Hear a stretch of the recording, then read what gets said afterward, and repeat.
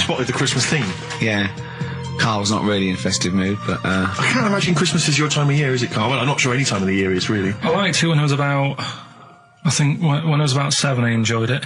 Was that the one? Was that the year, the big year for you? You get loads of stuff, you don't have to worry about anyone else, but once you've, like, got a job... What did you get when you... When were you doing your paper round? How old were you then? I was about 13, 14. Well, that was then you were a man, weren't you? I had to buy stuff. Oh. But you're still not You're quite having a good selfish, time. man, aren't you? I didn't realise this. No, it's just that Christmas... And that's coming from him, Carl. My dad always said... Oh, right, steady on. Dad said Christmas morning was for, like, that got a load of attention in the press, but the Trisha programme got nothing. Okay. Which, I know, like, well, Steve called me up in the week, right? Like 10 o'clock in the morning, I was at work, and he goes, What do you think so at 10 o'clock? What do you think of preparing this show? Most people go to work about 8, 9. Are you watching Trisha and that? I said, no, what is it? He goes, oh, you'll be loving it, right? Freaks, was it, Help Me, My Mum's a Freak? Siamese twins. Right, so I couldn't watch it, but he said, oh, it might be on again, because they repeat stuff on ITV2. Right. So I had my dinner late, right, instead of having it at like 1 o'clock like I normally do, I had it at like 2:30, sat in the office, put the telly on, ITV2, these Siamese twins. Did it blow your mind? It was amazing. You know, we talk about a lot of things on the show quite a lot. The Airy Kids crop up a lot. I was waiting. It's been 10 minutes and you haven't mentioned the Airy Kid. Right, and last week we were talking about Siamese twins, weren't we? So it was weird that this programme was on, but it was amazing. I mean, what I think you can't refer to them as Siamese twins. I think they're known as conjoined twins. Why? I think Siamese is maybe considered derogatory or as an old antiquated phrase. Yeah, I think it's because the first famous ones were actually from Siam. Right. And that doesn't exist anymore. No, it's conjoined, Carl. Yeah. Get the phrase right. But you'd think that if that's happened to you, that wouldn't be that sort of offensive. The names that you must get called. Right. You think that's the least of your Siamese worries? Twins, I'd say, well, that's, Now, were you stunned by where they were connected? Just live with it, we'd say. Because they were connected, of course, at the forehead. Oh. Sort of, which was quite extraordinary. Well, there was one set of Siamese twins. One had a job and the other one didn't. That's ludicrous. Yeah. The other one was unemployed. The other one had a job. She had to go to work. She had to get up at 6 o'clock on her day off. I'm supporting you, literally. Yeah. Then they get done off the social for sort of... Yeah, because the other one was signing on. That wasn't a question that Trisha asked. Annoyingly, because I know that much of the audience was thinking that. There's a few things that didn't crop up. What questions would you have asked of them? Because what things did you feel weren't mentioned? I'd love to just watch Carl watching amazing things. Exactly. Do you know what I mean? It's like early learning thing. Mouth slightly open. Yeah, mouth open at a dribble, looking round to see if anyone else has seen it. You know, I hate that. Like when a cat sees a bird land on the balcony. Exactly. It can't believe it's luck. I'd probably say, how do you buy her like a birthday present? A surprise gift, yeah. Because everything's ruined. Sure. Right? I'd probably ask... Yeah. Well, did you not think it was interesting that one of them had a boyfriend? Well, that was a bit weird, wasn't it? Uh-huh. But what was the other thing that I was thinking when I was watching it? I was thinking if one got into crime and that was sent to prison, right, what would happen? How would you handle that? It's brilliant. It is brilliant. If a chimp could talk. And what was the other one? The other thing was, what did he talk about? Because it's not as if you can say, oh, guess what I did today? Do you know what I mean? Yeah.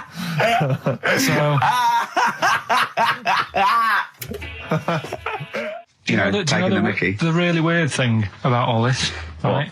And it's annoying because you were saying about, what should have Trisha have asked and all that. Yeah. But one of them mentioned that one of them was adopted and the other one wasn't. Don't talk rubbish.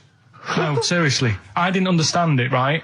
Of course you didn't. And then Trisha sort of said, well, let's have a chat. And they were like, no, I don't want to go into that. What do you mean one was adopted? That's what he said. One of them...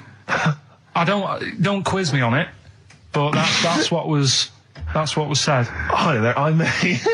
Hello there, I'm a multi-millionaire, and I've just seen your orphanage. I'd love to adopt one of your children. You'd like to adopt one? I'd love to adopt a children, because I've got loads from around the world, so I'd love to adopt one. I'd give you $10,000 towards your we'll speed it through then, yeah. Okay. We've actually got 2 left. I only need one. I'm only interested in one. Yeah, I don't need any more. Don't need any more. They're sisters. I know it would be tragedy to break them up, but I really only need one. Now break it up. There's the rub. You see. Sure. You just need the one. It's $10,000 now. You can have that. I'll sign it now. But I don't want to discuss it further. I'll bring her around. Brilliant. Okay. Ding dong. Hi. Yeah. Brilliant. You brought my kid round. Yeah. There she is. There. That's a joy. Yeah. Okay. Just standing next to a bush. Yeah. Do you want to? Can you bring her out? No. Me? It's like, there's nothing behind the bush. So you just want. I just want to be able to walk 360 degrees round her. Do you want her or not? Yes, I can't believe it. What's that little trolley? This is a bit easier, but I still think it's a good one. So this is, we should explain what this is if you've just tuned in. It's one of those stupid lateral thinking problems. That Karl himself has created. Yeah, that was his homework. Right, this one.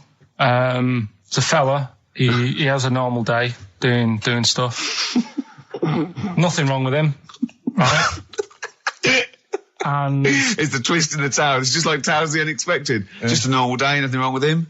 Hold on, though, he's got the legs of a fish. Go on. So that's what he's been hiding his legs. So Go on. He does his legs of a fish. Sorry, can't carry on. He has his working day and that, and then he gets a bit tired.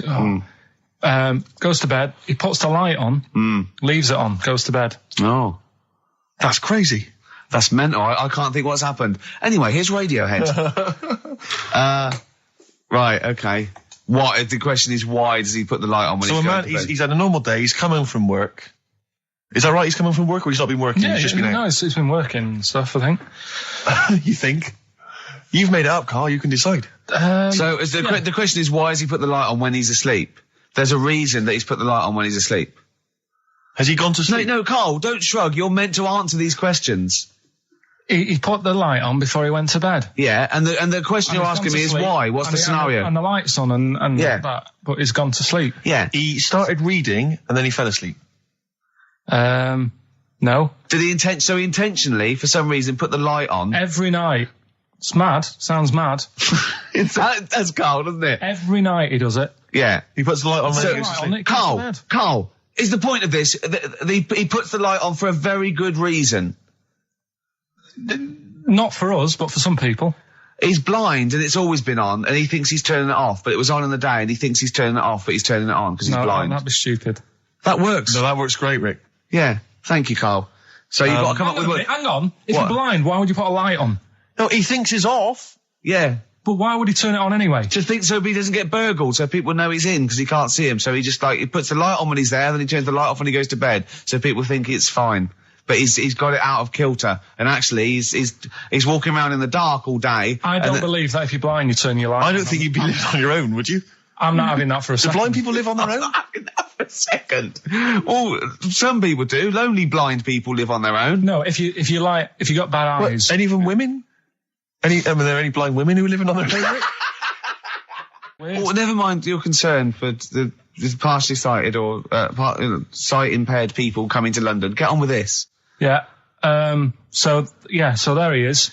Yeah. It's like, a bit tired. Yeah. Just put the light on. Get to bed. Yeah. So he turns the light on and he goes to bed. Yeah. Oh. Should we play a track? He's not sleeping on the job. He's a lighthouse keeper. Well done. Is he a lighthouse That's keeper? not it, Karl. He's a lighthouse keeper. Right. Why wasn't the light on all the time? Because it's light in the day. You idiot. Play a record. What? Play a record. You're a buffoon. No, actually, the light isn't on in the day, is it? No, it's not. I think you're the buffoon. Yeah. Karl has won!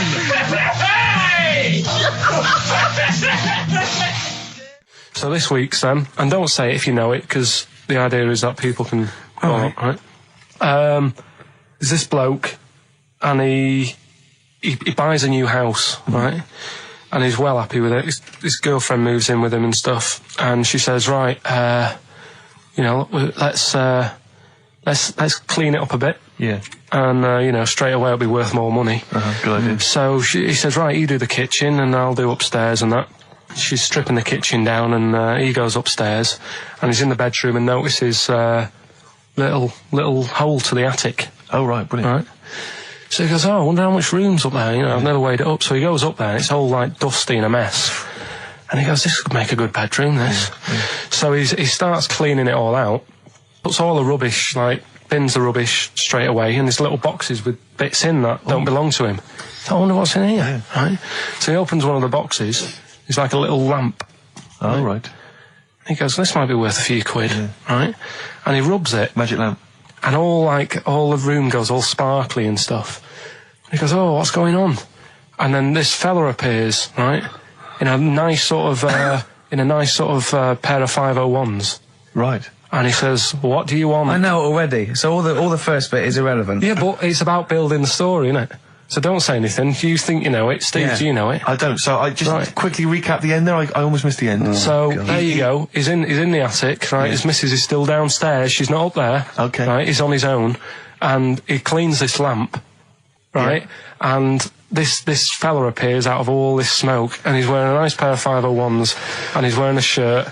And there you go. What's the song? What song are you thinking of? The lines are going mental. Because it's so easy. Let's play a record, Carl. We'll come back and we'll find out if anyone's got that right. That's a great one, Carl. Really. Right. Did you just come up with that? Literally the last 10 minutes. Genius. This is genius. Definitely. I mean, if those calls aren't from major TV companies, I don't know. Dynamite stuff. A lot of them are. What's his name's lawyer? Simon Mayer. Simon Mayer. That's my favourite thing I've done for years. Yeah, not bad, not bad. That's great. Back to form there. So, okay, the lines are going mental just because it's easy. Go on then. So I first one to get it. The first one to get it, but...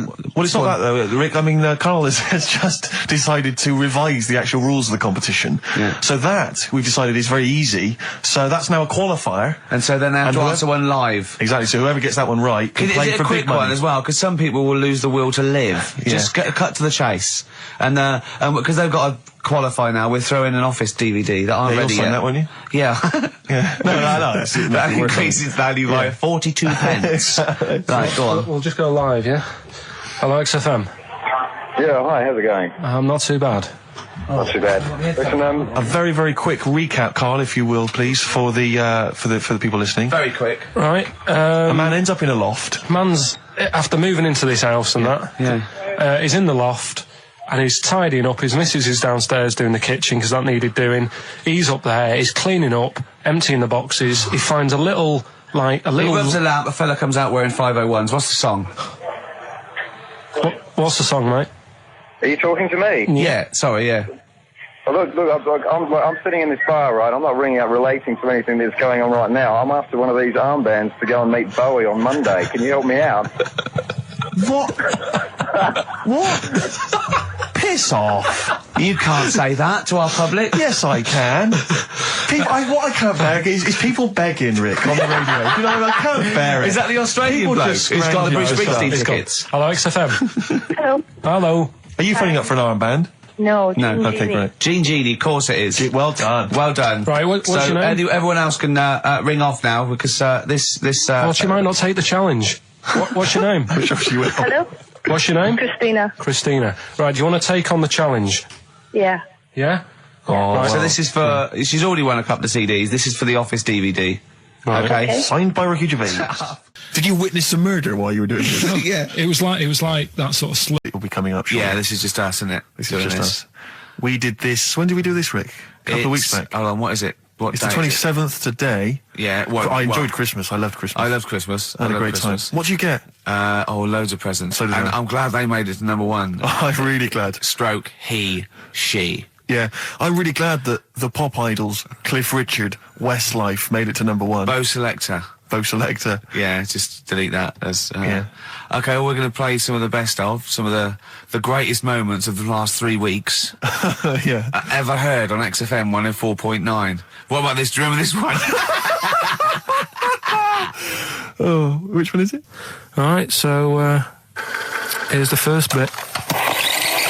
Right, there was this is what it's like about getting presents and stuff, right? With my mum and dad. Go on. My mate, Colin, right? Colin Mackin? No, Colin Bailey. Oh, right? yeah. He had a little Sinclair Spectrum, right? Yeah. Computer, Yeah. which was like the thing to have at that time, right? Yeah. You used to always go round to his house. The deal was... Not the one you had to play through the window because you weren't allowed to. No, that's another lad. Oh, right? yeah. This is a different lad. And the deal was, he came to our house, and my mum gave him a pie. And then I'd go round to his, and I'd stay there for a few hours playing, Hungry Horace and stuff like that on it. Right? Now, My mum and dad knew that I really wanted one of these computers, right? So I waited about a year. Came round to Christmas Day. I thought, I reckon might have one. Turned out they bought me the wrong one. They bought me a ZX81 instead of a Spectrum, right? And Christmas Day, I'm there trying to load the games up. It's not working. I'm thinking, what's wrong, right? And the thing with me, when I was a kid, I used to get quite sort of agitated. This is the moment. Right? I found out that it needed a RAM pack to make it work, right? Looking in the thing and it's saying, and make sure you put your RAM pack in the back. And I was like, oh, where's the RAM pack? And my dad's going, I don't know, I've got you the main bit. That's it. So I was that wound up, I just was sick, right? Just sick. I didn't feel sick or anything, I just was like, oh God. Went to the sink, just sick. Because I was that on edge about it. I said, come on, we've got to get one. And my dad's like, Tandy's shut. We're not gonna get anything today. Ruined again, Christmas Day. That was after the year when my train set got blown up by our kid. The following year, no RAM pack. And now you ask me, why don't I get good presents? He's scarred. He just I'm gonna die. Honestly, I'm gonna die. He's just being sick. Yeah. There's no RAM pack. What? Did you get to the bottom of it? Why wasn't there a RAM pack? You have to buy them separate. Oh, It's one of them okay. cons. What do you mean I can't play Frogger? Oh no. So, wasn't there another incident when you threw up? Spontaneously threw up? Through sheer anxiety? I do get it. It's not so much now because I've relaxed a bit, but as a kid I used to be quite on edge all the time with certain things. Do you think that's what happened to your The cat wind. that kept being sick? That it didn't get the food it wanted? And it just threw up? Do you remember that? Yeah. God, so they shaved it.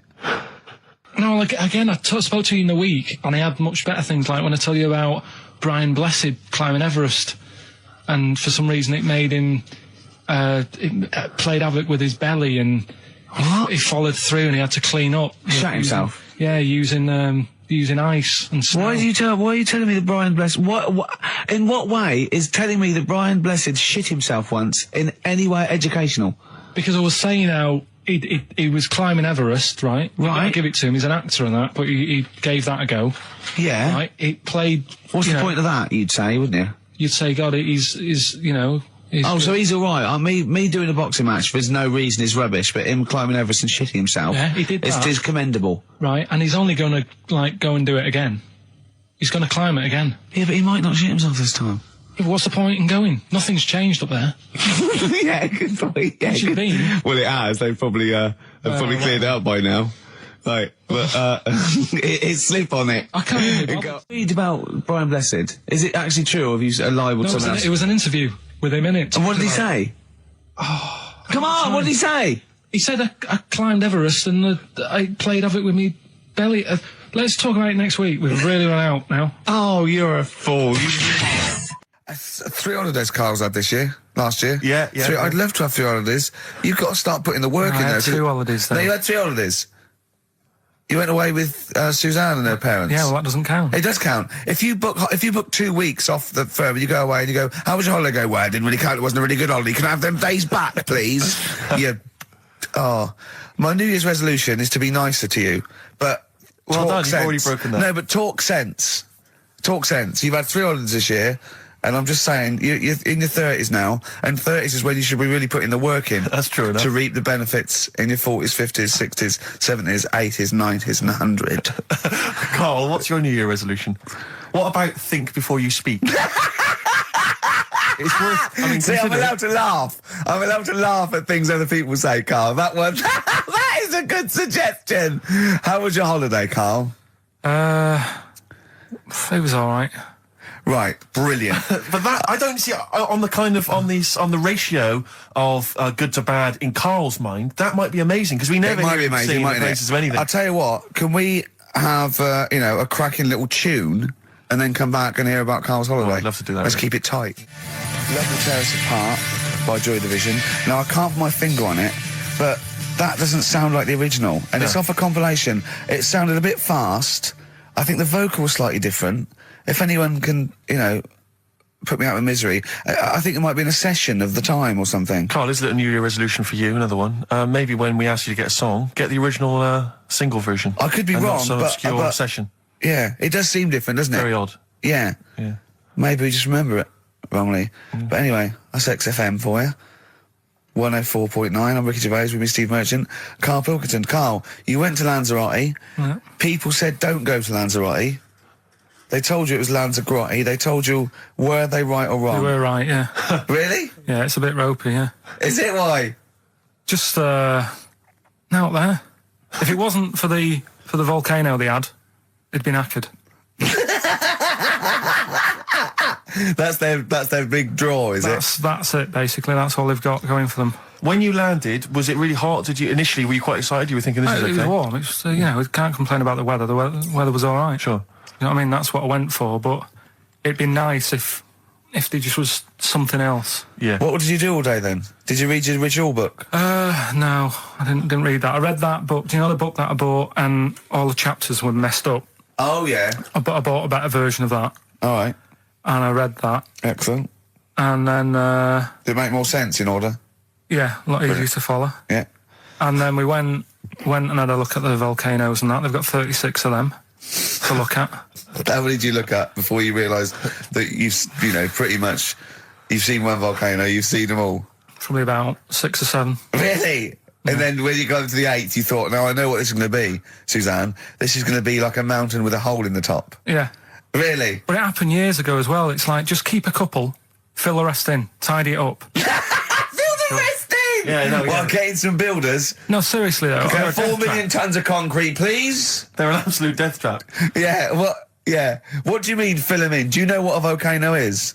It's just a hole, isn't it? That's happened. Well, it's more than the happened back hole. It's in- more a portal to the magma in the centre of the earth. Back in 1730 it happened, and they still haven't sorted it out. Well, when you say it happened, volcanoes were made a lot longer ago than No, 1730. but the one that did Lanzarote in. Right. Sort it out. What would you suggest? How tidy can they up. fill it in? It's joined. It's all joined. No, but what I'm And saying is, it was the a- big it was- plates of the earth are all joined. It All was the a disaster, magma's wasn't it? joined. With the trade centre thing, that happened. They cleaned it up, sorted it out, they've moved on. That's what I'm saying. Whereas Lanzarote have just gone, leave it. It happened back in 1730. You misunderstand me. How, in the name of God, can you fill in a volcano? You ignorant twit. No, but it's not just the holes. They've actually left the lava everywhere. That's what I mean. It's not just the big holes. There's lava everywhere. But it's molten rock. They can't just pick it up like they're like a carpet. Put it in the holes. The holes are there ready. Just push it all in. That's what I'm saying. Do you know what a fable is? Got a Carl? rough idea.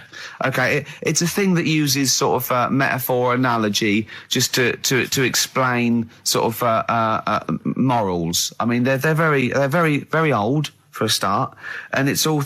I'll give you an example of one. A quick one. Oh, the one about the dog with 2 bones. He goes to a dog's got a bone. He sees a reflection in the lake, and he thinks, "Oh, that dog's got a nice bone. I'll have that." And as he goes to get that one in the reflection, he drops the one he's got, and that's one about I think Be I happy with your I lot. was told one when I was younger. Go on. I think it was one. This young lad, he's got a dog, right, and he sort of is about 8 years old. And this dog, he's had it since he was about 4, and it's a bit tired now, and he chucks sticks for it, and he doesn't go for it.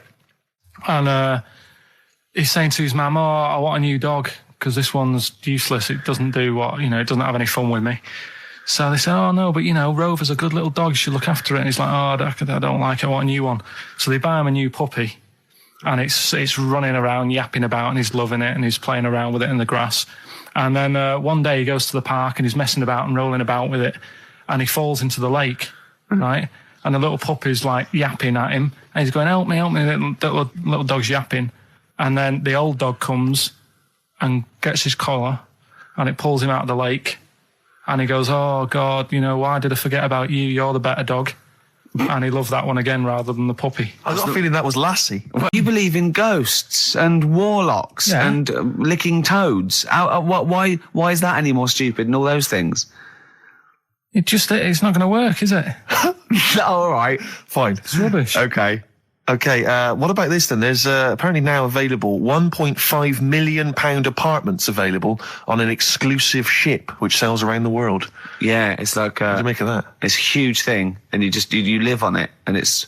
I mean, in theory, How big is it? it's mental. Do you know it's when- like Huge a luxury town liner. centre. Do you know how Because- like people said that the Titanic was the biggest ship? Was that only then? They've got Yes. bigger ones now, haven't they? Yeah, A lot bigger. oil tankers are much bigger, and yeah, No, but actual liners are big. Yeah. It was the biggest then. Yeah. Because my mum told me that there was one that was that big that it had like rough areas on it.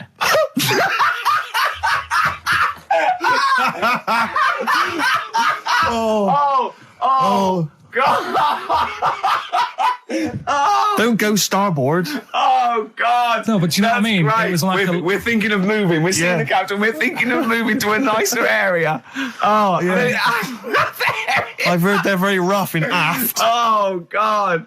Oh, that's They steal your fantastic. tyres. A ship's so big there was rough areas. Oh, how big is this one that you're talking about? Well, I don't know. It doesn't give me the specifications here, but they're it's huge. huge. They're huge. In theory, I mean, it's that thing with it's obviously marketing, but they're going to solve the overpopulation crisis, where soon we'll all just be floating around the sea. Yeah, But yeah, I can see that. Shining on XFM 104.9. We're doing White Van Carl. Got another one there? Well, it's just your thoughts really on the Queen Mum's very British send-off that she was given this week. Yeah, What do you make of all those people queuing up to see her? Did you think that was incredible? right. Well, what we said last week, there was I don't quite understand why there was so many people there who were like getting really upset. Do you know what I mean? Really upset, crying and stuff. And you can lose someone who's like related to you, and you don't cry like that. You sort of sit there and you think back to what you did with them and stuff, and then that's it. But the queue thing, wasn't it like miles long and stuff? Yeah. It was, yeah. Right. I was sat watching this with Sue. 12 hours queuing. Yeah. It never got to And- 12 hours. It did, but It that was did. the estimated time. No, but how long is a queue when they're just like, walking along? Think how far you can sort of like, stagger in 12 hours. Incredible. It was been ridiculous. God. Yeah. But again, if they want to do that, it's their time and that, isn't it? And Yeah. it was at the weekend, so they could have. It's not as if they got out of work to do it. No. You know what I mean, they used their own time, so good on them. But I thought, right, what they could have done. Remember when I studied Che Guevara? Yep. Yeah. Right. And don't be offended by this. It was just an idea because they did it with Che Guevara. Remember when they cut him up? Yes, Remember? they cut him up, yeah. What was the reason for cutting him up? Well, they cut up Che in order to try and... you told us that they were going to send bits of his body to Fidel Castro and various other people, wasn't that right? As a warning, wasn't it, though, to all the people, like, one to... Yeah, my understanding was that they cut him up in order to so they could bury him in different places, so that there'd be no shrine. There'd be not one place that you could go to in order Right. to Well, a sort little of make bit him into like a martyr. that. A little bit like that. I've like I can 6 vaguely queues. see where this is going. 6 queues, and it's like number 1. You can go and pay respect to her head or whatever. Oh, God. No, but I just was thinking the way of speeding it up. I'm not having a go. I'm not, because they haven't done it, so it doesn't matter. God. But they did it with Che Guevara. Yeah. Everybody would have felt like they've got close to her, and it would have speeded it up. No, I mean, I can understand. Can I just the head. say that genuinely, Carl is not being disrespectful here. This is his best idea to cut down the queues. So don't phone in. He's not suggesting we should have done this. He genuinely Well, he is. But I mean, he's not doing it to be nasty or wacky or he thinks this is a good idea. So Can I just throw a Because they did it thought with at Che you? Guevara, who was like a powerful man who did a lot for the world and what have yeah, you. yeah. And Are you aware that I feel slightly responsible for this because have you heard of the quote, a little knowledge is a dangerous thing? yeah. Okay. Steve, next one. No, just a very quick question. I can understand those that have queued for 12 hours to see the head. I'd be a little bit annoyed if I got there to find a toe. I'll tell you what though, they could do without chopping her up. They could put about 9 queues, each could see each hip she had. That's true enough. Because she's had about 9 of them. Yeah. So it'd just be, if you want to see the whole body, it's a 12-hour queue. If you just want to see a couple of the hips. Here's another suggestion for you, I've just thought, right? What? Instead of everyone queuing to see her, why not put her on a trolley and wheel her past everyone else? Running. So Yeah, you could have some students on Rag Week. They can combine it, like when they're always pushing a bed. They could just run it along the queue. No, that'd be fantastic. That'd be disrespectful. Right, as opposed to the chopping up. So, Sure. No, Right. but just an idea. Just I apologise now. Anyone's offended. Anyone offended, I'm sorry. But Yeah. No, okay, we just do White Van Carl then. This is your opinions. You can't be wrong on this, can you? There's no right or wrong answer here. Okay. Right. But so this is where we ask Karl his views on the big news stories of the week. Basically, we've stolen an idea from the Sun newspaper, and So this isn't cruel, this programme, is it? I don't think so. picking on me. It's not, is it? It's weird because a few people have said, "Oh, you're picking on me." It depends how you look at things, isn't Sure. it? Yeah. But you do like it? We could look at it like it's a laugh. So it's not a problem for us. You know we like you. You know you're our favourite. Yeah. I'm going to say thing in the world, but I don't mean that, in a derogatory way. No, I'm cool with it. Yeah? Yeah. Right. Okay. So your views, please, on the fact that attitudes are changing to the possible marriage of Charles and Camilla. Oh, what do you think of that? The roars at the moment, because the recent tragedies are apparently high in the polls, and people are coming around to the idea of Charles and Camilla getting hitched. What's your thought? Whatever, really. I mean, if they're happy with it. The thing that comes out of it most is it just goes to show, right, that there is someone for everyone. Just because, I mean, no disrespect to Camilla, I'm not a good-looking person either, but she isn't a stunner, and yet she's gone and picked up a royal. Right? Yeah. So I think it's good for things like that to happen, because it cheers you up. Do you know what I mean? Gives you a bit of hope. Thanks, Karl. So yeah, it's good. If they're happy, if anyone's happy, it's a good story, isn't it? Yeah. You know what I mean? Yeah. He's had a bit of bad luck, and now he's got someone else in his life. So. While he's doing this, I'm just doing a list of questions to ask him what he thinks of things in the world. Is that all right? Yeah, no problem. So Yeah, no problem. Okay, what about this then? Are you disappointed by the nation that a third of us are apparently unaware of St. George's Day? 23rd. Is St. George's Day the one with the snakes that we've talked about? No, that's... Are you one of that third, do you think? St. George is the patron saint of England who killed the dragon. Yeah, I mean, there's too many of these days, isn't there? That's the problem. If you make it a bit more special, like Christmas, so you buy presents and that for each other, then people will remember it. But there's so many of these days with Easter and Pancake Tuesday and all that. So it's not surprising. I think as time goes on, we'll find that a lot of these days will just disappear because, people are busy. There'll be new ones, won't there? Right. White Van Carl. It's you, White Van Karl. Yeah, this is where we steal the White Van Man column from the Sun and basically fire those questions at Karl, getting his opinions on the week's news. Okay, Karl. What do you make of this? David Beckham apparently was driving despite having an injured foot and just further threatening his World Cup chances. And obviously, you're a big football fan. Well, I'm not that big. I like the odd game. Sure. Would that hurt him? Would that hurt his foot? It can be good. Is it in a plaster? It's not in a big cast, Sure, is it's it? better to drive than it is to walk on it. Good point. Fair enough. Yeah. Go. Can't argue with Can't that. get the bus, can he? Okay, and what do you make of this fascist leader who's having a lot of success in the French presidential elections? What's he doing? Have you not come across this story? No. Right, this is one of the big political So stories. it's got a far right that got nearly 20%. He's a far-right fascist leader, and he's having considerable success in the French elections. I don't think we should be asking Carl questions like this. Not something you've got to... I'm getting scared. There's all sorts of bad stuff going on in the world that we don't know about. Yeah. But we know about this. Yeah, but you're better off not knowing because there's nothing I can do about it. You're absolutely right, Karl. Fair enough. I can't argue with that. Oh, God, man that's alive. fantastic. That is brilliant. White Van Yeah, White Van Karl. I mean, for those that don't know, we do this... we this ask week. Carl the questions that the Sun asked someone else. That's right, the Sun every day asks some, average Joe, his views on the week's big stories. Karl, let me ask you now, what do you make of Prince Harry smoking openly at a polo club? Are you aware of this story? No. Was it? Go on. Prince Harry, you know that he's one of the royals. Yeah. And he was seen smoking openly, a fag, a cigarette, a polo. Third in line to the throne. Something like that, yeah. Imagine that. Someone smoking a cigarette is third in line to the throne. A cigarette, Karl. Is it a non-smoking polo club? Do you know, I don't know, but if it were, would that make things even worse for you? Well, No, yeah. seriously, what do you make of it? This is, the whole, the furore is he's a role model, he's a royal. Should he be seen puffing away in a public place? I don't think it matters, does it? Not concerned for you? How old is he? Is he old enough to smoke? I think he probably is, yes. Right, yeah. Well, it's fine. I think the trouble with this role model thing, with anything that's legal, it should either be illegal or not. Yeah. I just don't think you can impose things like that, because you could say that it is bad for you, and it is bad to start smoking, and it really is bad for you, you know, it causes cancer and everything. But everyone knows that, don't they? Well, yeah, but you should either make it illegal or shut up about it. So this is Carl you're asking, isn't it? I am indeed. So we can throw these questions your way as well if you fancy. Sorry, yeah. But it doesn't matter.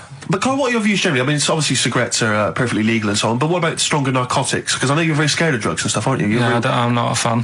No, what's your concern? What's your worry? Just that you might get into them. It's like you might have them and go, oh, this is all right. Exactly, Carl. Exactly. Although I was talking to you about it earlier, and you weren't very sympathetic about a lot of young people who have perhaps gone to crack or smack. Didn't you describe it as their own fault? Sometimes it is, isn't it?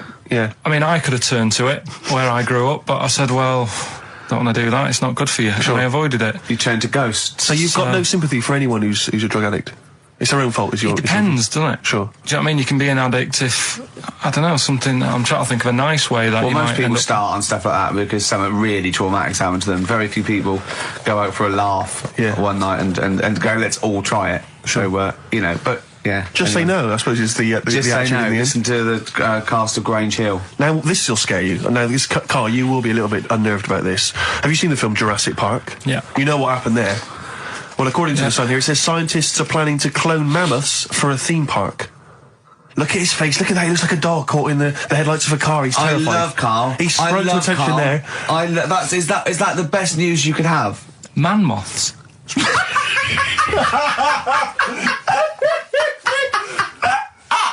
Right, Yeah, man moths. I Man love moths. the fact that that's why he was so excited that they bred a man moth. What is this? Yeah, it's a human being that hides in your wardrobe and eats an entire jacket in a day. Yeah. What do you mean, man moths? Mammoths. Mammoth, the big hairy Have you heard cow of a from the mammoth? Ice Age. I mean, elephant. You're not so excited about that, then? You can take or leave bringing back mammoths to life, but a man moth... A man moth is a different matter.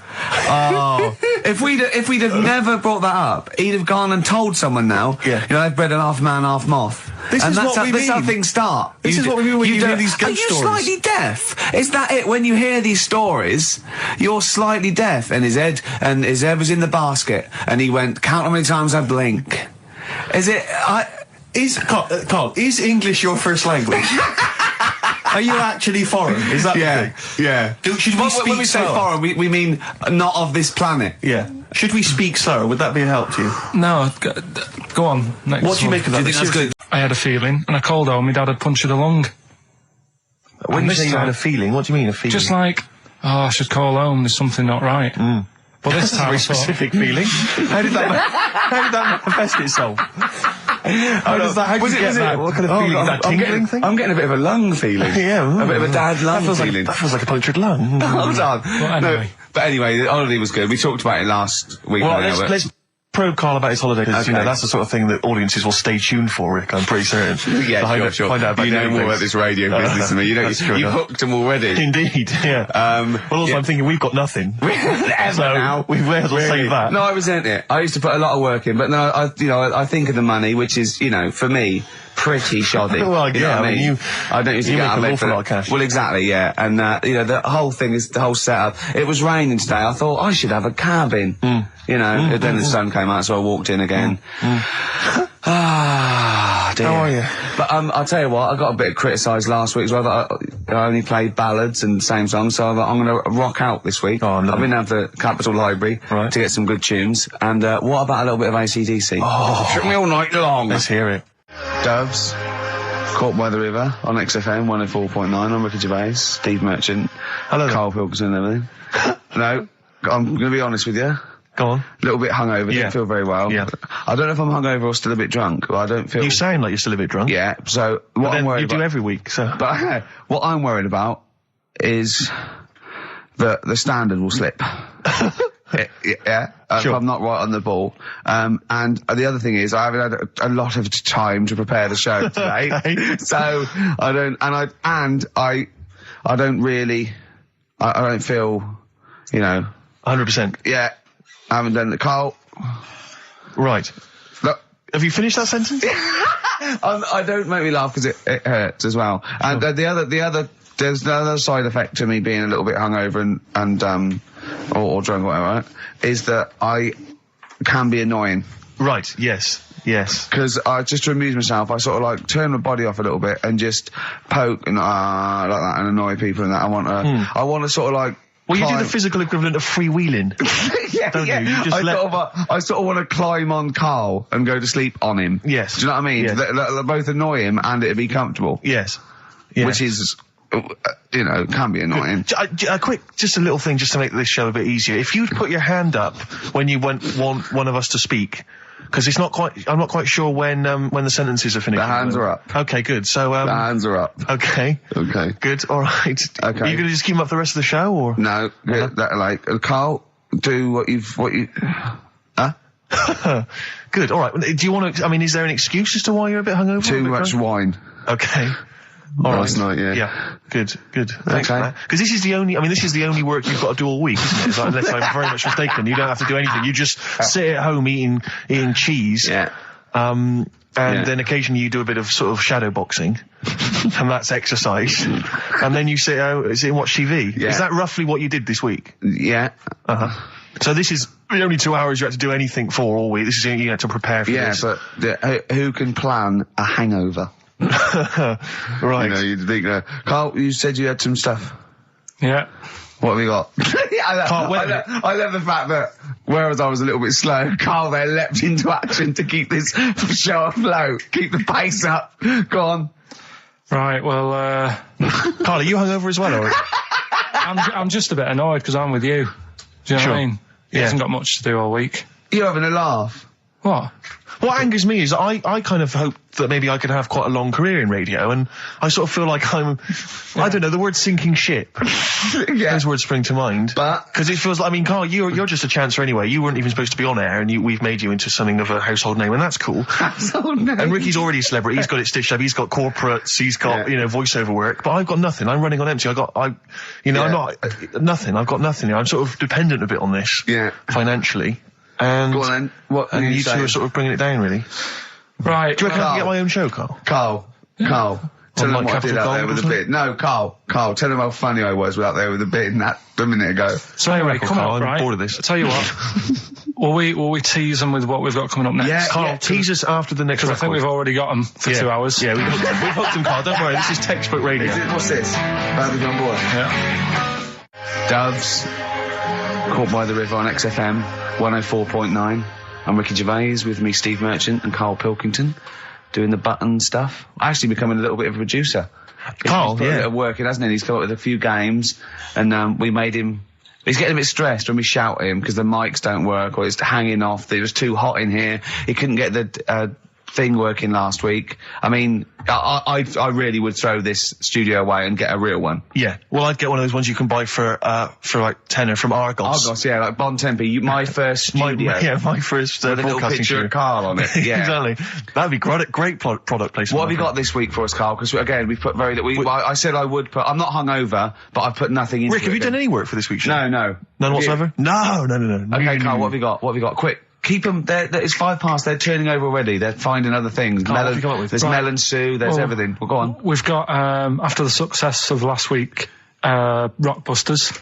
Okay. We're doing that again. Sorry, were you on the same show as that? I thought it went all right last week. Yeah. Okay. Good. Right, so we'll be doing that. Got some nice prizes, which. What prize? What arbitrary films have you got? Have you got? Don't tell him yet. Don't. No, I'll tell you what. If it's Children of the Corn 2, then can I enter this competition? There you go. No. What is that?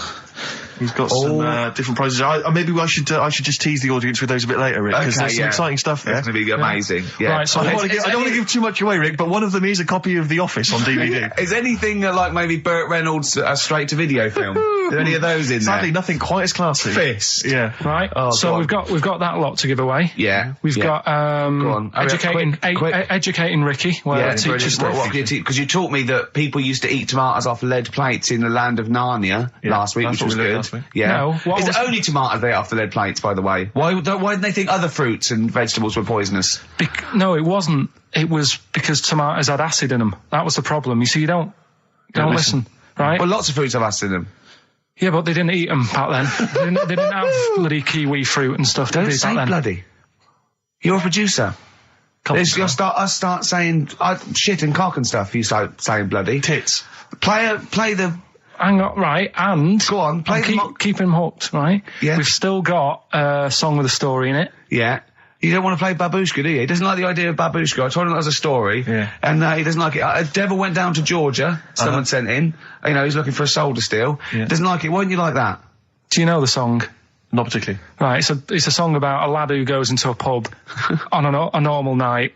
And it's in sort of the deep south of America, New Orleans, something like that. It's, you know, it's not the old Kent Road. Right, okay. Go on. Goes into a pub. There's a devil in there. He's getting a bit cocky. He's had a bit to drink and he's saying, do you want to sort of gamble your soul away with me and we'll see who's best at playing the violin. Yeah. And I think the lad wins in the end, but it's not real enough. Whereas the one... Oh! What? Not like the Shadow that got fed up and started pushing kids off bikes? Rick, I think you're referring to stuff that no one made sense of last week. Yeah, exactly. I don't think we should refer to last week. Let's play Mock Turtles, Can You Dig It? And then we'll come back and we'll talk about that. I've come to the conclusion, Rick, we should never refer to stuff Carl said in the past, because it would just take too long to explain. Okay, alright, that's fair enough. Foo Fighters. All My Life on XFM 104.9. I'm Ricky Gervais, with me, Steve Merchant, and of course, Karl Pilkington. Ooh, have we got a show for you today? What have we got planned?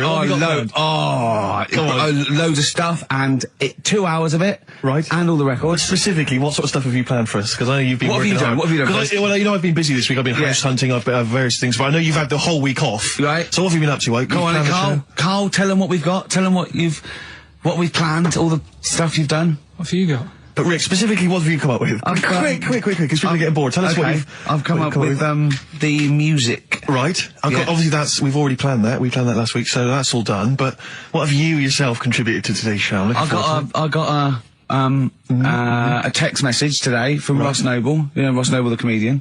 It was on. Have I got news for you? Right. He says, ask Karl if he woke up with ladies' boobs, would he just put a dress on and live as a lady, or would he just be a man but with his boobs? Carl, it's a good question. I know that happened to Ross, so he's throwing that one out at you. It did in a way, because he ate pizzas for a year, didn't he? He did, yeah. And he got a lovely pair of breasts. Yeah. Go on. Probably just find a loose-fitting jumper, go to the doctor's. What would you say to the doctor? How would you explain this phenomenon to the doctor? So you'd be happy with this because you believe in shite, like No. Go on. But it can happen because I told you a couple of weeks ago how that can happen. How you can wake up with breasts if you're a fella. I told you. Go on. Haven't you remembered?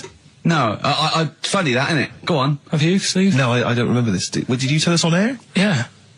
It can happen if you go to Argentina and have a steak. You can wake up with breasts. Because I'm sure I'd have remembered Karl, that. pull the other one. Look, he likes that.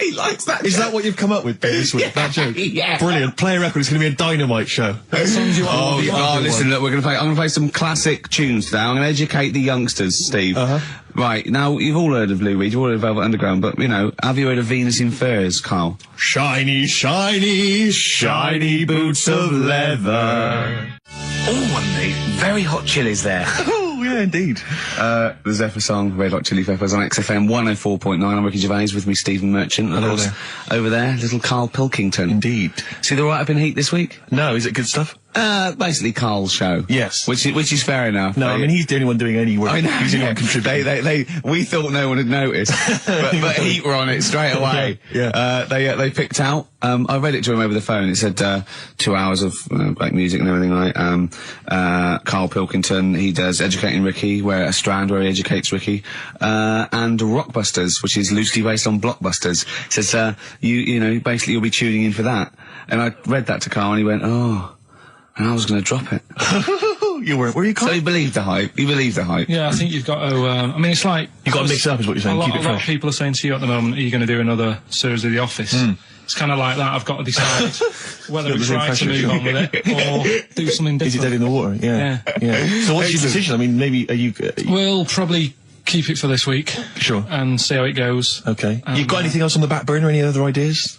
Nothing. You I'm still sort of. Do you know I came up with a load of game ideas? You know what I mean? Though Yeah. I wonder what Karl would. You're think never about stuck that. for a conversation point if Carl's around. That's what's genius about it. He's always got an opinion. He's got an opinion about everything. Yeah. It's I love the fact he was watching UK Style without a shadow of irony. Yeah. No, that's what I like about him. Exactly, that's what's I wouldn't brilliant. like it if he was trying to be No, he's not. kitsch Yeah. and stuff. I like it because he's down the line, straightforward, no nonsense. Yeah. This is what I like. You know what I mean? He's going to be sort of like Jeffrey Boycott, Dickie Bird when he's about like 60 or 70. He's going to get on a bus and go to the driver somewhere. You need an haircut. You look like a scruffy get. You know what I mean? He's going to be a great old bloke that Genius. he doesn't get chinned in the pub. Yeah. Right? People protect him, you know, because he's like 70 or something.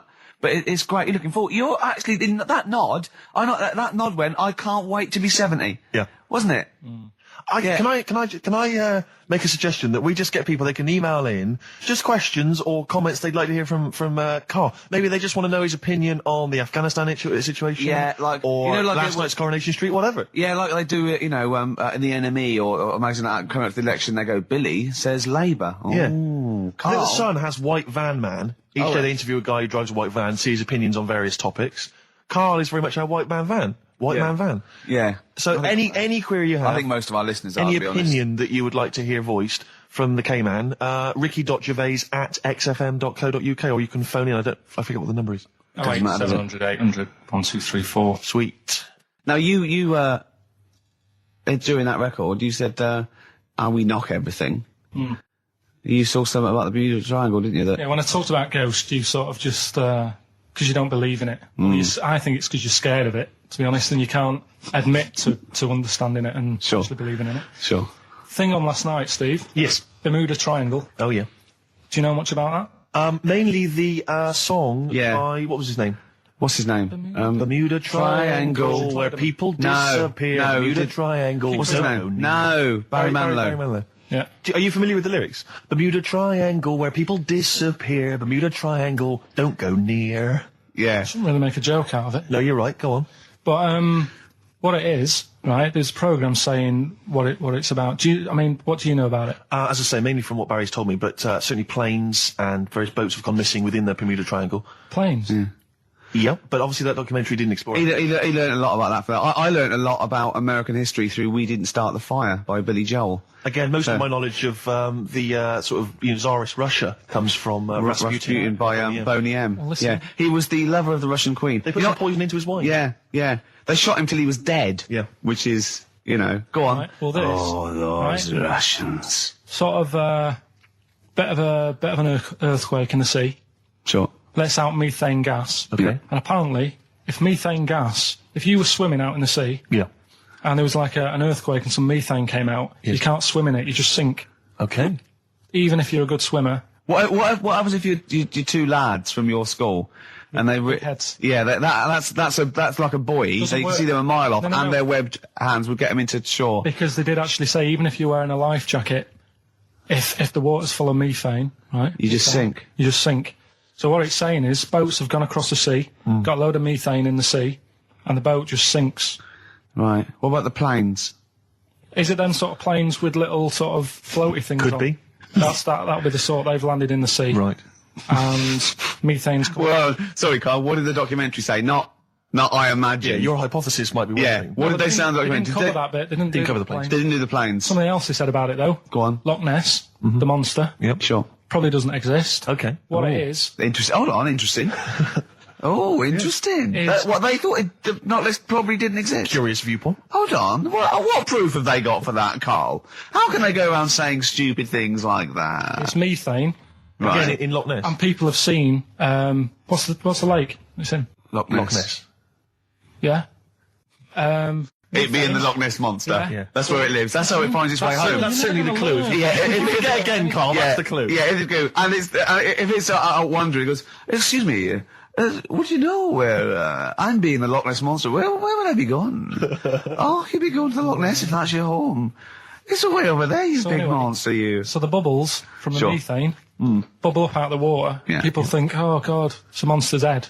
But it's not, it's just water sort of shooting up because of the bubbles. Well, that's two of the great mysteries of the universe solved by Karl P on a Saturday afternoon. That is fantastic. So that makes me think a lot of things.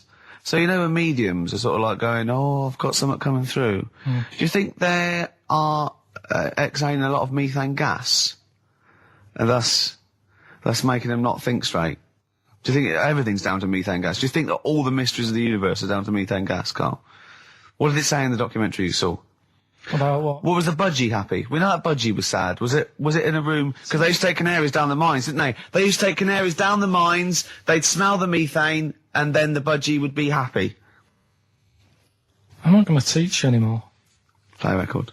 Oh, excuse me, and don't be alarmed. I look quite frightening, but I'm merely a nice monster. I seem to have lost my way home. Could you direct me in the right direction? Nice to meet you. Yeah, Karl Pilkington. Hi. What's your name? Why do you need to know my name? Well, it might help me to find out where you come from. Oh, my name's the Loch Ness Monster. Okay, all right. Give me a second. What was your name again? Loch Ness Monster. See, this is what I mean. All right, guys, have you finished that private call? Yes. Jeez, that was outrageous. You know you're a fan of Feng Shui, Karl, and you believe it's all true. I just run this one past you just on the off chance. Yeah. Because maybe that you change your opinion slightly. Yeah. Feng Shui teaches you to use your environment wisely. Sure. If your land and the surrounding area is undulating, it's said to house auspicious dragons. When land is flat and featureless, the dragon is missing and the land is said to be less auspicious. Excuse me, they call me the Brixton Dragon. Sure. I seem to have lost my way. I know it's South London somewhere, but could you help me find my home? What's your name? Well, they call me the Brixton Dragon. Right, where are you from? I see what you mean. I see what you mean, aye. Oh, okay, man. So does that make you query it at all, the dragon? I'm not into it that much. Right, I'm sure. just saying that if you have your head at one end of the bed rather than the other, it might make a difference to your night's sleep. It's not so much Feng Shui, though, is it, as sort of good advice, generally? When you went home... Don't sleep on the end of a spike near a cliff. Good I mean, that's good advice, isn't it? You know what I mean? And it was a Christmas play, and I managed to get a part in it. And, Did you audition? got a part in it, and I should have been playing the drums to the one about Kings. We Three Kings. Yeah. I was meant to be doing that, but Little Donkey came on, and it was one of the. What do you mean came on? That was like next up on the next song. Right. And it's one of them songs that you can't help sort of Tapping along to. Yeah. Do you know like if I was to go Yeah, you'd have to finish it with. yeah. Do you know that they actually send that into space? Do they?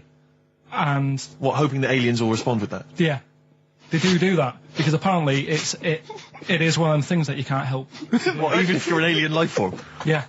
They know that, do they? Yeah. But anyway, What, because they watch Star Trek or something? Hello. Knock, knock. Yeah. seriously, Is it true, like, if you send out knock knock into space, they have to say Oggy, oggy. Oh, that is You look great. into it. Seriously. Oh, hold on, what's something out there? What's a little green fellow? That is great. Yeah. So anyway, That is Little fantastic. Donkey. I mean, we're not a close family. Do you know what I mean? We're not the sort of family who keeps in touch with everyone. And I think my mum called her up one Christmas and sort of said, you know, how's the Diddy Will? men? Yeah, how's Nutty Ash? And she said, oh, no, I'm not, I don't do that anymore. I'm knocking about with Sandra or whatever. Right. And it was like, oh, right. Not big butch Sandra with the big earrings and the skinhead. He used to live down the road from you. I don't know. He used to I get haven't met her. Doc Martens wholesale. That's Sandra. But she had a haunted house. Go on. Who, Sandra? No, Hazel, Right. Is this before she was a lesbian or not? before. Okay. And there was a bike in the hall and the pedals used to go backwards. There was a what in the hall? That's handy, isn't it? Oh, that's great. Don't worry, we won't do anything. So, sorry, no, I want to know about the haunted house. There was a bike in the hall, and what There was a happened? bike in the hall and the pedals used to go backwards on their own. And also, shoes used to stick to the wall or something. Did they? Yeah. Yeah. Shoes used to stick to the wall. Yeah. Okay. That sounds like a That's all. hell of a household. Yeah. Oh, yeah. dear. Brilliant. Maybe she should clean the walls. The first time, and we went bowling at this place. Where was it? I mean, Finsbury Park. And I'd never been before. And he goes, you got to wear special shoes. I went, all right. He went, so. He goes, have you got size 14? And she went, yeah, I've got one pair. And she put them on the table, and they look like crusty. Honestly, honestly, it looked like. It was. I just started laughing because they're so long and thin anyway, and they're multicoloured, aren't they? They're two colours, and it looked like Krusty's. It's Krusty the Clown's feet. And then this teacher went, all right. 14, that is big, isn't it? It's a huge size shoe. You're right. Yeah. And it was just the one cleaner in them. Just the one, sadly. She did have loads of kids eventually and brought them up in there. I wanted to buy a laptop computer, and everyone said, go up Tottenham Court Road, and I was reading like magazines and stuff, they were saying haggle, make sure you haggle, make sure you're planning to haggle, get the best deal you can. And I found a shop which was selling the computer I wanted, and I went in there, and I had this whole plan in my mind of what was going to happen. He was going to say, like, it's worth this. I'm going to go, well, look, I can get it cheaper here, I want to buy it from you, I'm going to haggle, and off I went. So I went in the shop, and I said, yeah, looking for this, interested in this Toshiba. How much is it? He went, oh, it's 1,500 quid. I went, sure. I said, I'll give you 1,300. He went, it's 1,500. And I said, sure, but I'm willing to give you 1,300. He went, 1,500. And I was done already because he hadn't even begun to haggle. And I was assuming he'd at least go 1,400 and we could start, but nothing. So now I was screwed. My whole plan went out the window. Yeah. What did you do? Just leave? No, I said to him, the thing is, I can get this computer cheaper down the road, but, I like what you're providing here, I like your service. I've had good stuff about you. And it was amazing. I said, I've heard good stuff about you. And he went, I said, seriously, I can walk down the street, I can buy it there for cheap, for like 1,400. And he went, well, see you later then. And I was like, right. So I walked out the place. I said, well, I'm going to have to leave then. And I walked out the place, and of course I wanted to get it from there because it was still the cheapest, so I had to walk back in again. I went, yeah. I've just had some second thoughts. Listen, I'll tell you what, I'll pay the 1,500. Can I get a free carry case? He went, the carry case is free anyway. I said, I'll take it. The carry case is free I got anyway. nothing. No, but how much would you charge for that if it was on sale? Carry case a tenner. Well, let's just say it is a tenner. Give it to me for free. And he went, no, it's a tenner. And you went, well, you said it was free a minute. Yeah. It's just pathetic. That is lovely. It's having to walk out making a big statement and then come back in again. Oh. So it was last week when there was a little bit of confusion over the one for Holly Valance. Right? Of course. I don't think it was confusion. I think it was your error. No, it wasn't. And it was Holy Valance and you meant Pelmet. Then Becky, who called up that time and said, if you're getting mistaken with Pelmet, right, she sent me an email in a week saying, I've done a bit of research. Yeah. It was my fault. I've made an error. Yeah. It is a Valance. Okay. And I know about Valances. As I told you last week, at the very end, my auntie loves them. Yeah. Right? She makes them. She started off just like putting them on top of the sort of window around the curtain. And then she thought, I can do more with this. Yeah. And she had a little coffee table that had magazines underneath. And she said, I'm sick of seeing them magazines when I'm sat down. She sounds like a Pilkington. So... I'm sick of seeing them magazines when I sit down. So she put a Valance around the table. She just got Valances around everything now. Right? Then, next step, she tapes everything. She never actually watches telly. She tapes it all because she gets sick of listening to the adverts and that. Yeah. So she tapes everything. So she's got loads of videotapes and that.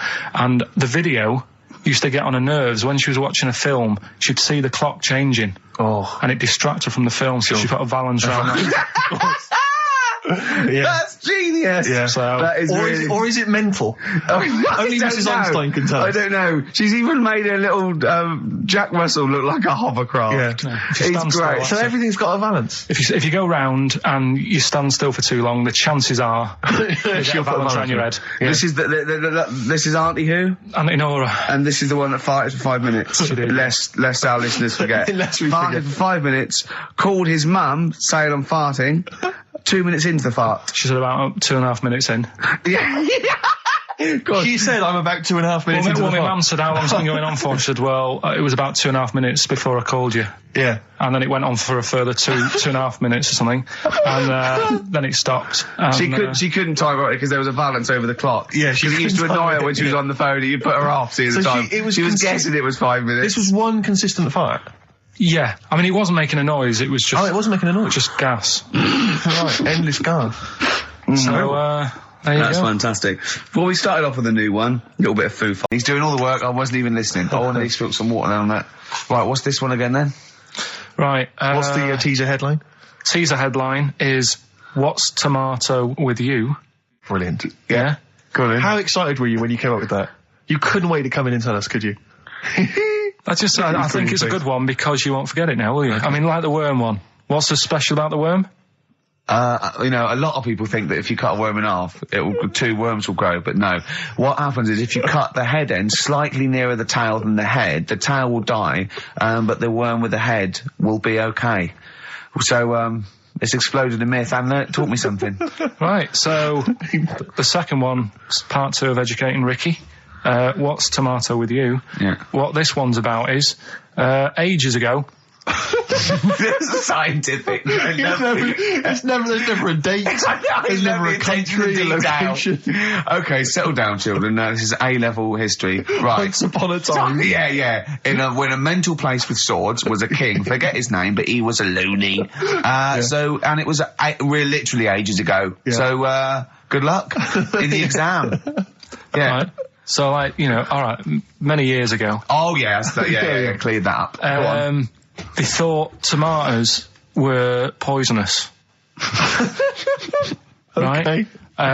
Because what Hold on, are they going to be proved wrong at the end of this story? Well, because I don't want to give away the ending, but is it something to do with are they poisonous tomatoes? No. Oh, you're having a laugh. I don't believe it. Go on. They could have been eating tomatoes all this time. Oh, Steve, what's tomato with you anyway? Okay, so hang on a minute. What's Let's just tomato recap quickly. Many years ago, when people thought tomatoes were poisonous. Yeah. Go on, yeah. Well, they didn't know they were poisonous then because they were still eating them. But what was happening? Well, they're not. But they're not poisonous.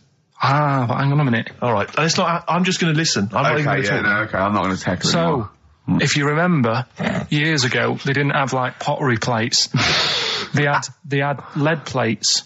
Right? What are you talking? Just let him talk. Sorry, what year is this? Let him talk. Come on. Plates made out of lead, and what they'd end up doing, they'd say, right, do you want a tomato? And they'd go, yeah, all right. And they'd put the tomato on the lead plate and cut it. And because of the acid in the tomato, right, it would sort of make the lead runny, and the lead would go into the tomato, and they'd say, oh, it's lovely this, and they'd be eating it. They'd get food poisoning, lead poisoning, what have you, and they'd be really ill. So they thought tomatoes were poisonous, so they didn't eat them for many years. And when you say they, do you mean the people of Narnia? Yeah, this didn't happen. Where was this happening? Sort of in Britain and that. You put him on the spot there. Oh, I hope there's no uppity pupils at this school when they go, what do you mean, sir? Oh, if you're going to... Oh, I'm fed up with you. Do you understand? No. So the No, you've got... No, right, okay, first of all, Carl, where'd you get this information from? Where 14 times as well? Do you know... You can't remember? I don't know where I got that from. I don't know where I got it from. But why don't you think that makes sense? But what? Someone once got lead poisoning from a tomato? Not just one, loads, and then all of a sudden... No. Why is this educating me? Because I'm telling you that tomatoes... I can't take anything away from this. Yeah, I don't know what to take away from this. What have I learned? What have I learned? Don't mix lead with tomatoes.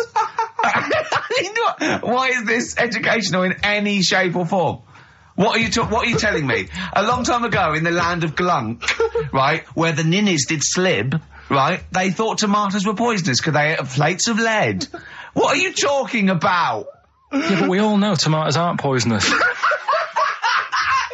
that what we're taking from the story? Is that the moral of the story? Don't believe these people that I'd never heard of before. What are you talking about, Carl? I think it's a bit weird. It's a bit weird, yeah. These the same people that were spreading those malicious worm rumours. Good, we've settled that then. Go on. The titles that are meant to sort of pull you in. Yeah. We've got what was it? Stocking, Aitken and Waterman. Yeah. You've got It's Not His Fault. And Get a Load with This. Get a load of this. So which pun do I pick first? I think I'll go for Get a Load of This. Get a lobe of this. Yeah, get a lobe of this, yeah. Well, that's a story about a girl who she was deaf, right, for 4 years, and it happened quite a bit back this. What year? Or was it? I think it was ages ago. Was it? About quite a bit back. She was deaf for about 4 years, having an argument with her mum, it said, which I didn't quite understand because I don't know how they do that. Yeah. But she was having an argument, and a man pushed her against the wall, and she banged her head, and her hearing came back. Okay. Was she wearing a Walkman, and it fell out, and she'd realised, there's no explanation. There's no explanation? Well, why is that teaching me something then? So I knew you'd say this, right? So I thought, right, I'll stick something on it. Do you know that bees are deaf? No, you can't just, no. If you ask someone something they don't know the answer, they don't tell you something else. I'll tell you something else then. I can't answer that. I'll tell you something else. Imagine that. If you asked a teacher. Look. How do birds fly? Wow, if you're going to do that. Tallest building is... I mean, what? Well... That was the equivalent, Carl, of running away when we asked you a question. Yeah, the intellectual equivalent of going, look over there, there's a monster. Yeah. Listen, what do you mean? What she... Okay, so... Oh. So her There's hearing no came back. explanation. There's no explanation. Or you don't know. Well, there isn't one, is there, really? It's a bit What, weird. But the only did thing the doctors not look into it? No, I think they just said, oh, that's good. So again, I don't... Where did this information... Is that... If you read this on the net, is that all they put on There the was net? once a deaf woman who hit her head and she And her could hearing hear. came back. It was bizarre things about being deaf. Was there And- three, Oh, like... yeah. Was there I've sort got of- that book. Yeah, it's a good book, that. Was there three Yeah. more pages you just couldn't be bothered to read off? Yeah. No, it was just a little bit, and it Was there a said- little picture, a cartoon picture? No pictures, I just And we read going, it. ow. Look, ow, if you I don't can want to hear. know, if you don't want to learn, you know. Yeah. Okay. It's not his fault. Let me have It's not his fault. You got to save this. This has got to teach me something. It'll be an interesting story. Right, it's not his vault. This fella, Yeah. What year? Ages ago? Olden times? I'd say in the 70s, Okay. Would you? Any evidence for that? and Does he wear flares in the story? Right. Is that your reason? no, it's a bit like Yuri Geller, this fella, right, where Oh, yeah. he's electric, He's electric. and if he walks past the telly would fizz. Uh-huh. If he walked past the radio, it all goes like that. Ooh. His hair stuck up all the time, and he'd be having a bath, and everything would be all right, and then the power would sort of switch on in his body, and the electric in his body made him jump out of the bath. So, What do you mean so? What is that so? What does that so mean? You've given us nothing. You've given us nothing. You'd have to at least give us the scientific explanation. Yeah. electric eels have 400 volts in them. Oh, is this the running away again? What was that one called? Yeah, but but It's not his vault. But there's a reason not his fault. It's not his fault. I thought it was going to be something about keeping it safe. I think we should do these the other way round. I It's think you not should his tell us fault. the story and then we'll hear the pun. It's not his fault. It's not his fault. Just get this educating Ricky out of the way. So, Turkey, yeah. So what is this again? This is educating Ricky, as the tip included. Right. Apparently a fellow was on holiday in Turkey. He's just having a normal holiday. Weather's good. You know, he's having a good time. and Weight is all normal height. Yeah. He's having his meal. He hears a load of screaming going on in the kitchen. Hold on. Has his girlfriend wandered in there? And they do, With a step ladder. they circumcise people in the kitchen, and apparently... What are you talking about? Whoa. Slow down.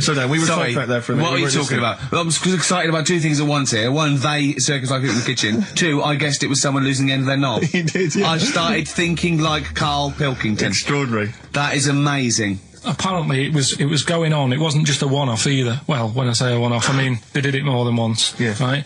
And there was it was there for a week, and apparently the first night it was quiet, and then the rest of the week, every day it'd be like having his breakfast, or even his lunch, or even his tea.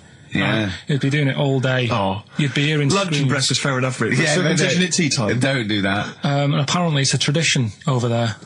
You can't even make a complaint about it. It's like, well, you should have found out before you come over See, it. I can't believe this is Sorry, true. I'm a little I bit can't lost. believe this is He was true. in a restaurant, in a hotel, and there were people having circumcisions in the kitchen. Yeah. Is that right? I'm even worried that we're bordering on the racist here, suggesting that is tradition, that Turkish people cut the end of their cocks off in the kitchen Yeah. at meal times. I think you're wrong, Carl. This just sounds ludicrous, Carl. No, I don't think it happens everywhere. Right. I think this Just in Oh, particular this at this restaurant. hotel. certain places, Certain hotels. certain hotels. What, is it like 2-star? Yeah. Why did he go to the Foreskin Inn? It was his own fault, wasn't it? That's Sorry, that's it, is it? Have they closed? Sorry, no, wait. That's the story. You educated me, right? Once a fella saw some Turkish people cutting the tip of their knob off in the kitchen. Thanks very much. Thanks very much, Carl. Got any more? Well, there's things you can learn from it. Either don't go to Turkey, No! don't have calamari when you're over there.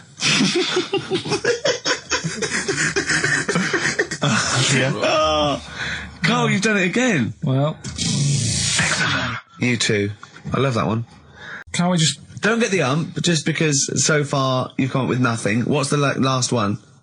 Give us the teaser clue It again. was, I want to come here in hindsight. I wouldn't have come here in hindsight. Yeah. Right, give me some education. This will be the thing that teaches me something. I can feel it in my bones. Come on. There's a kid in Kenya. He was messing about with some beans. Magic. We guessed that as well. You did, yeah. He's fed up because we've guessed his puns, I think. He put one of them in his ear. Yeah. The mum or the dad said, what have you done that for, or whatever. Yeah. So I'll have to take you to the doctors now. So they took the kid to the doctors, and the doctor said, he said, I can get that out, I can sort that out for you. So he took it out, and the doctor said, right, that's £3.50. And the dad said, I've only got £2.70 on me. And the doctor said, right, well, and he put the bean back in his kid's ear.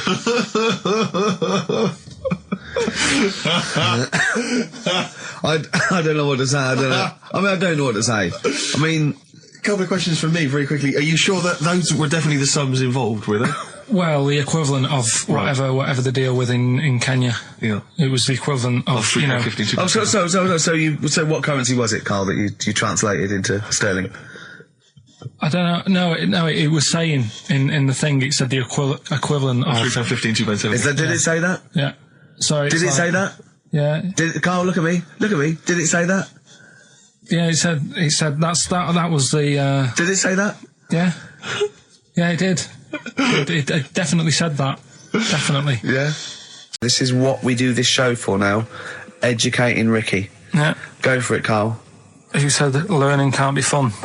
Yeah. Yeah. Okay, I'll go for the one... What's the one about the butcher, going down the butcher shop? You've got get your kit on, we're off down the butcher's. Yeah. You going for that one? Yeah. Well, do you know the saying,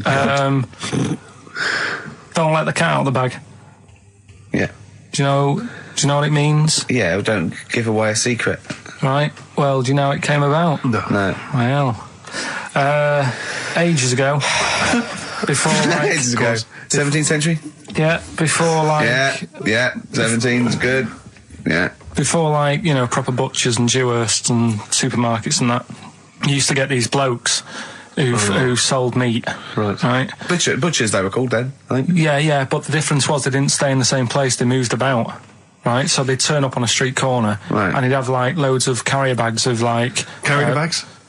Yeah, with meat in and that, and people would Plastic be like, carrier bags? Yeah, with whatever. mobile butcher on them. Yeah. Right, so... and an email address. Yeah, go on. People went, right, yeah, I need some meat, right, so they'd go up to this bloke and say, what have you got? And he'd say, well, I've got a you know, you can have a bag full of pig, or you can have a bag full of chicken, whatever. Yeah. And they'd go, yeah, how much? They go, you know, call it a fiver, or whatever. Yeah. And they'd buy them, and to make more money, they didn't always fill the bag with what they said was in it. Oh, I thought that might be the case. Why have you got a headache? You got a headache? Just a bit stressful because the moves on this week. Oh, you're leaving house? Oh, by the way, the XFM listeners came round to my house and bought the futon and table. Did they? Were they happy with it? Quite normal. They were well happy. Yeah. Couldn't believe the luck with it. What do you mean quite normal? What do you mean quite normal? Well, it's always a bit scared, isn't it, getting people round. I imagine they were scared. Yeah. And were they excited to see you? Could you tell that they were pretty pleased to see you? No, I don't think so. I mean... You're Karl Pilkington. Yeah, but the fellas sort of... I mean, they brought the whole family round, which was a bit odd. Well, it's not often they get the chance to visit a living creek. Anyway, no, they were nice. And you're moving now, yeah? He said he phoned me up today. You know, it was absolutely tipping it down. Right? He had to cycle in, right? Because he said, because of the move, he doesn't want to leave his bike round there. Right? And he said, and Suzanne, I can't say this in case he's listening, can I? He won't know. He said Suzanne's hired the oldest removal man in London. You should hear him. And the thing is, right, we booked him because everyone else happened to be booked out, but this fella's free, right? So he called up this morning. I've never spoke to him, but he was on the phone. He sounded about 90. Yeah. Can't thinks that he's going to have to do all the work. And the thing is, Cheap. it seems to be All he cheap. wanted some Werther originals. Right, listen, it seemed to be cheap because it's £50 an hour. But how long is it going to take him? Yeah. Oh, that's So, genius. When's the move on then? When's the... He's coming round. He came round today to bring some empty boxes, and he was struggling with them.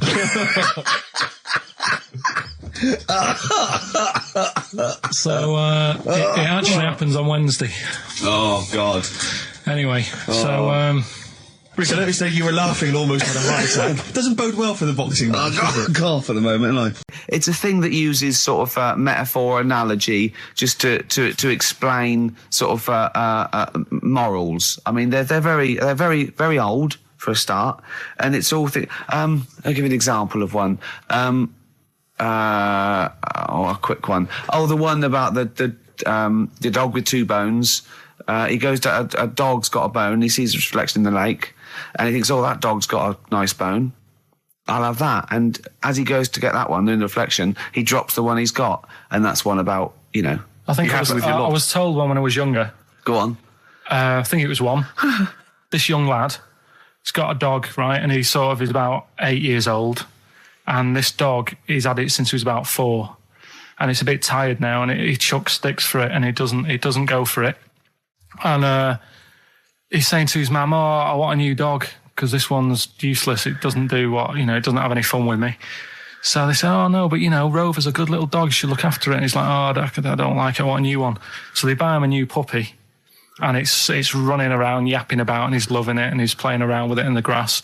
And then one day he goes to the park, and he's messing about and rolling about with it, and he falls into the lake, right? And the little puppy's like yapping at him, and he's going, "Help me, help me!" The little dog's yapping, and then the old dog comes and gets his collar, and it pulls him out of the lake, and he goes, "Oh God, why did I forget about you? You're the better dog." And he loved that one again rather than the puppy. I got a feeling that was Lassie. Well, yeah, that was an episode of Lassie. What's the littlest moral? What's the moral there, Carl? What's that telling? What's that explaining through analogy? Sort of don't forget the old. Look after old people. Yeah, but I've got some planning here. Go on then. Quizzes. What I did was when I was on holiday. Yeah. Right. You said come up with a new idea, right? So the best way of coming up with ideas is sort of Thinking. sort of nicking a TV show name and then twisting it a bit. Yeah. So Or just rip off Simon Mayo's idea completely. That's good advice for anyone out there. I didn't.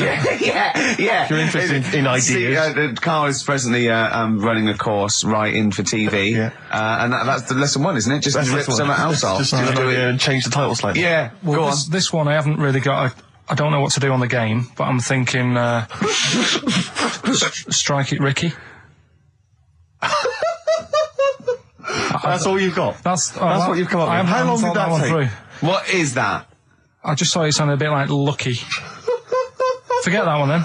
Yeah, forget that one. Okay, yeah, well, Right. no, good. No, we all have hits and misses. Even Spielberg's, not all his films, can hit the. Go on. Right. No, okay, no, it's a good. Go on. Yeah. Remember Big Brother? Yeah. Do I remember? Well, no, go on.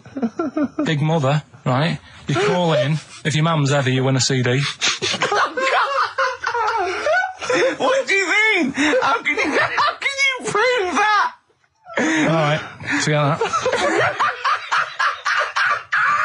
Right, yeah, here's one. Right, ER. Good one. No. Yeah. No. The Price is Right, remember that? Yeah. Right? The Price is Ricky. No. The Rice is Right. And what I do, I read from an Indian menu and a Chinese menu. You tell me whether you have pilau or egg fried. He's a genius, isn't he? He really is a modern. that one. Go on You don't then. get it. Go into, let's go into this one. Let's not cross this off right away. Go on then. What you read from what? Well, I'll get a couple of menus from like an Indian and a Chinese takeaway. Yeah. And I'll go like, chicken korma. Well, could I just suggest that as it's an Indian, it'll be pilau, and anything you read out that is. Yeah, but you don't know which one I'm reading from. What, the chicken korma's Indian, isn't it? Yeah, so you go pilau. But then Well, then you might as well say Indian or Chinese. No, because then the name wouldn't work. The rice is right. Okay, yeah, I forgot you're working for the title backwards, aren't you? Okay, yeah. I'm so confused. I don't know where I am or what day it is. We've had a couple of texts. People obviously can text in 83XFM. That's the text number for the big quiz that's coming up shortly. Rockbusters, still your opportunity to win some of those cracking prizes. Enter your name in the draw if you can unravel the, I don't know what you call them, conundrums that Carl sets. Sort of. We've had a couple of texts. Obviously, we're leaving early today. This is a shortened show and our last show of this run. But we've got to leave early. We've got to go down and try and make poverty history. But Rob's texted and he says, only an hour and a half today. Well, poverty does have some benefits then. He's a fan. He understands the show. Who was that little fella that used to write in who hated the show? I forget his name. I haven't heard from him for a while, actually. I don't know what happened. No. Maybe he realised that if he hated the show so much, the obvious thing to do was to switch off. Maybe that finally dawned That's on him. annoying. What's his name? Someone remind us of his I name. like people who hate us to carry on listening. Yeah. It just gives it an edge, doesn't it? Yeah. It's the fact that, you know, that you're annoying someone. I mean, I love annoying people. I know you do. I know So you're like a kind of walking Chinese water torch. Yeah, exactly. Yeah. Have we got Ladder 49 today? Rick, there's a number of cracking DVDs as ever on Rockbusters. We've got The Life Aquatic with Bill Murray. We've got Howard and Kumar Get the Munchies, hilarious stoner comedy, and Batman the Animated Series.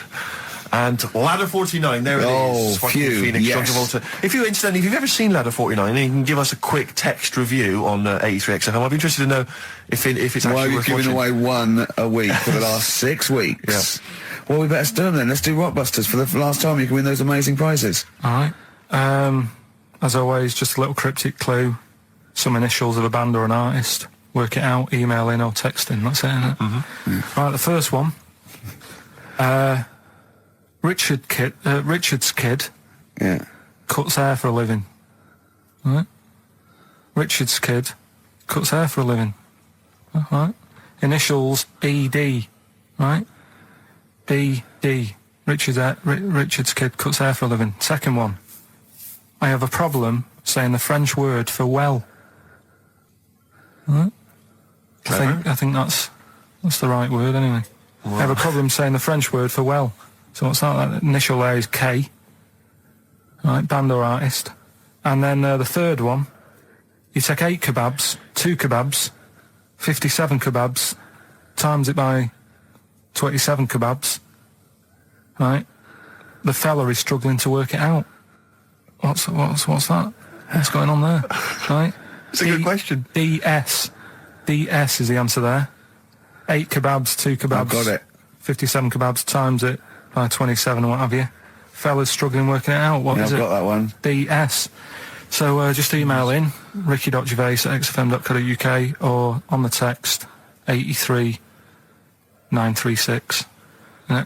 Yeah, and you can win Ladder 49 and those other DVDs. Plus, you go into the draw, which we'll do before we leave, and you can win the signed by Matt Groening, personally drawn Homer Simpson. We've got the Spinal Tap poster signed by Christopher Guest, and also the original artwork of us as Flanimals. But they've all been framed. They've done a brilliant job. It really is a nice prize. I mean, almost too good to give away. A little bit annoying. Is it too late to take that back? Well, I was thinking we could sneak in a copy. Yeah. Just a very bad photocopy, so it goes grey and Yeah. No, they're all originals. So get texting. Right. XFM. So he did all this. I don't even know why I'm telling you about tattoos. No, nor do I, Carl. Hey, to be honest. Donald Blitzen from the About a Boy soundtrack by Badly Drawn Boy. Christmas theme there. Christmas theme there. You spotted the Christmas theme. Yeah. Carl's not really in festive mood, but I can't imagine Christmas is your time of year, is it, Carl? Well, I'm not sure any time of the year is, really. I liked it when I was about. I think when I was about 7, I enjoyed it. was that the one? Was that the year, the big year for You you? get loads of stuff. You don't have to worry about anyone else. But once you've got a job, What did you get when were you doing your paper round? How old were you then? I was about 13, 14. Well, that was then you were a man, weren't I you? had to buy stuff. Oh. But you're still not You're having quite a a good selfish time. man, aren't you? I didn't realise this. No, it's just that And Christmas. that's coming from him, Carl. My dad always said. All right, steady on. Dad said Christmas morning was for for me. So he used to stay in bed. So he never. That's brilliant. That's a great thing to say, isn't it? Yeah. Christmas morning's for you. Run wild. Do what you want. Just don't bother me. I'm going to Honolulu for 2 weeks. That's great. Dad, it's Christmas. Do I have to do anything? No. So my mum used to get up because she used to like to see my face light up, when I opened the presents. And then, to give fireworks. and then I'd have to go to my bedroom from about 6 o'clock onwards, because like my mum and dad were into having big Christmas parties, and I wasn't like old enough to go. Right. So they'd say, right, you know, you've had your fun there, you go up to your bedroom, stay in there. Really? Yeah, I remember one year, right, I got a train set, that's what I wanted. Yeah. Right? It's brilliant. Playing with it all day. I thought, I don't mind about the party, I'm happy staying up here, playing with this. Brother comes in, he's had a few, right, he's going, yeah, give us a go on your train. How old is he? He's a bit older than me, so he might have been like, let's see. Well, let him be 18. Yeah, probably about 18, 19, And how old something were you? like that. I had a train set, so, I don't know, about 14. something like that, right? So I'm playing on that, loving it and stuff, and then he comes in and goes, oh, give us a go. He turns the transformer up to like 14. He went really fast for about 5 seconds, broke it, and then he went back downstairs. Wow. So Christmas, I hadn't even got to Sounds like Christmas Day. the Conservative government with British Rail. Satire, that is. Satire, Rick, I just thought that there's satire. If there's any satirical shows listening or it magazines, doesn't work in any way, because there's the analogy falls down apart from there being a train. think it through though. British Rail was trains, Yeah. and the government broke the trains in many. Well, they didn't break them, like not officially breaking them, but they. Kind It does work. It's perfect.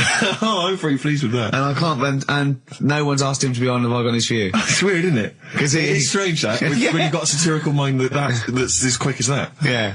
And he's broke your little train set. So what did you do? I just like watched telly and had some sausages. I bet you were happy with that, though, weren't you? It's a bit annoying though, isn't it, when your main present of the year has been broke.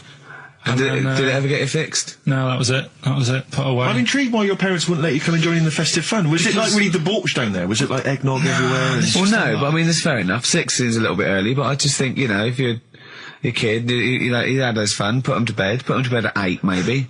And you think so on Christmas Day? I thought that was a day for family. Well, not if there's a party going on. Well, don't have the party on to Christmas Day. Well, that's another option. Yeah.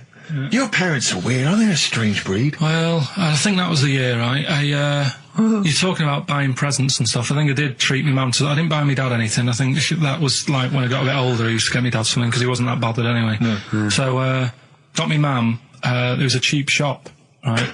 Of course. Thank God for that. Called Snips. Right? So I went in there and I thought, let's see what I can get her. And remember Victoria Plum? I don't think so. Well, it's like a fairy character. Right. Right?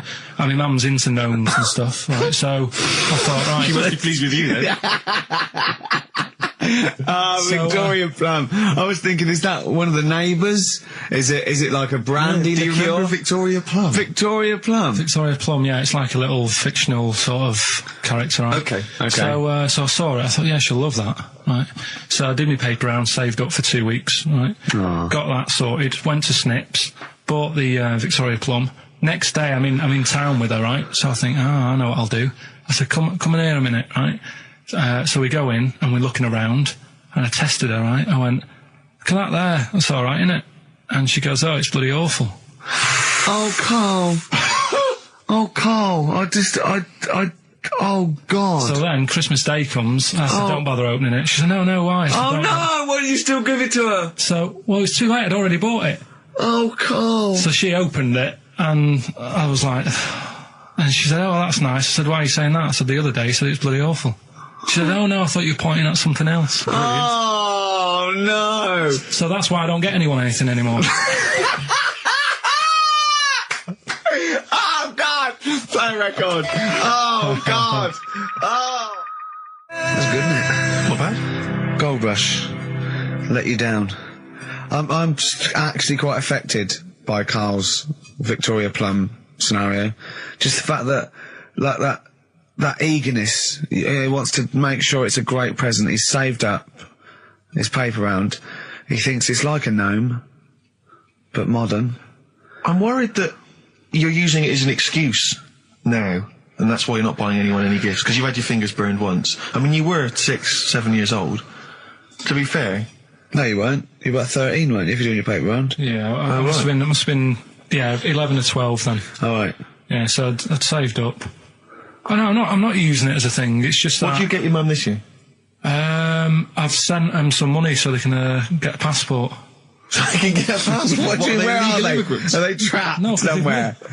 Well, they're in a holding bay somewhere in Dover. Yeah, I got What a do you friend mean? who's a truck driver who's going to sneak them across. For New Year. What do you mean? So they can buy a passport. What do they do? Sell it when they were No, a bit 'cause- down in their luck? No, they haven't got that much money, right? They've never been abroad, and the mate said they might take them next year, and they said, "Oh, we haven't got a passport." So You've I got to thought, buy a passport, have you? Isn't that your God-given right as an Englishman? "No, you got to pay for them. They're 30 quid each, so you better add do, otherwise they're conning me." Right. They So said you it's send them 30 You 60 don't quid? get born with a passport, of course You you send them don't. 60 quid in an envelope, have you? Well, check. Right. I love that. He'll be watching telly and France will come on and he'll go, "Oh, what do you think of that?" She goes, "It looks bloody awful." I go, Yeah, "Oh, you- don't oh, open it. no." Don't open it. Don't open it." So you've not paid for a holiday for them. You've No, I've you've just given sorted them- out the, well, it's the better prize, isn't it? Because they can't go anywhere without it. Well, the passport keeps on giving. Yeah. So- 10 years. That is, yeah. So, but no, I never used to. I mean, I can't think of other things. I used to get me dad once I started getting him stuff. It sort of used to be a dressing gown, Yeah. and then. But as an extra surprise, I used to put like a cigar in the pocket, so he'd think that was it. Yeah. Then he'd put it on and put his hand in the pocket. Right. And then he what's just this? hit you because he thought you'd nicked it. Yeah.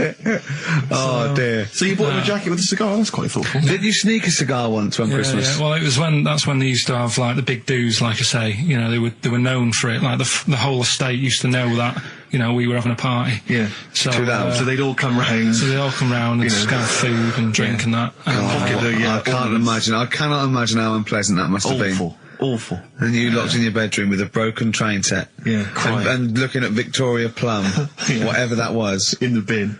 Oh, in the bin, yeah. And hear a mum saying, "And he got me this." Got me Isn't this this piece shit? of rubbish. You could hear him just throwing it against the wall and laughing. And all the neighbours laughing. Yeah. And you'd come down, just be in pieces with loads of spit on it. Yeah. Just loads They'd of scratched gob out on the it. eyes. And all the Polaroids of them just like laughing at Yeah, it and pointing. stamping on it. Yeah. all right. Well, it's brought it all flooding back. But no, I used to get up in the morning and then like they'd still sort of all be there asleep on the floor and on the sofa. Oh, that's awful. Oh. That's terrible. Christmas is surely the one day a year which is a family thing. It's for the kids. They're the ones No, but that are... that was Boxing Day. Well, I know. Oh, that's all right. not- it's not- It's over. Yeah. Back on the Christmas bike. is over. All right. Who's going to pay for this? What, me? Yes, Carl. You're doing 2 rounds today. Yeah, what's your paper round supporting the entire family? Yeah. No, so I used to get up and like go downstairs and they'd be asleep, so I'd be mooching about trying to find like another present that's still working. I thought he'd gone away to some sort of like theme holiday. yeah. But no, this is I think Gran Canaria or the Canaries or whatever it's. And how called. old is Carl? 30. Is he 30? Is this 30 the last big week, I think. Yeah. Oh, so it was actually a birthday present. Oh, I Yeah, see, it's a big right. deal. Yeah. Okay, I just so, thought, but that's all right. So have you got a competition that you can regale us with, Claire? Because obviously Carl provides a lot on this show. Hold on. We could do White Van Claire. White Van Claire. Yeah. Are you familiar with this? We ask No. you questions, topical questions, just Okay. getting your opinion really on the week's news. Okay, yeah. It's on the If you spot. look forward to that. But you know I'm a little bit, you know. A little bit simple. That's well, fine. just a little bit, you know. What? I always sit on the fence. Don't Oh, I? right. Well, don't sit on the fence. You see, Remember, the worst time- thing there was she was saying I'm a little bit like, liberal or undecided, and you went simple. Yeah. You Well, assumed. I didn't know. I thought I'm a little bit, coked up? I don't know. Who knows? It's Sturgis. Anything could be possible. But the other thing is with Carl, we didn't know how good value Carl was until we asked him sort of intelligent this is questions. true enough, yeah. Because he looks quite intelligent. Well, this doesn't is he? it. I mean, So the thing with you, Claire, is I don't think we've probed you enough. We don't know what, You your haven't views are on a lot probed of me things. enough, But we actually, don't know what Steve, your no. views are, This Yeah. is what I'm saying. We don't know where you stand. I mean, don't sit on the fence. This is the new Claire Sturgis. Yeah. All right, we're Yeah, going to delve deep, dynamic. find a personality in there, Claire. Let's go back All to right. the old days. How about a bit of the Smiths? That was beautiful, Rick. Go on. Oh, you've been practicing. Richard Ashcroft. Check the meaning on XFM 104.9. We're back, Steve. It's Saturday. That's true enough. Steve Merchant, that is. Hello there. I'm Ricky Gervais, obviously. Hello there. Carl's still away. Claire Sturgis is back. That's Hello. absolutely true. Yeah. Hello there, Claire. Nice to see you. So, I think a lot of people were hoping that Carl will be back this week, but Yeah, we're pleased they to have were. you. No, they were actually. I did get some emails during the week. Really? Saying what? Just saying it's really nice to, hear you again on the Saturday afternoon. It's nice, and but you're not really very funny. And when's Carl coming back? You know? So it's sort of being Sure nice it wasn't to me. us? No, it was definitely Because they think that as well. directed to me. But no one can compete with Carl. They can't. Well, we used to sort of like come in and when we discovered Carl early on, we just thought this is comedy gold. Just let him speak. his mind. But then we started thinking, oh, we can't follow him now. So I remember Steve going, look, we've got to come up with some stuff. We need to chat. If anything we've got to say to each other, we've got to say that in the first 20 minutes, and then you just unleash Karl. Yeah, And he's because it's just you can't follow him, and he's off on one. And they have stories of upbringings with bizarre creatures that lived in Manchester that were half human, half bat and frog and things. I'd love to take him back to Manchester in some kind of TV documentary.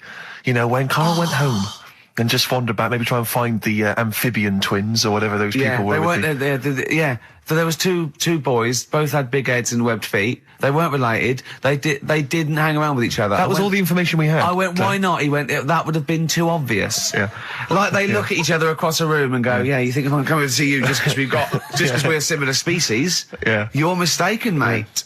You make your own friends. One starts to walk over there, one shakes his head and just mouths too obvious. Yeah. Don't do it. Too obvious. Out of one of his mouths. Yeah, that's what they're expecting. Yeah, Don't do it. Don't do it, Webby. Yeah, but anyway, he'll be back shortly, I'm sure. He phoned me. His dad's ill. His dad's in hospital, so Karl went back to sort of look after his mum. And he was so sweet. He said, I'm back here just driving my mum around. He said, so unbegrudgingly, he just went, it's like old times. And I said, sorry to hear that. And he went, that's all right, yeah.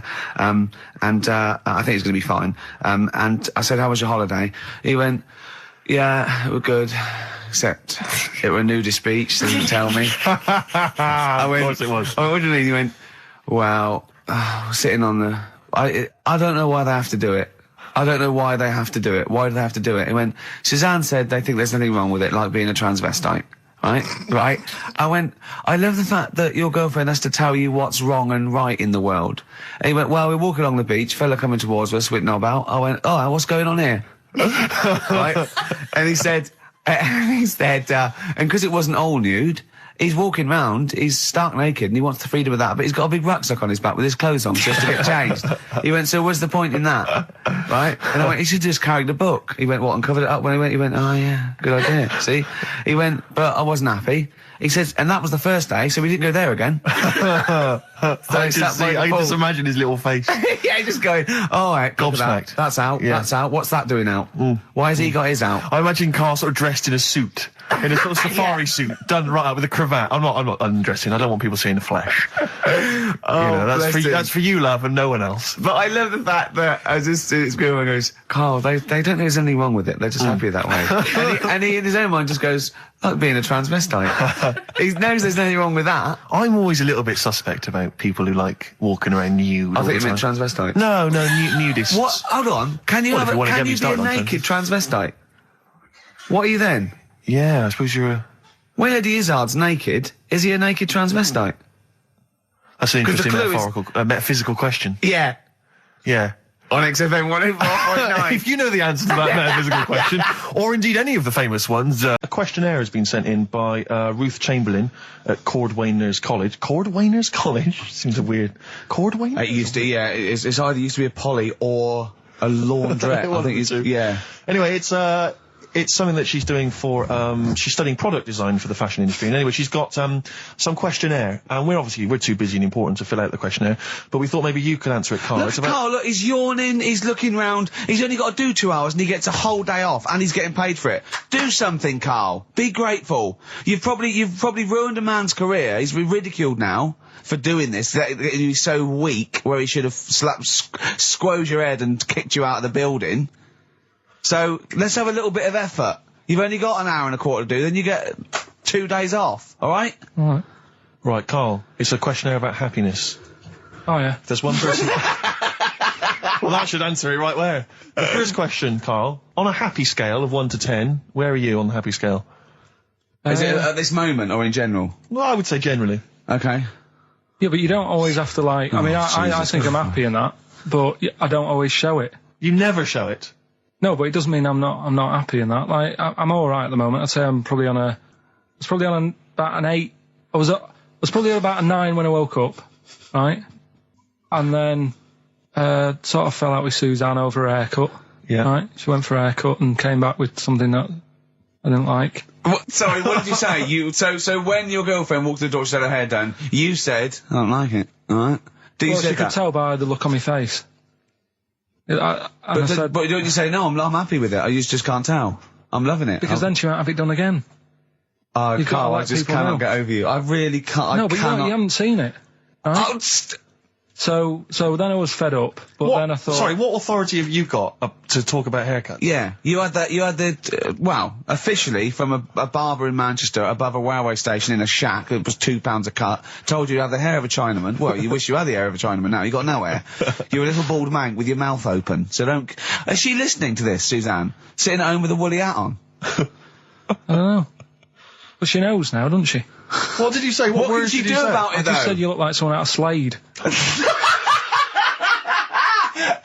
Interestingly, that's what I look for in a girlfriend. Oh, God! Which one of Slade? That one with the funny hair. Not Dave Hill. Yeah. The one with the crooked fringe and the goofy... She had her teeth done as well, did she? She had 2 front teeth put in. Dumper. So anyway, So prior to that, you're on a 9. Then you saw the haircut, you're on an 8. Yeah. yeah. And Now then, what you on? I'm probably on about a 6 at the moment. Why? What's happened? Well, while Star Sailor was on, bit more head squeezing going on. So yeah, about a 5 or 6. So generally speaking, what would you say you are? About a 4. You're on a 4. All right. What would you give someone who wasn't very happy? What would you give them? What are you thinking, Carl? Depends why they're not happy.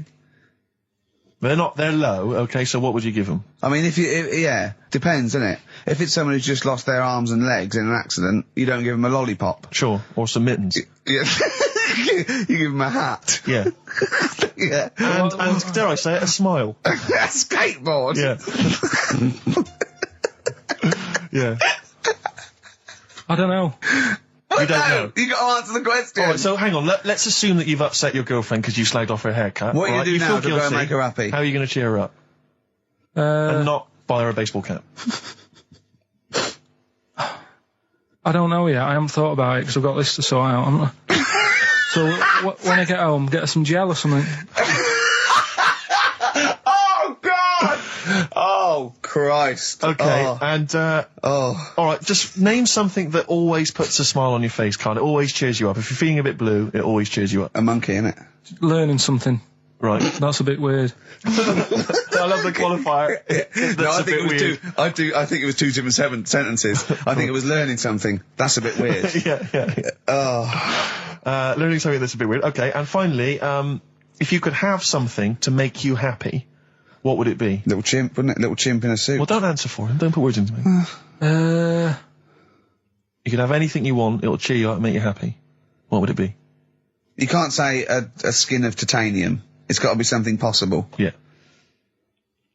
X-ray vision. No. What would you have? It can be conceptual. It could be world peace. It doesn't have to be, a new watch. Yeah, let someone else wish for that. Sure. That'd be a waste. Yeah. Yeah. Why should you do it? And then someone else gets a nice new watch and there's world peace. Exactly. You're walking round, it's nice and peaceful, you know what time it is. He's swanning round, he's got a lovely new watch and there's no threat of him being bombed. Exactly. I'm quite happy the way I am, really. I don't really want Are that you much. really? But you're on a 4.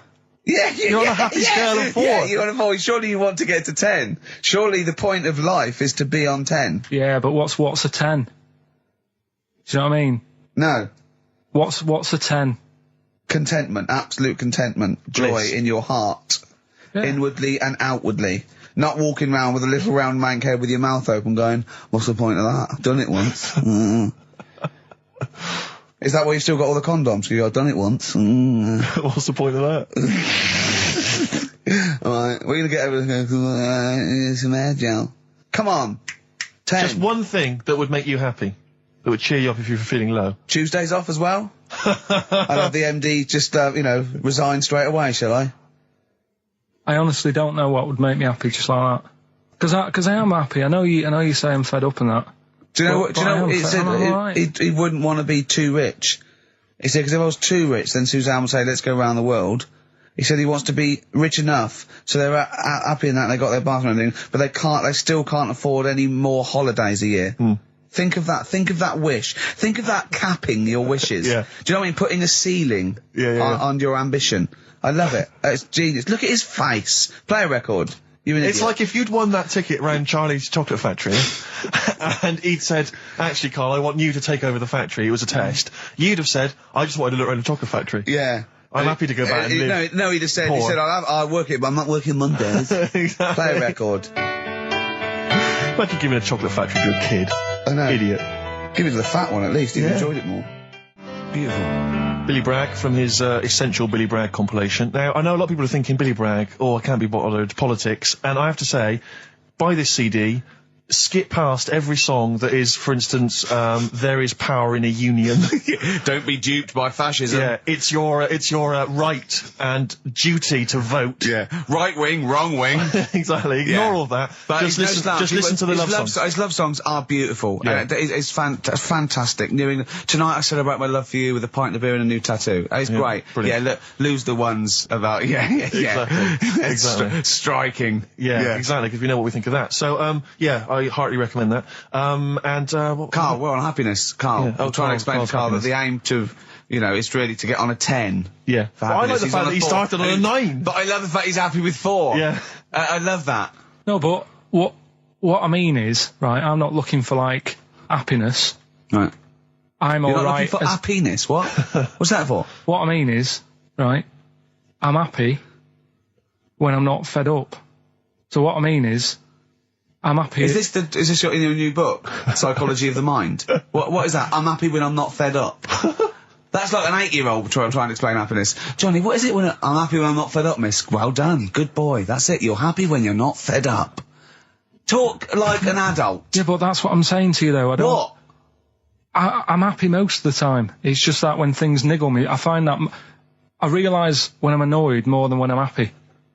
But Carl, every time we talk to you, you are whinging about something. You've got something that annoys you. But he's one of those people that if he whinges loud enough, he gets away with it. Like he's in here, I think he goes, I'm really busy. I come in and he's doing nothing. He's chatting, because he's having big, long chats with everyone about how someone's wound him up. Yeah. And they all come in and go, Carl's fed up. Because he's got this show. You know what I mean? He's wormed his way. Hang on a minute. You came in moaning about the Post and that today. Yeah. Well, everyone's annoyed and frustrated by that. There's small businesses going out of business. I'm not. You haven't heard me. No, you're not, because who's sending you letters? No one. You've got no friends. You've said that yourself. Yeah. You've openly declared you don't want friends. This is a bit easier, but I still think it's a good one. So this is, we should explain what this is if you just tuned in. It's one of those stupid lateral thinking problems. That Carl himself has created. Yeah, that was his homework. Right, this one.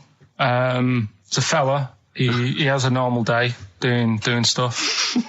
Nothing wrong with him. Right. And it's the twist in the tale. It's just like Tales of the Unexpected. Yeah. Just a normal day, nothing wrong with him.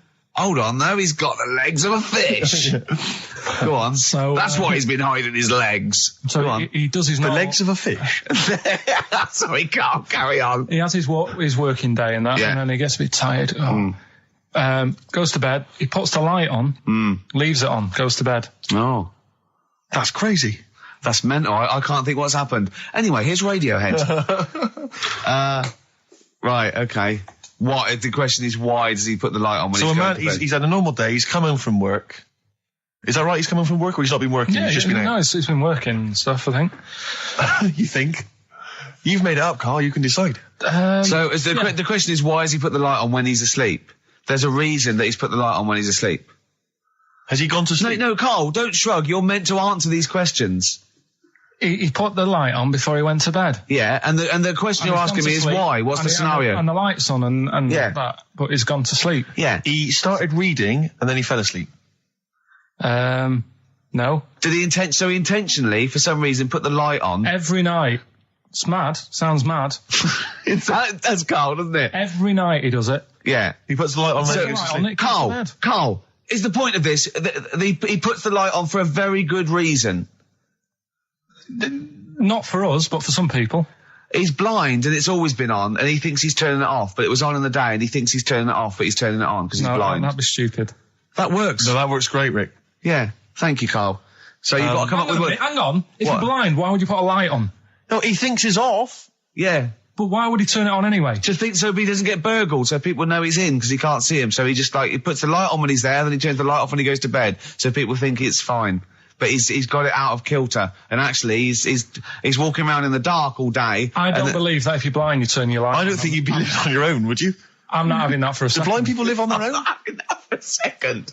Well, some people do. Lonely blind people live on their own. No, if you got bad eyes. What, any even women? Are there any blind women who are living on their own? No, No, I mean, if you know of some blind women. 08700 800 1234. We've gone through this. If you are a blind woman with no standards and you don't care annoying voices and smell, yeah, then get in touch with you. Yeah, I mean, you've got to be within the ages of, say, 25 to 65. You know, Right. well, call it 75. You fussy all of a sudden. I know. Yeah, go on. If you were blind, would you live in London? Because someone said yesterday there was one struggling outside in Leicester Square, and I don't understand. If you would, I mean, you know, That might have been a tourist. but why come to London if you're blind? It's the worst place in the world to come if you're blind. To hear the sights. To hear the sights. It's a bit mad, isn't it? They do the same job. They have tourist needs like anyone else. Yeah. No, but it sort of stinks, and you'd go away going, "Oh, it's not that good." I just thought that I thought it was a bit weird. Well, never mind your concern for the partially sighted or sight impaired people coming to London. Get on with this. Yeah. So there he is. Yeah. It's like, oh, a bit tired. Yeah. Just put the light on. Get to bed. Yeah. So he turns the light on and he goes to bed. Yeah.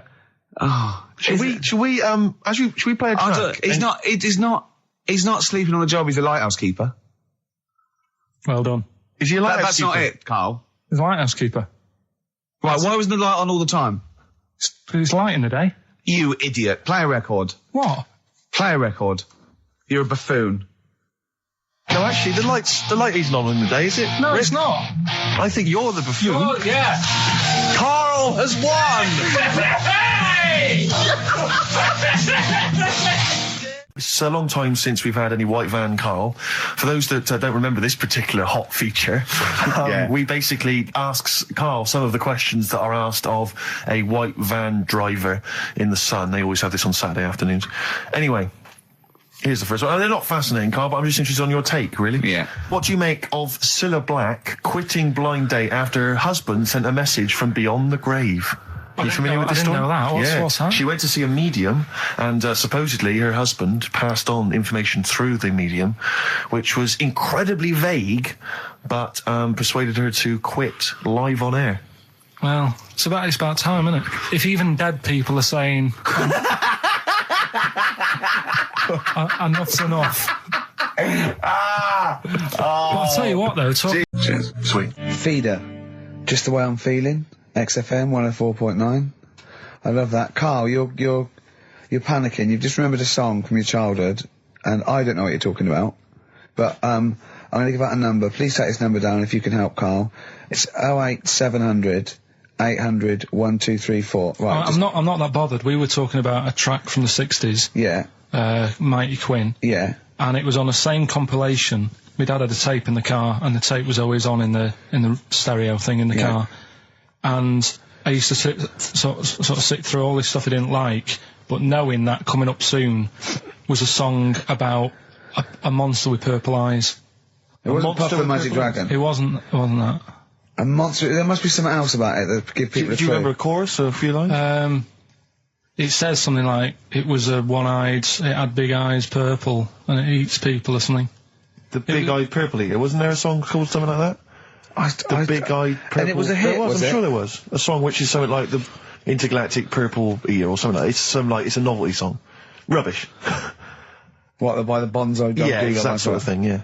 I'm sure Well, if you know what, Carl... Look, the telephones have gone mad! Yeah, well, we'll find out in a bit. I mean, I'm not that bothered. I'm not going to buy it. It's just that we were talking about songs and that. It'll be good to know who it was, but... Yeah. Right, Rockbusters. Okay, now how long... Where did you get the phone? What, do you want to just answer Well, that? that's the first, so just answer the yeah, phone. see what it is. Just see someone's... Hello? Hello, mate. All right. Yeah, that song, I don't know if it's by, or is that what you want? That's the bit I wanted, really. What's the name of the song? Well, you know how it goes, it's like that, born nights on and dawn out of Yeah. Oh, yeah. Sorry, I don't think you've helped much, though. You can't remember what it's called or who it's by. Well, no, I mean, I know the tune, but that's about it. But he's done well. Steve, he's done well. He's given up his spare time to call in and sing us a song. Don't diss him. Rick, I'm concerned he's just only marginally remembering it more than Carl is. It was actually in, I think it was in the Blob. No, it was in something like the Blob, actually. I think Steve McQueen was driving away and it was running in a sequence. This is so very familiar. Thanks very much, mate. See if we can get a title off someone. And XFM. Hello, yeah, I know the name of that tune. Go on. It's the purple-eyed people eater? Yeah, that sounds about right. And who is it by? Yeah, well, I'm just at work and... Who is it by? It came to my mind. Do you know who it's by?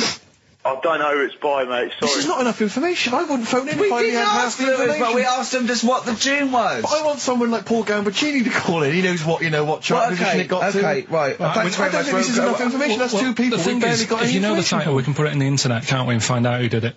Yeah. That's full of Brilliant. information. Well, thank you very much for calling in. I don't know why they bothered, frankly. Right, listen. Sorry, Rick, no, I mean, I just think if you're going to bother to call in a radio station, have the facts. Have all the facts you have. He hasn't got the facts, and he runs the radio station. He doesn't run it. They keep him here like a mascot. He's like a pet, isn't he? They have him running around the office. God. Now listen, it's Rockbusters. I've got the prizes here. Rick, I'll be honest with you. I mean, we've given away some shoddy stuff in the past. This is the worst collection. Tat, is it? This is really scraping the bottom of the barrel, Carl. I mean, hold on, the how phones many are going more mad. of these can we give away? If you're still phoning, hang up because we're not going to bother anymore. We're really sorry about that. Maybe email us or something.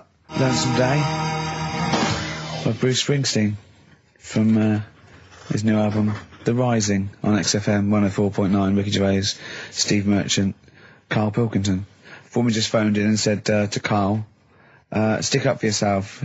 Don't listen to that Merchant. He does my head in. He's so arrogant. I don't think I'm arrogant. I think I'm mean.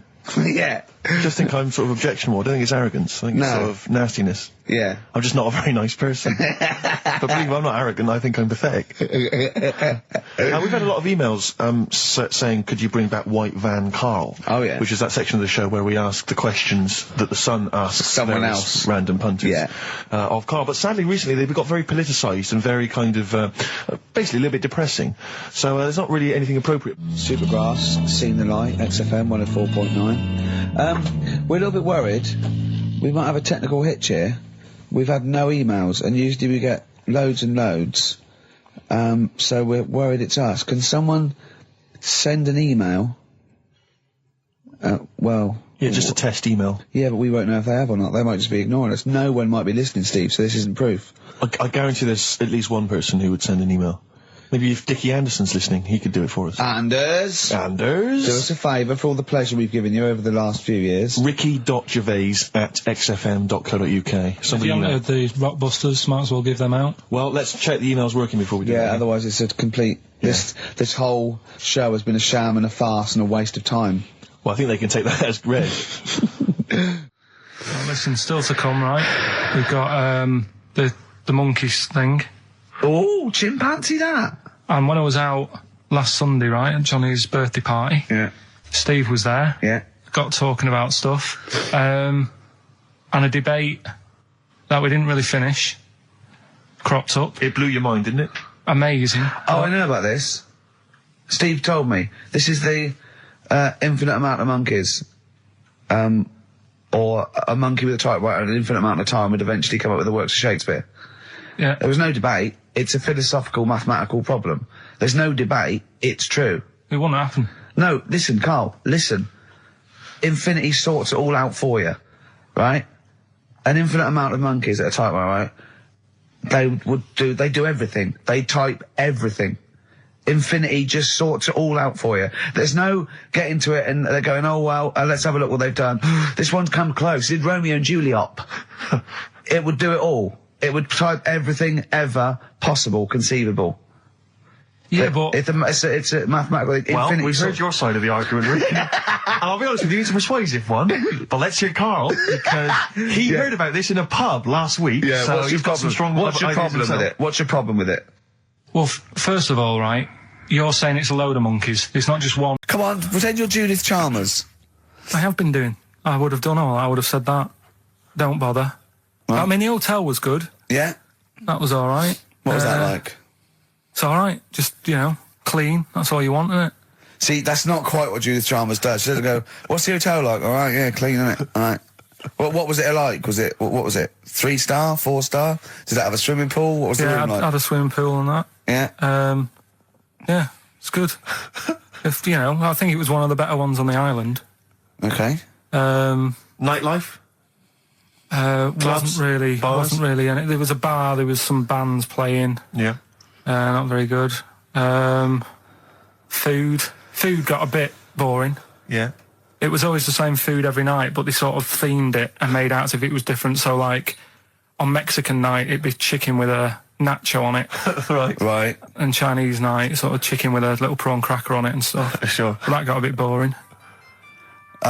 That's me just turning on my phone, because I want to read to you a text that I got from Karl. I think you sort of sum up the holiday in this text, don't you? Do you remember it? Can't remember. Let's have a look. Let's have a little look. Let's Instantly, what did Suzanne, your girlfriend, make of it? Similar view to you, that they should fill in the holes? Yeah, it's just that thing, you see, I went on a coach trip, right? And you go and see the volcanoes. Like I say, there's 36 of them. Yeah. Which, you know, how many do you need? And when we're on the coach going round all these volcanoes, the fella on the front's going and look out your left window at the moment, and there's a volcano. And if you quickly look out at the right-hand side there, there's another one. Right. And on the left, it's just like, all right, we've seen it. Sure. Do you know what I mean? Yeah. And I mean, we'll talk about that trip in a bit. Right, this is the text I got from Karl, right? All right. Been up to a volcano. Been in some dead artist's house who built his house in the lava. They said they would show me science with volcanoes, but all they did was chuck some water in a hole and it shot up in the air. No dwarves in the canteen, no scousers here, but there is a Swede woman with a big head. She looks effing gormless with a cap on. All right? So a little reference there to... A Swede woman? What's that mean? Do you mean Swedish? Yeah. Or she looked like a vegetable? No, the Swedish woman. But they've all got sort of quite big bill, aren't they? And I sent him a text. Oh, well, it's just good to be on holiday because, you know, I'm working. He sent back, so am I. Just been watching Sky News. There is a school for monkeys who want to get a band together. Is that monkey news for later?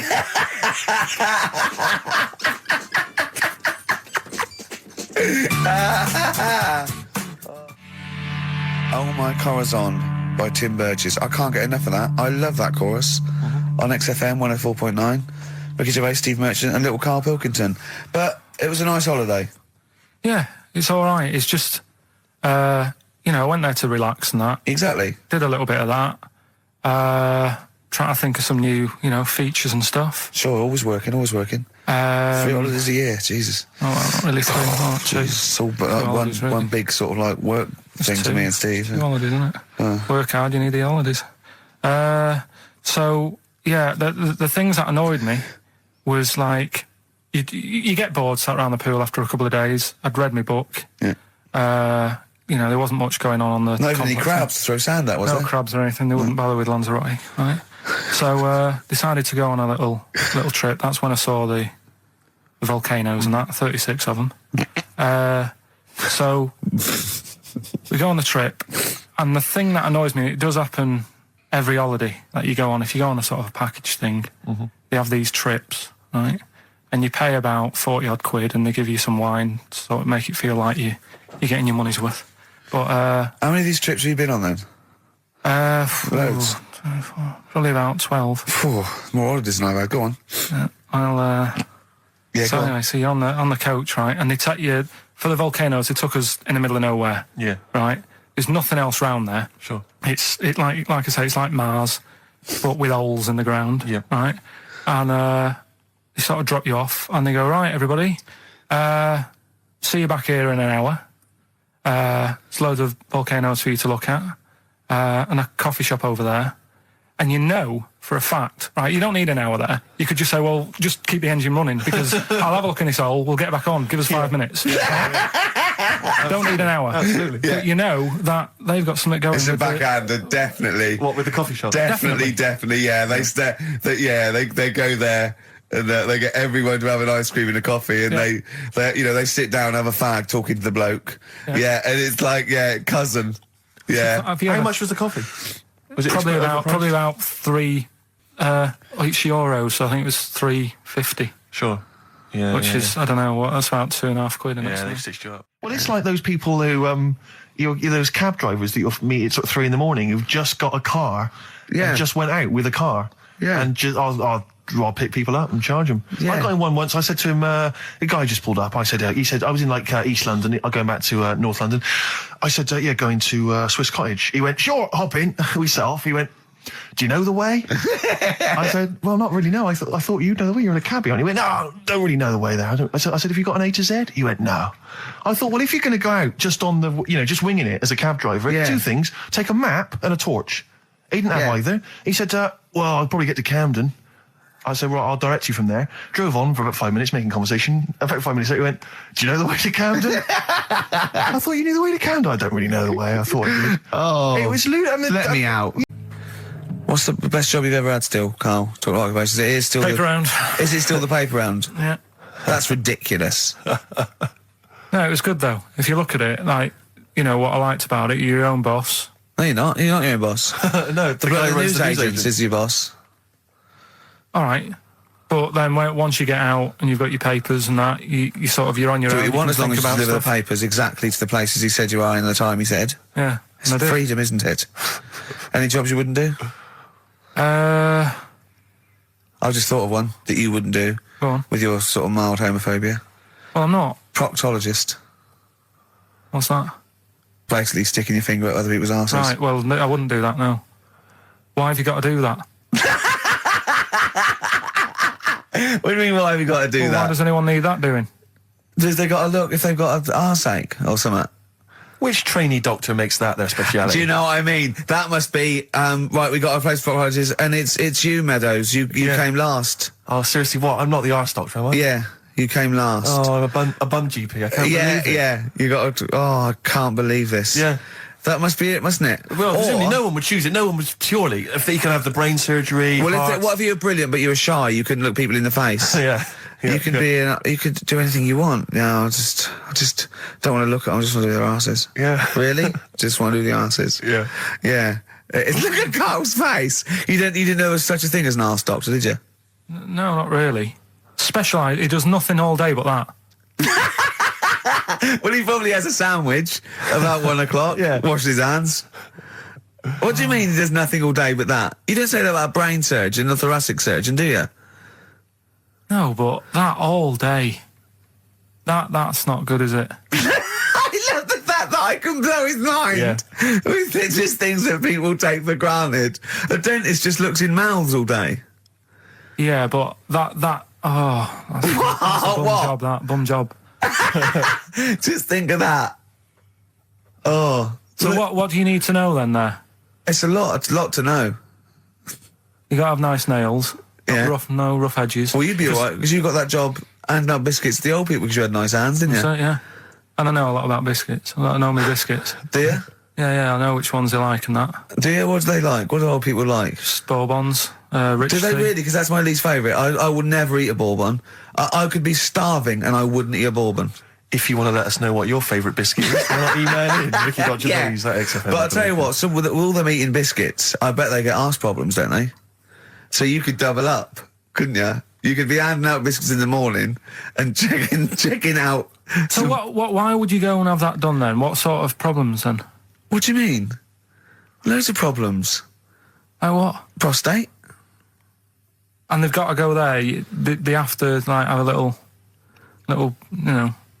Well, there was that. I told you that story. That bloke.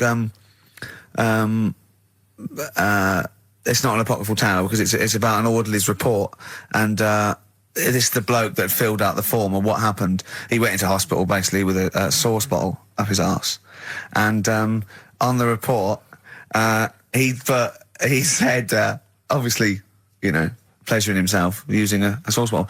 And on the report he said that he'd been shopping at Safeways and he'd come in with his shopping and he'd forgot his key, so he'd put his bags down on the step, right? And he started climbing up the drain pipe to get in, right? But as he was climbing up, his trousers and pants fell down. He slipped and fell, and the sauce bottle went up his arse. And the orderly said this story would be somewhat believable if Safeway sold their sauce bottles with condoms already attached. That's like a game of Kaplunk. So he I love that he put a condom on it. I wonder if that was so he didn't want to get an infection from it, or he wanted to use it on his chips later. Darkness growing on me. Love that, love the darkness. This is the Best Of Show on XFM 104.9. I'm Ricky Gervais, with me Stephen Merchant. Yes. I hope you're enjoying the Best Of. Depeche Mode there, and I Feel Loved. Who'd have thought Depeche Mode would have been that huge? I think I've seen little lads from Basildon with little plinky plonky sound. I thought that'd be it. They'd be like Visage or something. That'd be it. And now they're stadium rock fillers. They're huge. They conquered America. He went through some hard times. He came out the other way, and well done. But see, I think what you just said there is a very good example of why they are and why certain other bands aren't. Because if you think about it, for me, you see, whenever I think of a band name, if I see a new band's come along or whatever, I always use a very simple test, which is, can you imagine that you're the announcer at a huge event? Maybe it's like broadcasting around the world, like Live Aid or Nelson something. Mandela or concert. it's a Nelson Mandela Freedom concert. Yeah. And you can imagine someone He's there. Nelson's there. Yeah, with the there. Spice Girls. Oh, they're all there. But you can imagine someone saying, ladies and gentlemen, please welcome to the stage, Depeche Mode. Yeah. The Rolling Stones. The Who. Exactly. But you can imagine someone saying, ladies and gentlemen, please welcome to the stage, Visage. Ladies and gentlemen, will you please welcome our headline act? Welcome Idlewild! Exactly. Ladies and gentlemen, please welcome to the stage, Ned's Atomic Dustbin. It doesn't... Do you know what I mean? You just know The Levelers! some bands aren't going to make it. Ladies and gentlemen, please welcome to the stage, Mega City 4. You know what I mean? It's So just... it's a simple test. We'd like you to do that at If home. you're thinking of starting a band, or you've just named your band, you're just beginning, just phone in, tell us, or email in, tell us what your band name is, and we will use that simple test. And we will do the test. Ladies and gentlemen, will you please welcome to the stage the Franken Walters. Jimmy Eat World. Ladies and gentlemen, please welcome to the stage, Cooper Temple Claws. I don't think it's going to happen for those lads. Here's a good It's one. a simple test anyway, but 100 reasons, please welcome to the stage. 100 reasons. 100 reasons. Talking of money, Steve, look at this, right? It's in the paper. A wife has had her beauty insured for £100,000 in case she grows ugly and her husband walks out. Nicole Jones, 26, of Chipping Sodbury, Gloucestershire, says £200 a year, pays £200 a year for a policy. She arranged it as a present for her husband Richard. Her beauty will be judged by a panel of builders. So, have they been selected beforehand, do you think? Do the insurance company know who they are? I assume they're complete strangers. So suppose, like, in 30 years' time, he looks at her and goes, oh, you've lost your looks. She goes, well, have I? Yeah. He goes, well, yeah. Well, have I? They're calling the panel. Somebody else going, Yeah. all right, get him out for that. Well, never mind that. It's yeah, she's lost it. Right, 100 grand. Well, 100 grand coming your way. They stand on some scaffolding. Yeah. She walks by. Yeah. And if they wolf whistle. That is amazing. Do you think they give her a quote first? Yeah, what if they say, actually, love, you've got nothing to lose. You're not oil painting anyway. Yeah. We can't come round and judge your beauty for at least I mean, that is just open to abuse, isn't it? £100,000. Because I remember, in Japan, they're mad on golf, right? And if you get a hole in one, you buy everyone, you throw a party. And it was costing them like thousands and thousands of pounds. So they were insuring themselves against getting a hole in one. And so miraculously, everyone was going, I got a hole in one. Did he? Yep. Yeah. Paying out insurance. I mean, they could be in that together, couldn't they? They're not. I'm sure they're not. They're probably more honest than you two that would take 20 quid out of a cash point. But, you know. No, 30. 30. Yeah, 30. I like the wording, though. A wife. Yeah, a wife. The word wife. The word wife. I don't know why I just find it's just an odd word. This is my wife. Hello, the wife. Yeah, the wife. My wife. It just seems a word that you have to say if you're 60. You can go, I know. Have you met the wife? And even then, ironically, unless someone, you don't know exactly, are you married? Yeah, my wife is from, you know what I mean? That makes sense, but it's still wife. People go, oh, better get back, I'm meeting the wife for dinner. But especially when you know them. I remember bumping into friends of mine somewhere at a party, a couple that I knew, and I'd known both of them before they got married. In fact, I'd known her, I think, longer. And I said, where's so-and-so? And he went, the wife will be along in a minute. And it's just this notion that, use her name. I know she is. I know her name. I used to call her by that. Why? It's like someone going, you know I'm married. You know I'm married. It's like showing in the eyes of God, we are wed. Exactly. Yes, that makes me more of an adult than you. It's the ownership. Yeah, it's like going, you know I'm a real man. I've got a wife, and here she is. She's my wife. I find there's the words that I find hard to say. in a shop, I could never ask for wet ones. Do you know what I mean? If I have to go and ask for wet ones, I won't bother. Or toilet duck. Another one I have a problem with, I never say, Snickers. Why? Don't know. I think it's I grew up with Marathon. Yeah. See, this is so pathetic, I still get embarrassed buying, toilet paper.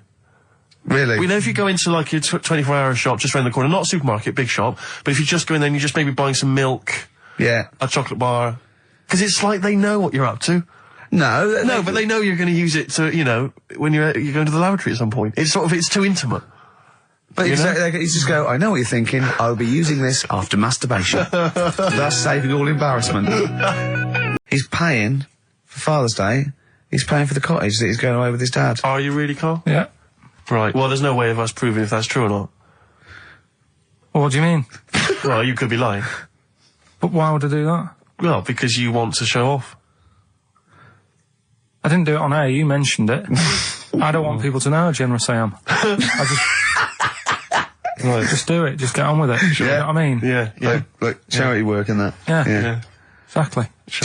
But I'd have thought that you wouldn't have fallen for Father's Day. I'd have thought you'd have known that it was like... Well, we don't. I mean, to be honest, there's a bit of a coincidence, because I paid for it anyway, and it just happens to fall on Father's Day. Right? But don't I mean, buy a Dad's card. not normally that bothered. Don't fall for it. I mean, obviously that and Mother's Day and a plethora of other things were, literally invented by card companies to make more money.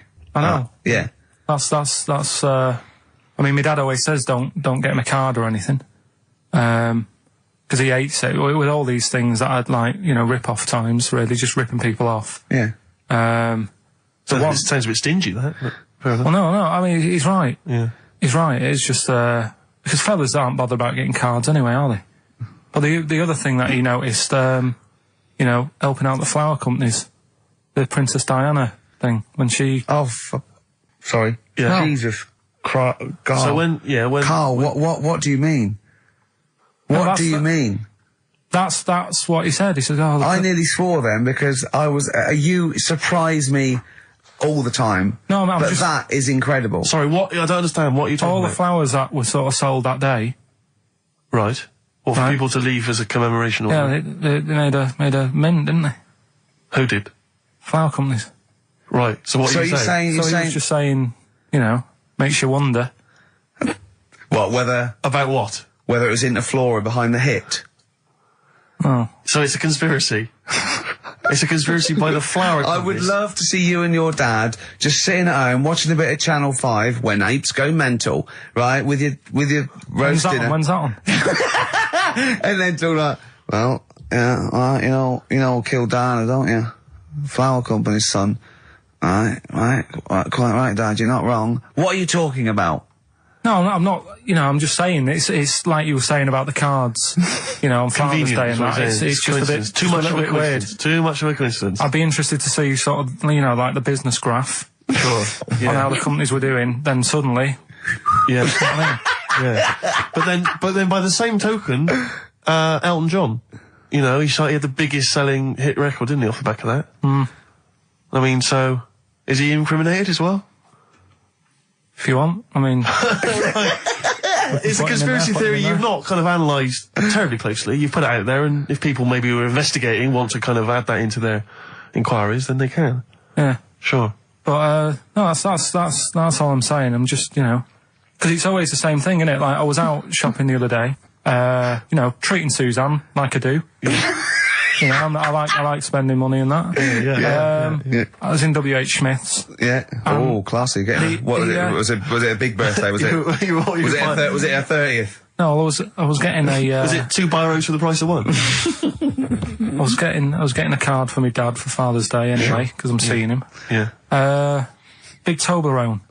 Yeah. There was a giant who is it who said Father's Day? They love a Toblerone. I've never understood Toblerone because the only time I see Toblerone is in airports, right, and minibars. That is what the small Toblerone is for the minibar in a hotel, 3-star upwards, and the big Toblerone. Well, the big Toblerone is a gift, isn't it? It can only be a gift. You wouldn't buy a big Toblerone for yourself. Yeah, a duty-free gift. The Toblerone. It's next to Chanel No. 5 Toblerone and a bear. But who specifically would you be buying that Toblerone for? I don't know. Someone who's clearly never had it before and would think it was interesting novelty. Yeah. Well, this gift's interesting. I'll tell you what, though, Toblerone is brilliant. I mean, if whoever makes that, if they want to send sort of, you know, some Toblerones, I mean, I will eat Toblerone. Well, yeah. I think very much the same about, I think very much the same about fags. And of just course, cigarettes. If you've got any boxes of cigarettes and, that you don't want, you know, duty free or whatever, send them. I'd just like to say that, in no way do I endorse Carl's dad's theory that flower companies were behind the death of Diana. No. Maybe I could say that on air as well, just to save any complaints. I'll tell you what, though, talking about fag packets and that. Now, people come up to me and they say, is Carl for real? And I go, what do you mean? He goes, well, they want to say, is he that stupid? And the answer is yes, right? Some people think that he's putting it on. Some people think that he's a character that we've invented, like we've got an actor in, like he's a Gareth Keenan or a Tim or something. And I go, that we've scripted. Exactly, yeah. No, he's absolutely real, aren't you, Carl? I go, where did he come from? Well, just to tell the story, we came here and I was much too important to run the desk myself this time round. So they just gave us a tea boy. Steve came in with you, I remember that. Yeah. Why do you remember that? Oh, Steve knows. I don't want to keep going over it, but it's just the way he looks. It's just Were you taken aback? A little bit. Yeah. Right. And he's just developed into my favourite thing. I also said that you get bored with, like, you know, battling tops or, you know, pets sometimes. I mean, I love my cat, but he's not as, you know, Colin. my cat. Yeah. Colin. Actually, Carl's away next week. Is he available to run the day? Well, he's actually not as intelligent as Carl, and that's the truth. He's not, you know. Well, he's marginally. Yeah, and then in the week, he's like one of those little Tamagotchi toys, Carl, because I have to phone him every day and keep his interest up. Yeah. Like I'd give him an interesting fact. And I got a book out and I found out I'd call Carl like that. And I thought this was a great fact, right? A 2-day-old gazelle can run faster than a racehorse. Right? I thought that was incredible. Sure. Okay. So I phoned him up, I said, a 2-day-old gazelle can run faster than a racehorse. He went, what does it do after that? I went, what? He said, well, how fast can it run when it's adult? I went, well, even faster. He went, oh, I thought we could just do it then, but then it sort of lost it. I went, what are you talking about? I went, you know, that's incredible. A 2-day-old gazelle can run He went, well, no, that's what they do. I went, what? He went, that's what they do, isn't it? I went, what do you mean? It's 2 days old. Right? He went, yeah, but a 1-day-old fly can fly. I'm 30 and I can't fly. It's not what I do. Right? And I went, right. He went, a jellyfish can hold its breath underwater for hours. I went, it doesn't hold its breath, does it? It hasn't got lungs. So he went, what? I know I had him. He went, what do you mean? I said, well, they don't breathe, do they? He went, what do they do? I went, well, they get oxygen directly from the water via osmosis straight into their cells. And it just went quiet. And I went, a 2-day-old gazelle? And he went, yeah. Do you know what I mean? He was just thinking about the jellyfish. Yeah. I know. He was looking up osmosis, and then he was thinking about the jellyfish. But I just think, I mean, if Bambi's anything to go by, this little gazelle spends a whole day trying to stand, and the next day it enters the derby. And you don't think that's incredible? Yeah. See, you know the sort of things I find incredible. Go on. Mirrors. Shiny objects. Kettles. Yeah. Oh, God. Well, listen, remember the time when I told you about the baby that had a baby? The baby that had a baby. The baby that had a baby? Yeah. It's happened again. No, it hasn't. Well, it didn't happen the first time. It was in the papers, I think, on Monday, in all the tabloids. So it's a twin where one has grown and the other one is still at a fetal level. No, it wasn't, though. It had grown. He was saying to his mum... Who was saying to his mum? The little kid who was 7 years old. And he kept saying... Yeah. He was pregnant. And he was pregnant? Yeah. I know. What do you mean? And he was saying to his mum, oh, God, I don't feel well. And, like, his belly was all swollen, and they thought he'd just been eating cake or whatever. And he was saying, I can feel something moving about, and they were like, stop messing about, there's nothing wrong with you. Eventually, I think he was in gym at school. In gym? What, Jim was pregnant with him? Oh, no, it was like a Russian doll. He was at school, right, just about to do sit-ups or whatever they do at school. Yeah. Right? And flew out across the room. Teacher goes, you're a bit fat.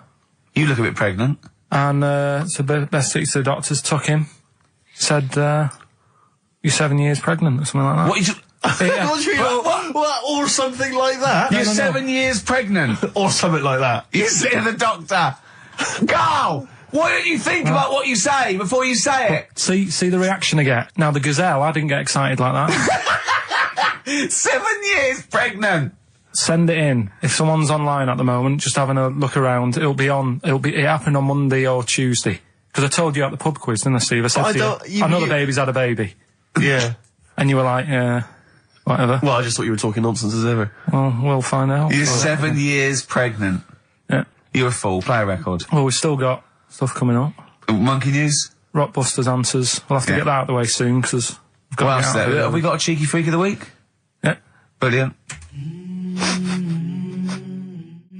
America by Simon and Garfunkel on XFM 104.9. I'm Ricky Gervais, and I understand I'm about to read my words, Steve. Well, once again, there's always someone, and it looks like it's Mike Lamb who has come to Carl's rescue. Lambo's let me down then. Doctors have removed a 4-pound baby boy from the stomach of his 7-year-old twin brother. Yeah. Alan Jan twin Niamatilev brother, was born with the freak fetus growing inside him. For 7 years, it lived like a parasite until a school doctor became alarmed about Alan Jan's bulging tummy and took him to hospital. Surgeons who gave him a scan operated immediately, unaware that the baby was attached to the boy's blood vessels and still alive. They saved Alan Jan from certain death, but knew the 8-inch fetus was doomed. So there we are. Boy pregnant with his own twin brother by Barbara Davis. That was in the Mirror, apparently. So I've read on, and all the facts are right. He's in Heat next week, Steve. Right. Yeah, they've put a picture of him. They could do the grab off the DVD, and he's behind the scenes, and he's got his little picture in Heat, and he hates it, don't you? Well, I'm a bit annoyed because I didn't want it in. Why are you worried? Just don't want people knowing what you look what I like. look like and that. Why? Were you on the DVD? Yeah, but It's to public domain. Anyone can take it off there and put it on the paper now. but that's extras on a DVD, and I'm just thinking not that many people. If they watch it, they won't take it in, stuff like that. What are you worried about then? Just there's like me brother and sister and stuff who I don't see anymore. If they know what I look like now, they might. What do you mean if they know what you look like now? They've just got to imagine little Karl Pilkington with no hair. No, I've changed quite a lot because I work hard, don't I? So I've aged quite badly. Right. And I'm just thinking if they You used to have the hair of a Chinaman, But didn't you? sorry, why is it a problem for your brother and sister to see you and to? Because I don't see them anymore, do I? And they'll come out of the woodwork now. What? They're after your millions. No. So they're sitting at home, they're looking at Heat, and there goes Karl Pilkington. Oh, Karl's my brother. My brother. Oh, maybe I'll go and see him. I don't want the hassle. But they could find out where you are What's anytime. What's the hassle then? It's just hassle of having friends and family and that. You mean this, don't you?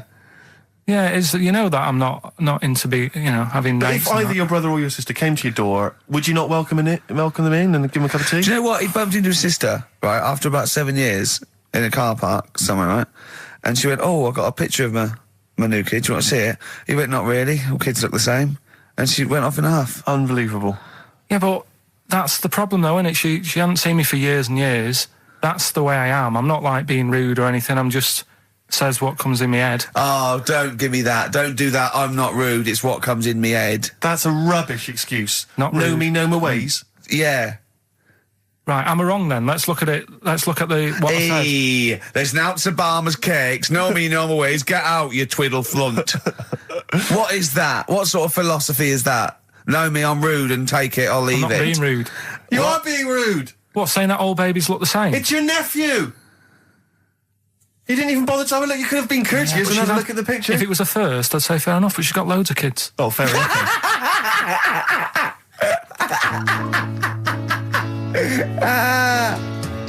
What kind of woman is she? David Bowie, Lady Stardust from Ziggy Stardust and the Spiders from Mars. I went to see him Tuesday. I know you went to see him Wednesday, Steve. I mean, obviously I'm a mental fan, but I think objectively that was one of the best shows I've ever seen. Yeah, it was brilliant. He's got the best band in the world. He played all the hits. It was an amazing show. The sound was incredible. Do you know what I mean? Well, his voice as well. I think people don't realise how incredible his voice is. It was absolutely soulful is the word I'd use. Brilliant. Yeah, it was absolutely brilliant. You don't care, do you, Carl? We don't care about this. You never really go to gigs, do you, Carl? The live music experience is not something you enjoy. Can be all right. Go on. I heard that someone else who went to the Bowie thing said that he sort of messed with the songs a bit, which would annoy me. No, he didn't. Not really. Hardly at all. He said when they did Life on Mars, instead of saying something about just the tune of it, he messed with it so it wasn't the same. That would annoy me. What would you do? Get up and leave? But I mean, we're not talking Bob Dylan or Sinatra. He ad-libbed a little bit, I suppose, and it's his song, but it was totally faithful. He was singing the songs. What do you mean? Well, it's just don't mess with stuff. It's like if you went to see Titanic and then the boat didn't have a crash, you'd go, what are they doing? It's like, oh, I fancy messing with it. Well, he That's what I didn't. mean, don't Well, mess with I'll tell you, he didn't mess with it. Relatively speaking, he did not mess with the songs. They were brilliant renditions. That would be a hell of a film, though, where Titanic gets to New York. Absolutely fine. Oh, Carl. But, you're amazing. It's because I work here, though, and there's a lot of gigs going on all the time, and then you get to a point when, you just go, get a bit fed up with that. Well, when was the last time you went to a live experience? Well, I've been to gigs, but the one that springs to mind probably is when I first sort of tried a gig out, and it wasn't a music one. It was Bottom. Do you know with Bottom the live thing with Rick Mail and Adrian Edmonton. Yeah, in Manchester. When was that? Years ago, because it was in Manchester in about, I don't know, 87, 88 or something, and I was set up for a blind date. Right, this a mate of mine sort of set me up to see this. What? Girl. So you said let's go to Bottom? Well, I didn't tell her. I just said meet us at the Apollo. I bet she was over the moon, wasn't she? Met her there. I said right. Romantic. Going to see some middle-aged men run round in pants. Brilliant. Well, it's good. It's one of them things that afterwards you've got something to talk about, haven't you, and stuff. Yeah. So was it a good gig? Yeah, it was all right. Sort of bought some April fruits and that at the start of the night. Yeah. I think she liked that. And then we watched Bottom. Then afterwards had a bit of a chat. And then... you didn't see her again, I take it? I would have done, right, because she was all right looking and everything. Yeah. But when we were chatting, she said she had a problem with a marrow What? and that. She what? She had a problem with a marrow. She had a problem with her marrow? Yeah. You mean her bone marrow? Yeah. Oh, I thought you meant she had one stuck of her fanny. No, just a... Thanks for that, Rick. That's an image I can't get out of my head. No, I wondered what... Oh, I see, a marrow. I thought you meant a marrow. Her marrow. And is that serious, that? I just was put off it because I thought... if you I think it's more serious than a problem with a marrow. Yeah, I mean... With a marrow and that. It's an idea if you're bored with butt plugs. I love it. I love it. Everything he says is like someone from Kes. It was just that thing that... because, You didn't want to go out with a girl who might be ill in some way. well, yeah, I thought, what's the point in spending time with her, spending money on her and stuff, and then she's going to die on me? Oh! No, but seriously. God! No, but I'm just... But, see, this is what annoys me. Oh, You asked me to be honest, but I'm just saying, what's the point in me getting upset and stuff? No, but it's not the... It was the one thing he said, what's the point in spending money on her if she's going to die anyway? You've got to realise that's not a normal thing to say. No, but what's the point in getting to really knowing someone and thinking, oh, she's really nice, I want to spend my life with her? It's good that she told me when she did. Carl! What, during Bottom? This is the most amazing thing you've ever said. Steve, don't you understand what I'm saying? But no, because... What? Well, firstly, it's the assumption that she's going to drop dead and you're going to think, well, I just bought her some open fruits, I'm livid. I don't know what it means when you've got a problem with a marrow and that, but she looked pretty serious when she was talking about it. So I was like, oh... Christ almighty! I don't understand what's so bad about it. Play record! Kings of Leon on XFM 104.9. I'm Ricky Gervais with me, Steve Merchant and Karl Pilkington. Steve, yes. I want to talk to you. I think it was, might have been Wednesday night.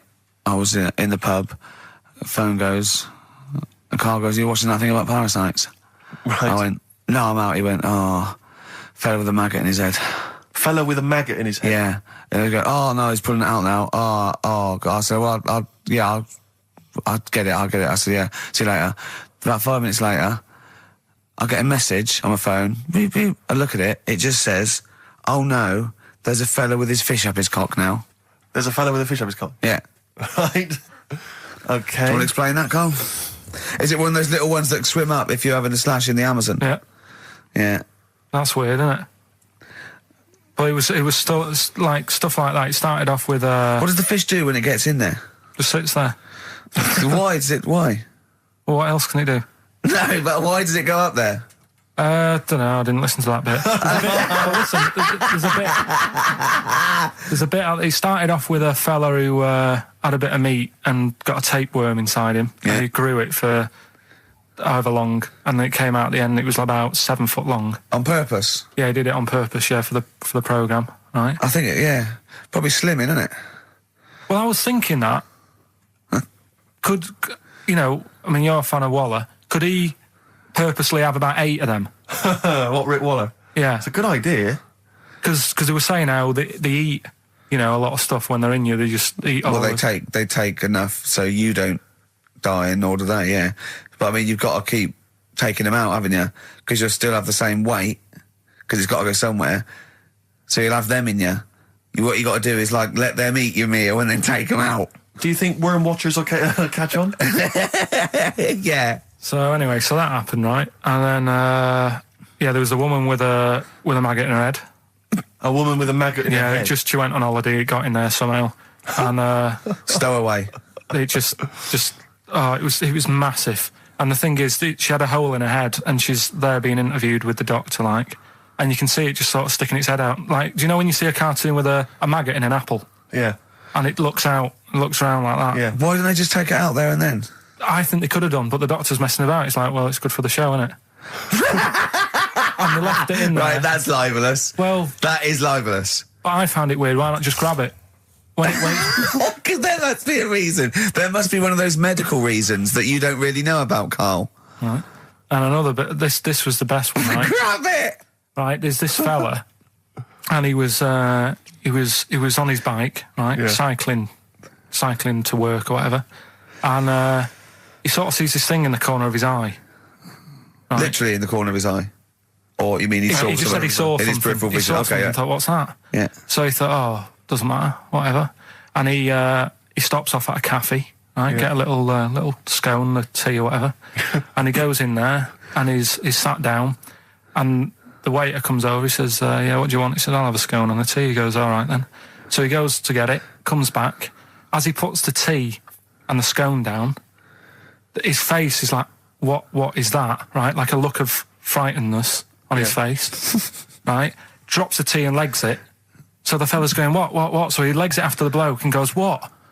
And he says, oh, "Something came out of your nose. That was massive." Sorry, something came out of the Listen, guy's this is all survey. true because people would have watched it, so don't start saying Sorry, it didn't but hang on, I happen. just need to clarify.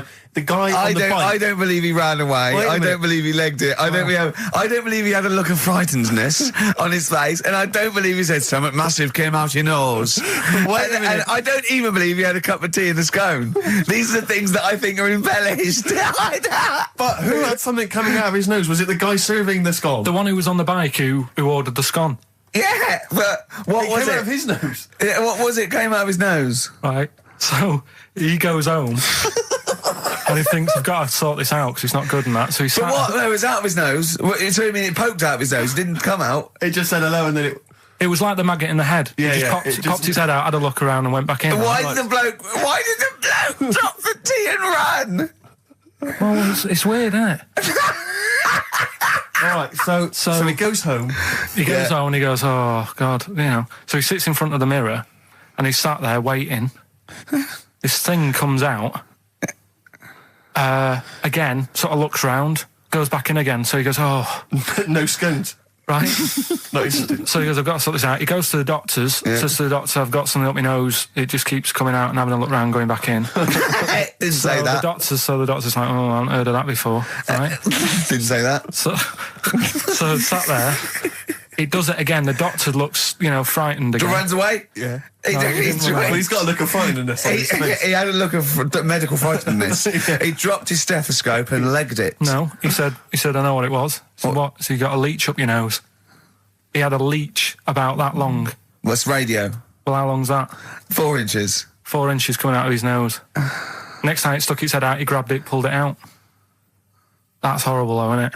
You two, the sweetest thing on XFM. Ricky Gervais, Steve Merchant, Karl Pilkington. So, we're with Carl, in the week, so oh, what can we do this week? I was saying, well, don't do Rockbusters, that's dead in the water. I hope the listening public agree with me. He's going, well, you know, why don't I teach you stuff again? Remember what I taught you last week? I went, no, no idea. Were you joking? I went, no.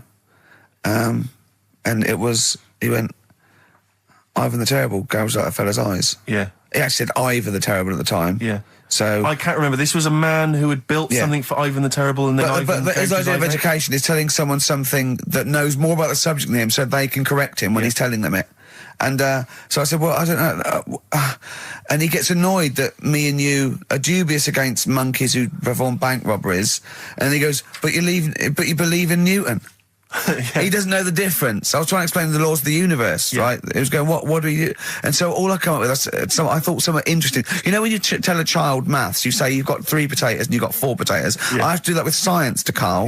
So I ended up saying, imagine you're in a shopping trolley with loads of house bricks. If you throw the house bricks out, you'll go the other way. He loved that. Right. He didn't you?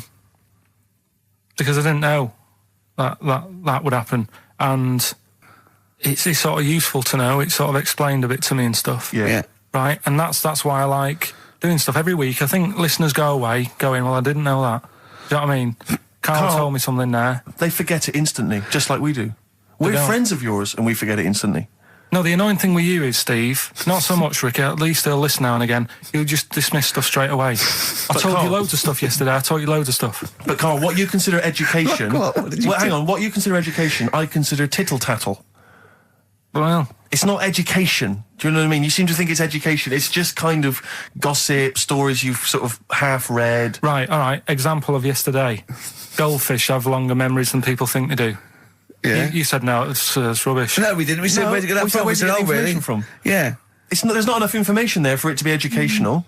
Because what you've said is also longer than relative. you think. I don't know. Because that as a statement, it has no objectivity. Goldfish's memories are longer than some people think. That isn't a fact. Exactly. Because we don't know how long do people think a goldfish's memory is. Do you see what that isn't a fact? Whereas Newton's laws of physics and the universe are. Right. Yeah, but it was just a little thing. And I taught you more than that. I said about there's loads of Chinese people, if you put them in a line, you can't get to the end of it. I don't know what that means. I don't know what that means. There's loads of Chinese people. We know that, but what? If we put them in a line, we can't get to the end of it? We just say there's about 1 billion Chinese people in the world. But what really annoys me is, right, I read something on the internet the other day, because I'm always trying to learn stuff. Yeah, no, you are. I know you are. Right? Yeah. And you're having a go at me because you're saying, well, what does that mean? Yeah, there was a report on, I think it was Ananova or BBC News website. It said, the world may end in 32 million years. Right, first of all, it says may, it doesn't say it will. And 32 million, who's going to argue with that? And yet they're allowed to put that on a website. You're not having a go at them. No, but Karl, you didn't read on. There's more information. That wasn't meant to be a newsflash to worry people. That was like, oh, scientists have discovered that possibility. That was just like. Yeah, but again, possibility. No, but Karl, but there's the 8 other paragraphs that you haven't read. You see, that'll have to give explanations as to why they think that might happen. So therefore, it becomes a news item. It becomes educational.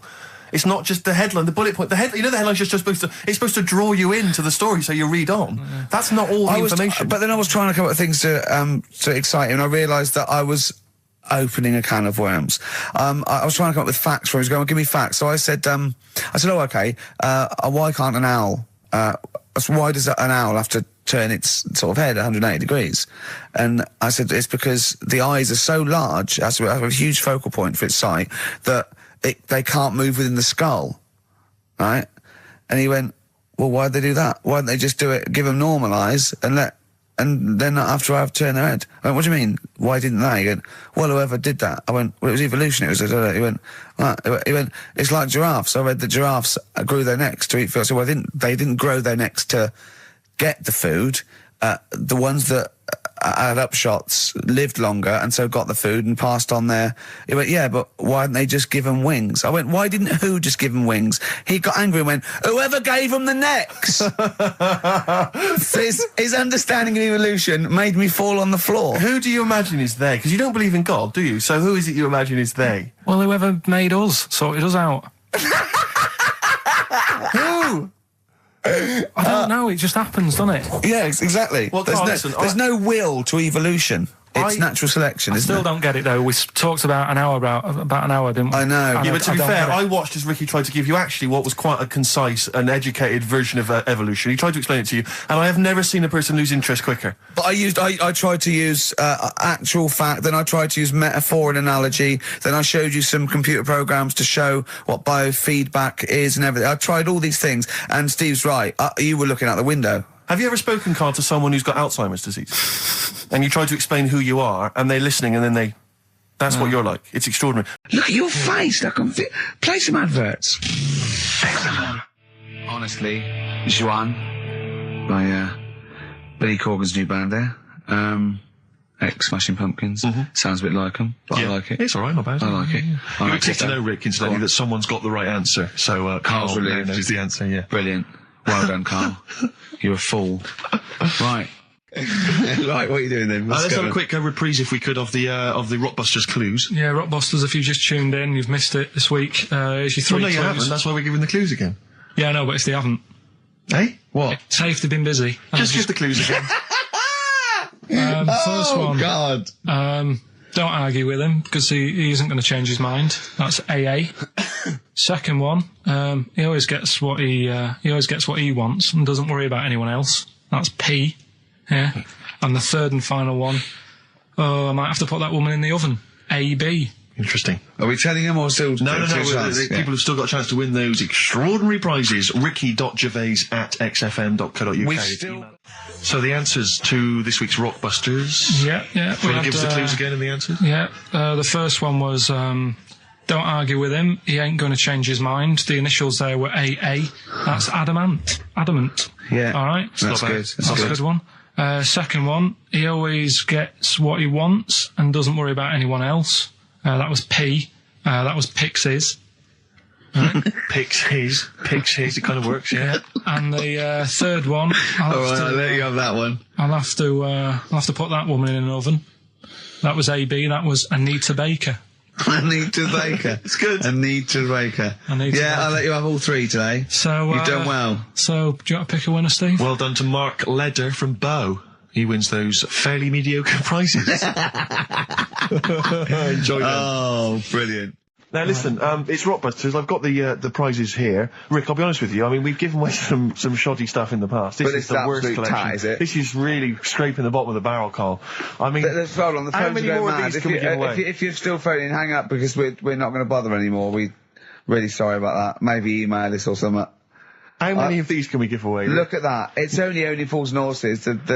It's the Christmas special from not this year. Now listen, it's Rockbusters. I've got the prizes here. Rick, I'll be honest with you. I mean, we've given away some shoddy stuff in the past. This is the worst collection. Tat, is it? This is really scraping the bottom of the barrel, Carl. I mean, let's hold on. The how phones many are more going of mad. these can we give away? If you're still phoning, hang up because we're not going to bother anymore. We're really sorry about that. Maybe email us or something. How many of these can we give away? Look at that. It's only Fools and Horses. It's the Christmas special from not this year, the year before. Yeah. I mean, we have given away so many of these. I imagine there's charity shops throughout London. Throwing them away. Yeah, throwing them away. Yeah. So we got that. Dear. And if you didn't watch it, if you weren't one of the 20 million that watched it. Blue-eyed, fat-legged, purple-eater people, if they had a big boo. It's something like that. And once again, the best chill-out album ever with, it's pretty much rubbish. It was a big boo. Actually, no, the songs are okay, but Purple-eater. it's just basically a collection of songs you might have heard on adverts. So enjoy that. Oh god, this one again, the best air guitar album in the world, the volumes. This is no longer an entertainment show. This is 3 people chatting to each other now and again. Sometimes we remember it's going out. Sometimes we just take a call for our own amusement. I mean, look at that. It's the same price again. It's the David Attenborough compilation of DVDs, which I'd be very surprised if actually makes it to you. I imagine someone here will have had that long before we post it. Oh dear. There's a T-shirt in here. XFM 104.9. You get sent a lot of just in case you're wondering what you're listening to. This is a Quicksilver T-shirt. What is that? What T-shirt is that? That's a T-shirt made by the Quicksilver people. So if you're a bit of a surfer dude, and by the look of the size of it, You've can't say midget. You're welcome to it. And this is, I think, the piece de resistance, Rick. I mean, because you know the kind of fans we have. They're pretty cool cats, pretty groovy guys. Yeah. So I imagine they'll be loving on DVD Doctor Who, the Aztecs. That's one of William Hartnell, the first Doctor's classic episodes on DVD. God. There.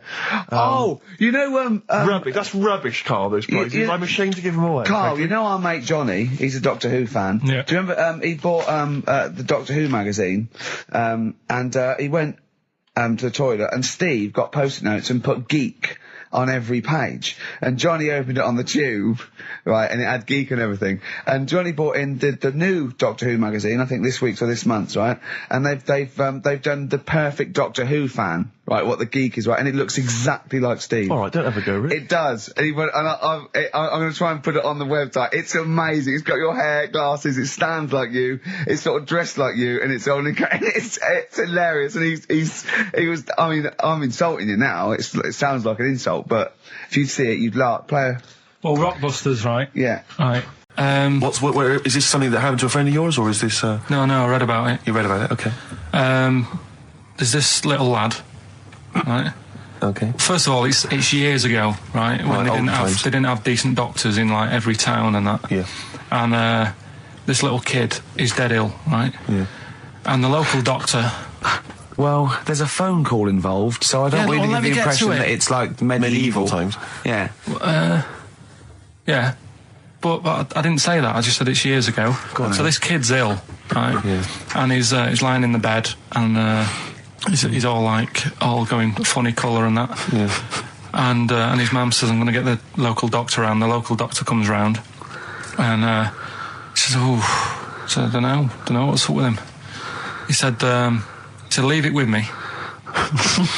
Leave it with me. He said, the doctor said that. I'll have he said I'll phone up a top doctor. Okay. Who was in America or something like that. And so he goes to the phone in his office and he calls America, and because it's years ago, the phone line isn't that good, it's all crackly and that, right? Yeah. So he's talking to the doctor and he's saying, I've got this kid, he's a funny colour, and he's really weak and that. I don't know what's He's up not with him. giving him much to go on. Right? Sure. So the American doctor, right? Yeah. He goes, yeah, what you want to do? And it's all breaking up, right? Yeah. He goes, what you got to do? You got to, it's all breaking up.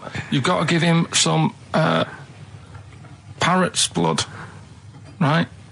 Some parrot's blood? Well, that's what he thought he said, but the line was really bad. Yeah. He meant parent's blood, but he heard that he said parrot's blood. He said, right, I'll do that, leave it with me. I can see where this is going. He goes to, a pet shop. Yeah. He says, give us like half a dozen parrots. Sure. Takes them round to the kid's house, takes the blood from the parrots, puts it into the kid, kid's fine. The kid's fine. I've never It worked. such a load of shite in my life. I've never heard such twaddle, such just made up, enhanced, exaggerated bollock in my a load life. of old rubbish, Carl. I mean, when he told me this, he said, the doctor said, what do I do? And the doctor on the other end said, give him some blood. And the doctor went, where do I get blood from? So hang on, wait, I just need to where do I get clarify. blood from? Give him some parents' blood. Give him some parents' blood. Give him some parents' blood. Yeah. But hang on, I just need to know where you Sorry, read this. Carl. Where was this? Where did I you read stitched this? you up. You know what he said? He said, so do you believe it? I went, tell it to Steve. He went, do you believe it? I went, tell it to Steve. Carl. where did you read it? That was on the internet. What? About Where is it on the illnesses. internet?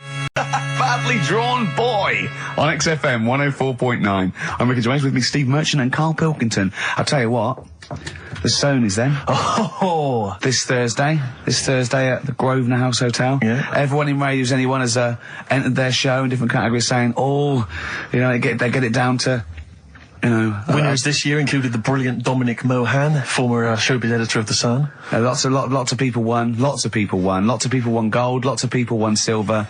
Lots of people won bronze. We didn't get a sausage. Nothing. This show was deemed not worthy of anything. I mean, not a look in. The panel looked at it and said, well, No, definitely is not. not radio. Didn't get a vote. See, that annoys me on so many levels. Let me tell you. One, right? I've never complained about losing an award. Okay, ever. Yeah, mainly in TV. I know we've won a lot, but we've been beaten by Peter Kay. Good luck to him. He's brilliant. Beaten by Phoenix Nights, the sitcom. A lot of people like that more than the Oscars, vice versa. Right? No qualms. But the shoddy shite that I heard that night beating us, I was furious. I don't understand. There's people regional. It sounds like hospital radio, right? I mean, I shouldn't even be on XFM. I thought, it's beneath me. Yeah. And I thought, well, give them a hand, right? Let's show them. And I want to know who the panel was as well. I do not believe it. How can they I was looking back over some of the shows, right, before I go to Carl, and I've just done a little excerpt of, a trailer of what we do, what we're about, and I don't know how the panel could overlook this. Play a bit, Carl, please. Shaking her muff, minge and tits around does not make her a hoe, then what does? These kids at school with big heads. Carl, what are you talking about? Shut! Oh, my name is Holy Fuck. Right, Yeah. There's this monkey that was on a train station. Right. What if you mean cock to mean penis? It was my Down syndrome son. Oh, chimpanzee, that monkey news. So we've still got monkey news coming up. You're an idiot!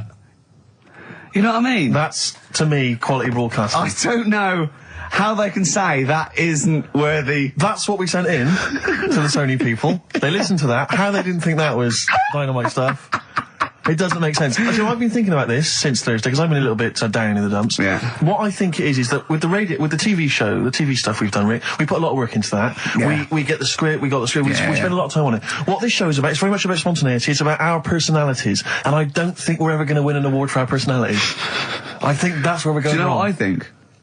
I think that when we're together, we're the auteurs of The Office and, and we're strong on it, and we're just two, we write it, we direct it, we cast it, we even worry about the font and stuff on the, we do everything.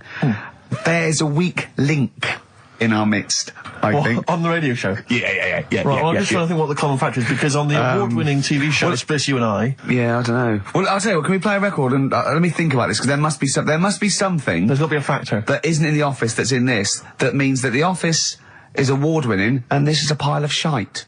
It's interesting. I mean, I don't think our number one fan, Dickie Anderson, Richard Anders, was on the panel, although he here has emailed in. He's got a couple of thoughts as to maybe why we... What is Dickers doing, man? Dickers says, commiserations on not winning a Sony. I can't believe you didn't win, naturally.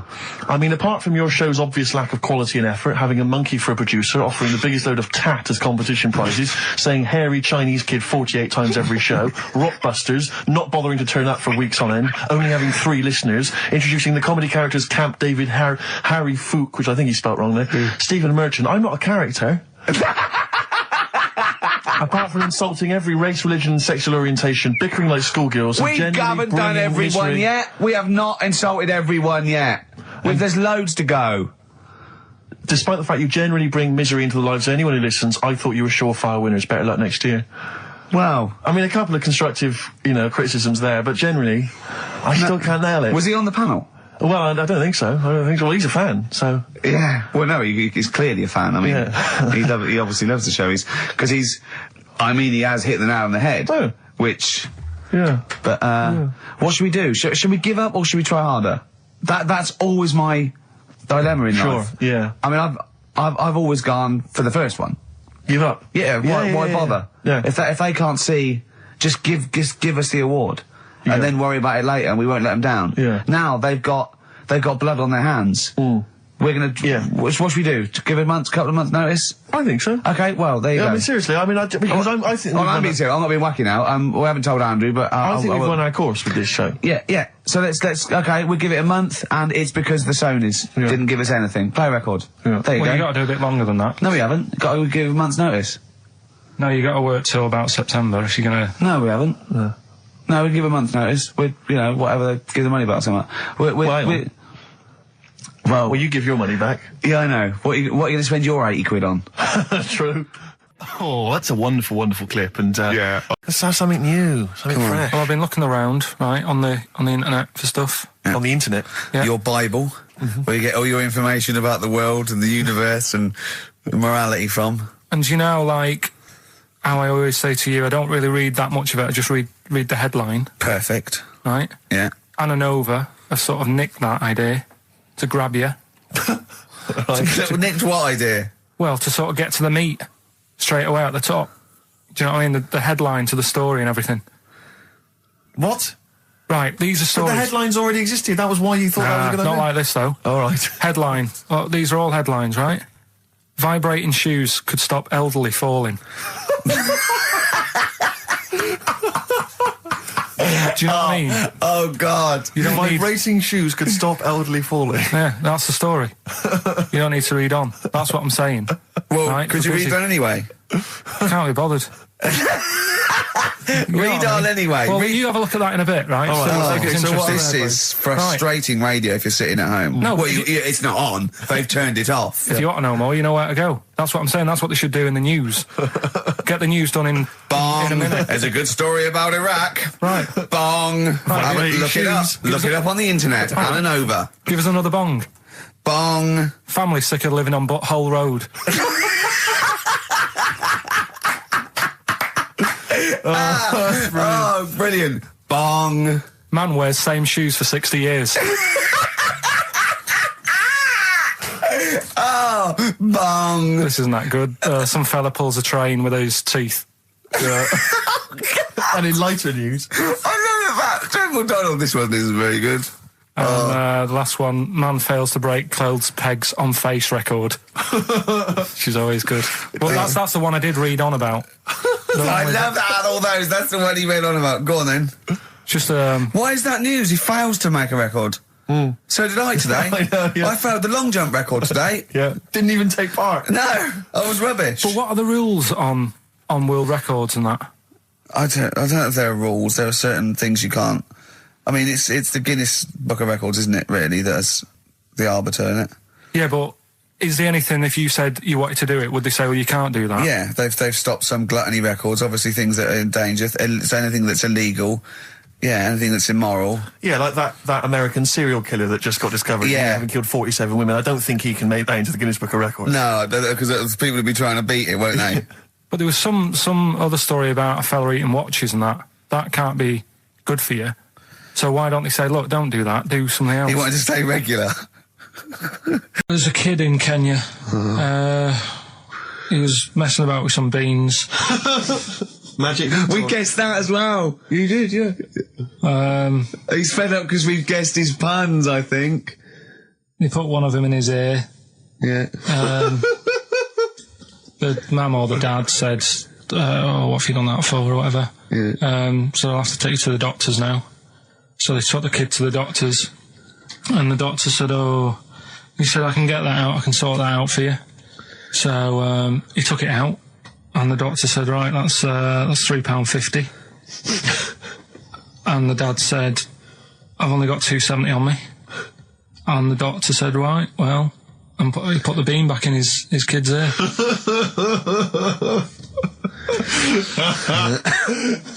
I don't know what to say. I don't know. I mean, I don't know what to say. I mean, A couple of questions from me, very quickly. Are you sure that those were definitely the sums involved, were they? Well, the equivalent of whatever the deal with in Kenya. Yeah. It was the equivalent of, you know.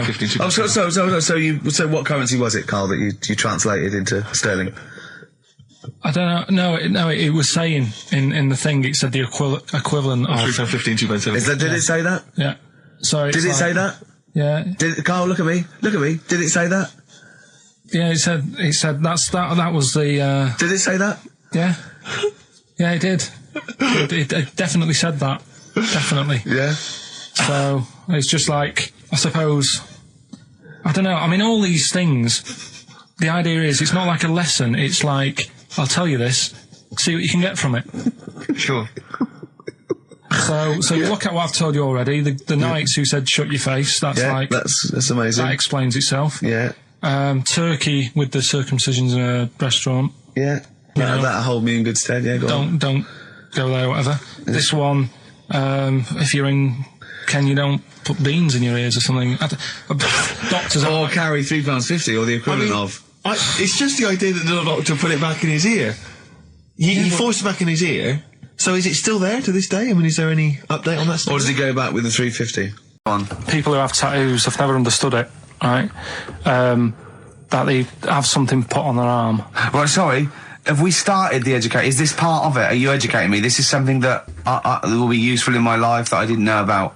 Yeah. Go on then. No, it's just that they've got a machine out, right, that does tattoos. Tattoos. You come up with a design you want, and you sort of this machine scans it, and you put your arm in this thing, and you press print or whatever, and then it does the tattoo on your hand or on your arm. Like loads of little needles that follow a pattern? Yeah, computer, basically, yeah. Is it a real tattoo? It's a proper proper one. The fella said... well, as long as it goes out, it pierces the skin with a I just wondered if it's one of those kind of, those kind of... No, it must be lots of little needles or a moving needle that can go Sorry, along but it. how is this cleaned, like, in between each person? I don't know. Well, no, as long as it's only that if it's one needle, it's just the head, isn't it? If it's one needle that moves and does it like loads of little... What are we gaining from a machine doing it?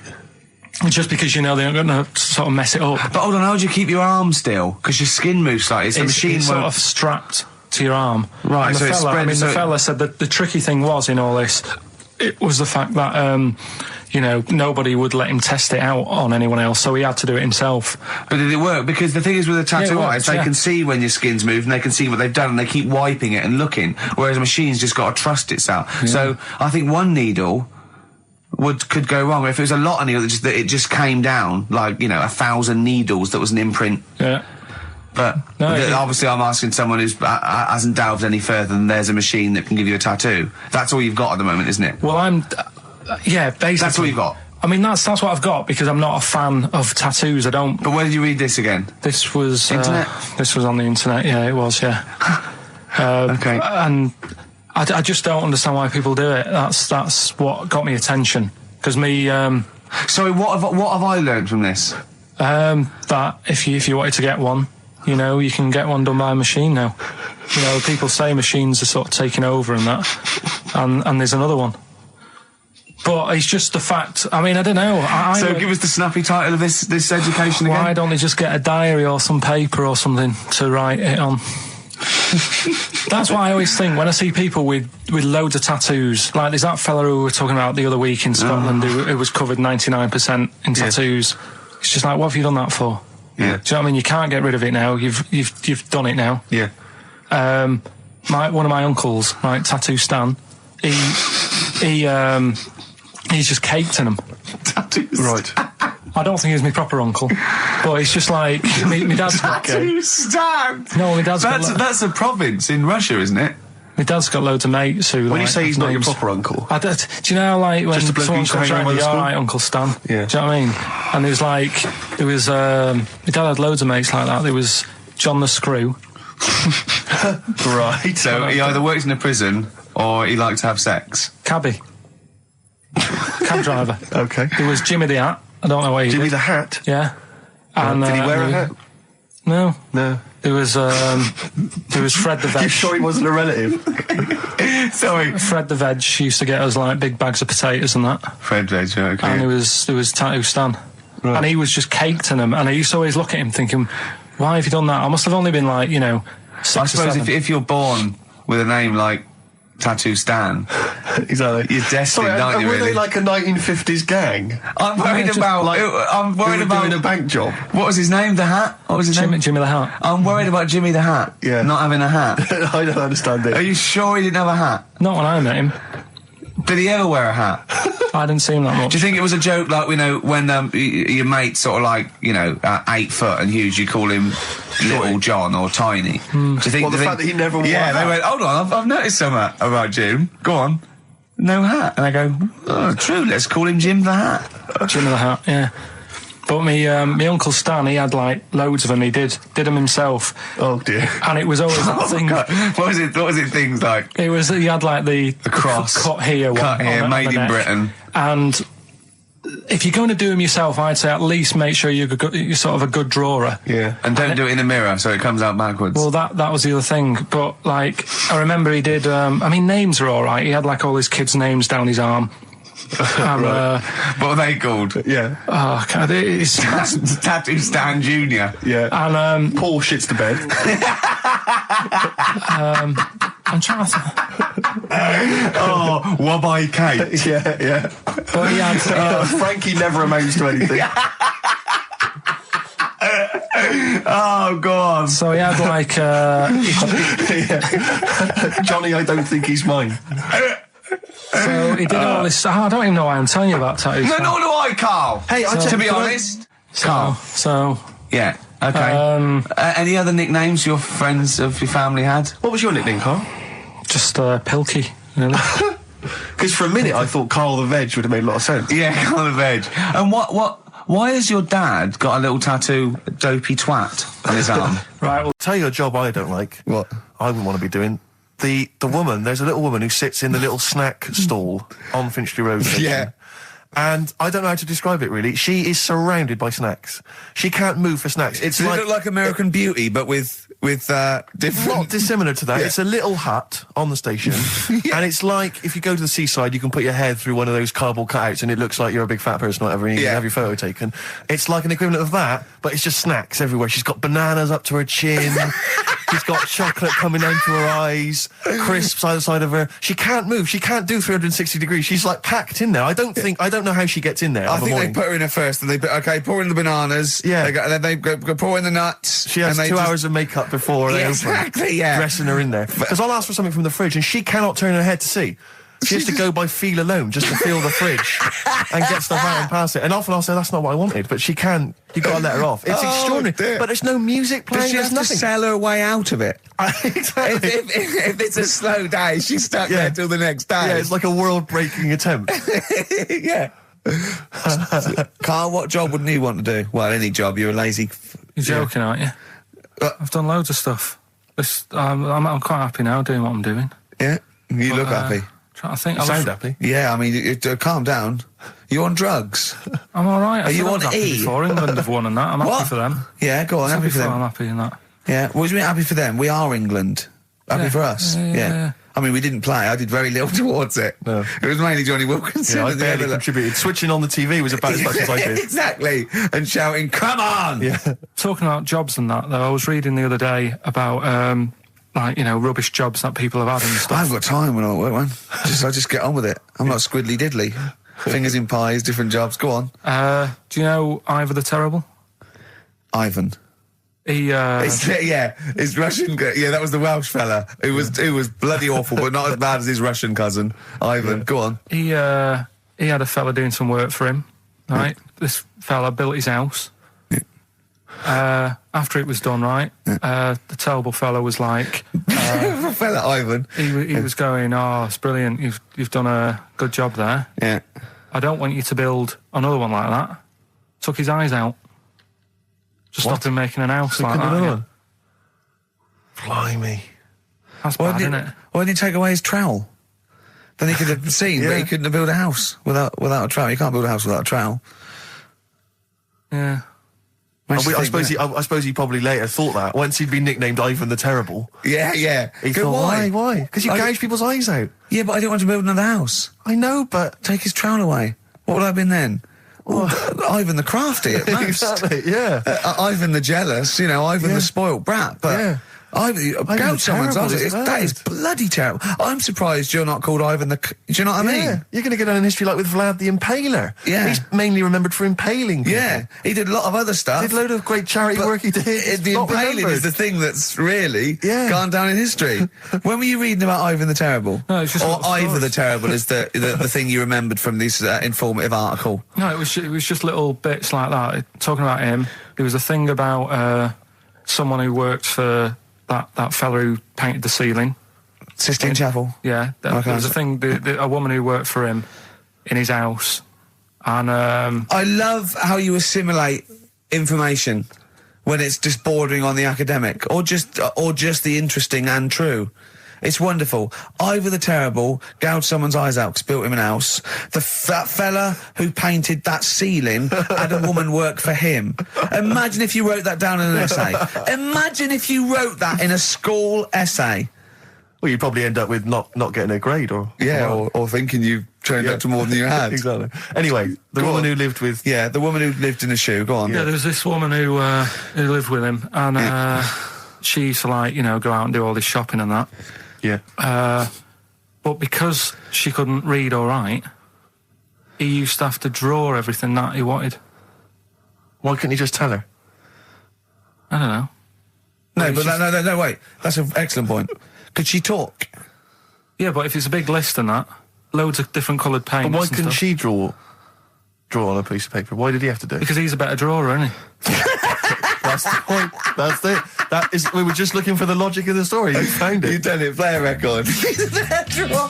So then I was thinking, imagine like going to the doctors and he's saying, yeah, everything's all right, your heart's good and everything, but Your art's good. What, your Larry's or? yeah, your heart, you're in good form and whatever. Sure. Yeah, it's good news. You know, I had Giano in earlier. He's not looking good. Yeah. Fat swaller. But you're all right. But your hands need to come off. Right. Blimey. But That's bad. Like, I get a second opinion initially. But I better good news, I've got a nice pair of feet I can sort you out with. Yeah. And he puts them on, and then I was thinking, right, first of all, washing up, what would that be like? I thought, Steve. that'd be tricky. And then the second thing was, it'd probably ruin the sort of the shape of your jumper. Because you have to keep putting the feet through there. Yeah. And then I thought, but I could still cycle in Okay. to work. You could run in. Well, that's the thing. You'd be really fast. Well, that's what I was thinking. I thought I could still cycle because I could balance, and then I thought, but the only thing is I probably couldn't pull the brakes. Because of the little short things. Yeah. And then, like you, I thought, but then again, you'd run in half the time. So that's what was going on in last night. Right. That's what I was thinking about. So did you How have long did this take? Well, how long does it take to wash up? Right. Because I imagine you just being there for like all night. Probably 25 minutes. How long did the little Chinese fella dance for in his pants? He's always doing it. Last night he was at it for like 10 minutes. Just, yeah. And his girlfriend never sits in the same room as him. She's always sat in the bedroom. She's going, you dance in pants again, I go in next door. Well, she was in the bedroom. She's always in the bedroom, sat on the floor, on the mobile phone. Right. All the time, yeah. It's weird how people's lives are just like, it is like that Groundhog Day thing. It's like, you know, he's jumping about in his underpants. The old woman's sat there reading a book. Yeah. And that's what got me thinking about my life. Do you think she ever Are goes... you sure she's not dead? Every time you look down there, she's just flicking through she's just reading this book. The pages never turn. She never seems to finish it. She never moves from her chair. Are you sure the Chinese Her girl's cats going... are dead around her. I'm going into next door again. That little Yeah, round-headed the fella's smell. looking in. He's looking in at me. The bouncer goes, "Don't worry, love, I'll go and beat him up." But he's always true. getting ready. That's true. They see you staring at him, washing up, going, "I could have feet here," and they get scared. The old woman's dead. Oh, Carl, dear. can you tell us roughly which neighbourhood you live in, so that we know? It's central. Central, is it? Yeah. Yeah. Wow, imagine if that little... Was he a Chinese fella, did you say? Yeah. Imagine if he was listening now. I'd love him to call in and explain his actions. Well, he might be on some other radio station talking about a lad who's always washing up and looking at his hands in a mysterious way. Yeah.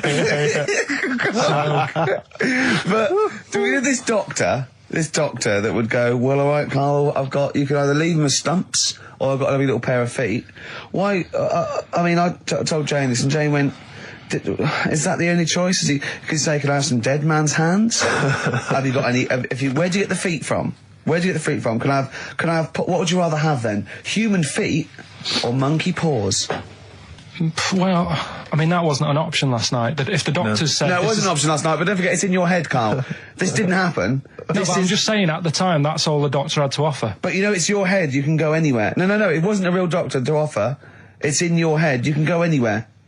You're not trapped. Yeah, but if you can do anything, then you'd say, we'll sort us out some other hands. Fair point. Let's play record.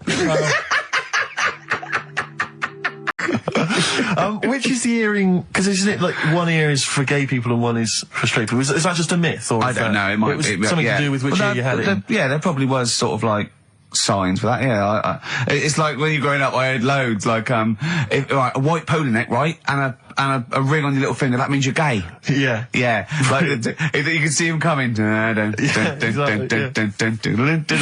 just consulting your little chart. Exactly. Hold on. One pull a neck. Yeah. Those are the earrings in the left ear. I got it. I don't know where I am. Wasn't there that thing that, that's the famous cover of Born Bruce to Run? Springsteen? Yeah. Well, you didn't know the handkerchief, yeah. It was handkerchief in the right hand pocket. Dominant and was, yeah, I don't know. But, where is this information? I wouldn't have known that. I might have gone around, with, if it was hot weather, something to mop my brow, I wouldn't have known that. What, can't the gay people kind of notify us? Can't we have some kind of website or something we can check Do you still out? go to that pub with all those sort of like butch blokes? Lovely guys. With the moustaches and, Yeah, the caps, great guys. A lot of them are firemen, a lot of them are like traffic cops. Great people. You know what I mean? Fascinating You know people. you're safe in there. Yeah, and also there's no women to... No, it's like you're just having a great time with the lads. And there's nothing... It's just brilliant. playing pool stripped to your waist. Yeah, I know, yeah. I can talk. Oh, my back's to it. So, now coming up the Verve, after that, an amusing link about gay handkerchiefs. Oh, really? Looking forward to this. I've got that feature Educating Ricky, which is a bit of a play on words as well. Right? Do you know the film, Steve? Educating Rita. Yeah. I see what you've done. Go on. I'm doing that, and I teach Ricky stuff. What do you teach me, Carl? Well, I've got a few different topics. Go on. Do you know, like how you taught me about Hitler and Che Guevara and Winston Churchill? I'm going to come in with topics every week, and this week I've got Ghosts? No, hanging bacon is one of the topics. Say that again? Hanging bacon. Hanging bacon. All the titles. Francis Bacon. No, all the titles are sort of named to sort of tease you and get you more interested in it. Hanging bacon. Well, you've certainly intrigued. Go on, what's another title one? Hairy Chinese kid. I'm going for that one. If there was a university degree with that title. Yeah, no, I'm going to go for hairy Chinese kid, And I the think. final one, Yeah. Alien gives man a beard. Right. Alien gives man a beard. I am going to burst. Right, listen, Carl, you've got to tell me. Right, so first, right, let's do it in No, reverse we're order. not going to do it now anyway. What do you mean? We've got to do it now. I mean, this is the first interesting thing you've said in an hour. Okay, the listeners have just been subjected to rubbish and mistakes and everything for the last 6 months. Please, we've got to do Alien gives man a beard. What is that? Tell us that. Right. Sorry, this is just you telling me something, is it? This feature is you telling me something. I'm teaching you something. Educating Ricky. So are we playing it now? We're already into this feature. Well into this feature, are we? Yeah, I suppose we are, yeah. Should there not be a jingle or something? Yeah, can we have a Well, there's jingle? no point, because look, I come up with ideas and you dismiss them straight away, so I'm not wasting my time making stuff. Right. If you don't like well, okay, it. let's play Educating Ricky. Right. Brilliant. Go. Right. So- Ding-a-ling-a-ling-a-ling-a-ling. Educating Ricky. Right, what are we going for then? Hanging the bacon, hairy Chinese kid, alien gives man a beard. I think Alien gives man a beard. I'd like all to the do time. that. Right, there's this fella, I think it happened in America, and he saw a bright light in the sky. And God, if you're bored. he stood there. This is a true story, is it? Yeah. He stood there, Yes, of course it isn't, Steve. and he saw this bright light, and it came closer and closer, and it was a UFO, right? Yep. And he looked at it, and it disappeared, right? And he gets back in his car, He looks in the mirror. and he looks in the mirror, Yep. and he's happy that he's had that. go on, yeah. That was Gladiator. So, who wins A this cou- one? couple of people sent I in think you should- Hannibal, which would still work, Yeah. and someone else sent in Maneater, which I suppose works. as well. Although he did put the thing in about, I'm well happy. Glad. Yeah, I know. I know, but it's even not, so. it's not worth the, I don't know, undercut he gets for this and a day off. No. Well, Like, think Eva, about it. who got the answer right, well done to her, I'm going to give her the prizes, she said that she'd heard this before on Christine O'Connell's show. Ah, this is really annoying. Right, that's it. You're going to do something, or we're going to stop this and you have to work Mondays again. Because you are taking the piss out of me, you're taking the piss out of Graham, and you're taking the piss out of London. I'll see you next week, and you can change your attitude. Limp Bizkit, we may be back next week, it depends how Carl gets on, maybe he bucks up his attitude. Thanks for listening. You have a good Christmas? Yeah, you? Yep. Carl? Yeah, it's alright. Lovely, okay, let's crack on. Good. I went on holiday after Christmas, yeah. And so did our mutual friend, Phil Bowker. Yeah, good man. He was in Lanzarote and he told me one of the funny... I don't know if I can tell this on the radio. I'll have to say the C word. I'll just go... It's in a sentence, so I just go, you, see, when it comes, and you'll know that he's saying the terrible word. Just, didn't want to ruin the anecdote. Anyway, they're walking along one evening in Lanzarote, and there's lots of Brits there apparently, and Phil overhears a sort of married couple arguing. They're having to go home a bit early, and she's saying to him, she went, "For Christ's sake, every time we come out drinking, you always shit yourself." Right? Wow. Always, not once. So he's going, I've told you, he said, it's not the drink, it's the weather. She went, the weather. You'll be blaming the food next, you see. I don't think they should have got married. Wow. Or, mate, when did you think the shooting itself started? Must have been after the marriage, because if they, you know, you're courting, and you go, went out with, Derek again, did you last night? Yeah, how was it? The evening was lovely, the meal was nice, but he shot himself. Again. That's 5 dates, 5 different heaps of shit. But I think I can change him. I think I can change him, yeah. It must have happened after the marrying. Or he just might have think, oh God, or he's got to that age where I think, look, I'll just empty it when I get home. Yeah. I'm not going to keep going up and going to the toilet, you know. It's the ice that does it. Yeah, Carl is right, I think. It is the ice. What do you mean? People forget, you know, they say, oh, don't drink the water when you're on holiday, and they don't. They drink, you know, they buy Evian and stuff. Oh, I see. They forget about the ice. The ice cubes, you're right, in a bar. Made from tap water. And that can do it, can it? Yeah. But what she said every time you're drinking, didn't she? I assume that she wasn't drinking ice then. Yeah. What, I mean, why is it just happened to him? Let's be honest, everyone that goes on holiday doesn't end up crapping themselves. Yeah, they usually make it to a toilet. He does it every time he drinks, doesn't he? Yeah, well, apparently. Just don't let him carry the baguettes. He's good, isn't he? Oh, Carl comes out with something. He does now and again, High doesn't five, he? Carl. That was sweet, man. Yeah, Sweet. nice one. Yeah, respect you. Ladies and gentlemen, will you please welcome to the stage, the scaffold. Oh, the scaffold. Do you remember the scaffold, Carl? You picked the lead singer looks a bit like him. But you know whose brother that is in the scaffold, don't you? Mike McGear. Do you know whose brother that is? What? Do you remember the The scaffold? They did, Yeah, I remember we'll the drink a drink, to Lily the Pink, the And Pink, the didn't they Pink, do the that? Evil, The the Roses Human advert. Yeah, thank you very much for the entry, Ian. Do you know whose brother that is? Whose brother? The lead singer? No, the Mike McGear in it. Sort of one of the main men in it. He's one of the songwriters in Yeah. No, the I don't. scaffold. Paul McCartney. Is he? Yeah, I didn't realise that. yeah, that's Paul McCartney's brother. Think of that when they go home for Christmas. So I think Lily the Pink was what, about 1970? Yeah. It was number 1, wasn't it? Christmas number 1. Yeah, big number 1, yeah. I don't know if it was Christmas number 1. Two Little Boys was 1969, last... No, it definitely was number 1. Yeah, but I don't know if it was The scaffold Christmas was. number 1. It was, because I remember I did it in Really? Sundays, yeah. Yeah. Oh. So they go home at Christmas, and Mrs. McCartney goes, "All right, boys, how are you, Paul? How are you doing?" "I'm just starting a new band called Wings." "Yeah, oh, yeah, so this is Linda." "All right, don't forget, sit down." "Mike, what are you doing?" "Just had a number 1. Brilliant, round of applause." "How many number 1s do you have, Paul?" 19. "Still, we know what we like, don't we?" We'll drink, the human race. Paul goes, "Wow, if you want to." The long and winding... Boring. We'll drink, Wow. Linda, do you want to be in the scaffold? We're probably going to go on tour and stuff. I know you love it. Well, I quite like it. Yeah, we'll drink. You're not going to be in Wings if you're going to play with him. Well, I got to, make a tricky decision. I mean, that's a great song. Everyone's loving it. It's Christmas number 1. What are you doing eating his bacon? Well, I love it. You don't eat bacon? Yeah, but I love the music. He's a great Stop guy. it. What are you doing? Well, I just, I love the music. We'll drink, No. No, you don't. Yesterday, all my troubles seem so... Thank you very much for that. Aintree Iron. Imagine that, because imagine how different going, well, you've had 19 number 1s. I mean, it can be around time. Yeah, if things stay like this with the scaffold, I'm going to rule the 70s. Yeah, if things that carry on going like they're going now, the scaffold... Ladies and gentlemen, will you please welcome to the stage, Beck. Oh, nice one. That was the Christmas song, Eminem dissing all over the place as usual. Absolutely. Dissing all his mum and everyone. Yeah, it's a little bit of cussing in there, which they bleeped out, thankfully. Carl's in a bad mood already. He's been in about 3 minutes and he's in a bad mood, getting stressed. If you can't hack it, leave. What's the matter with you?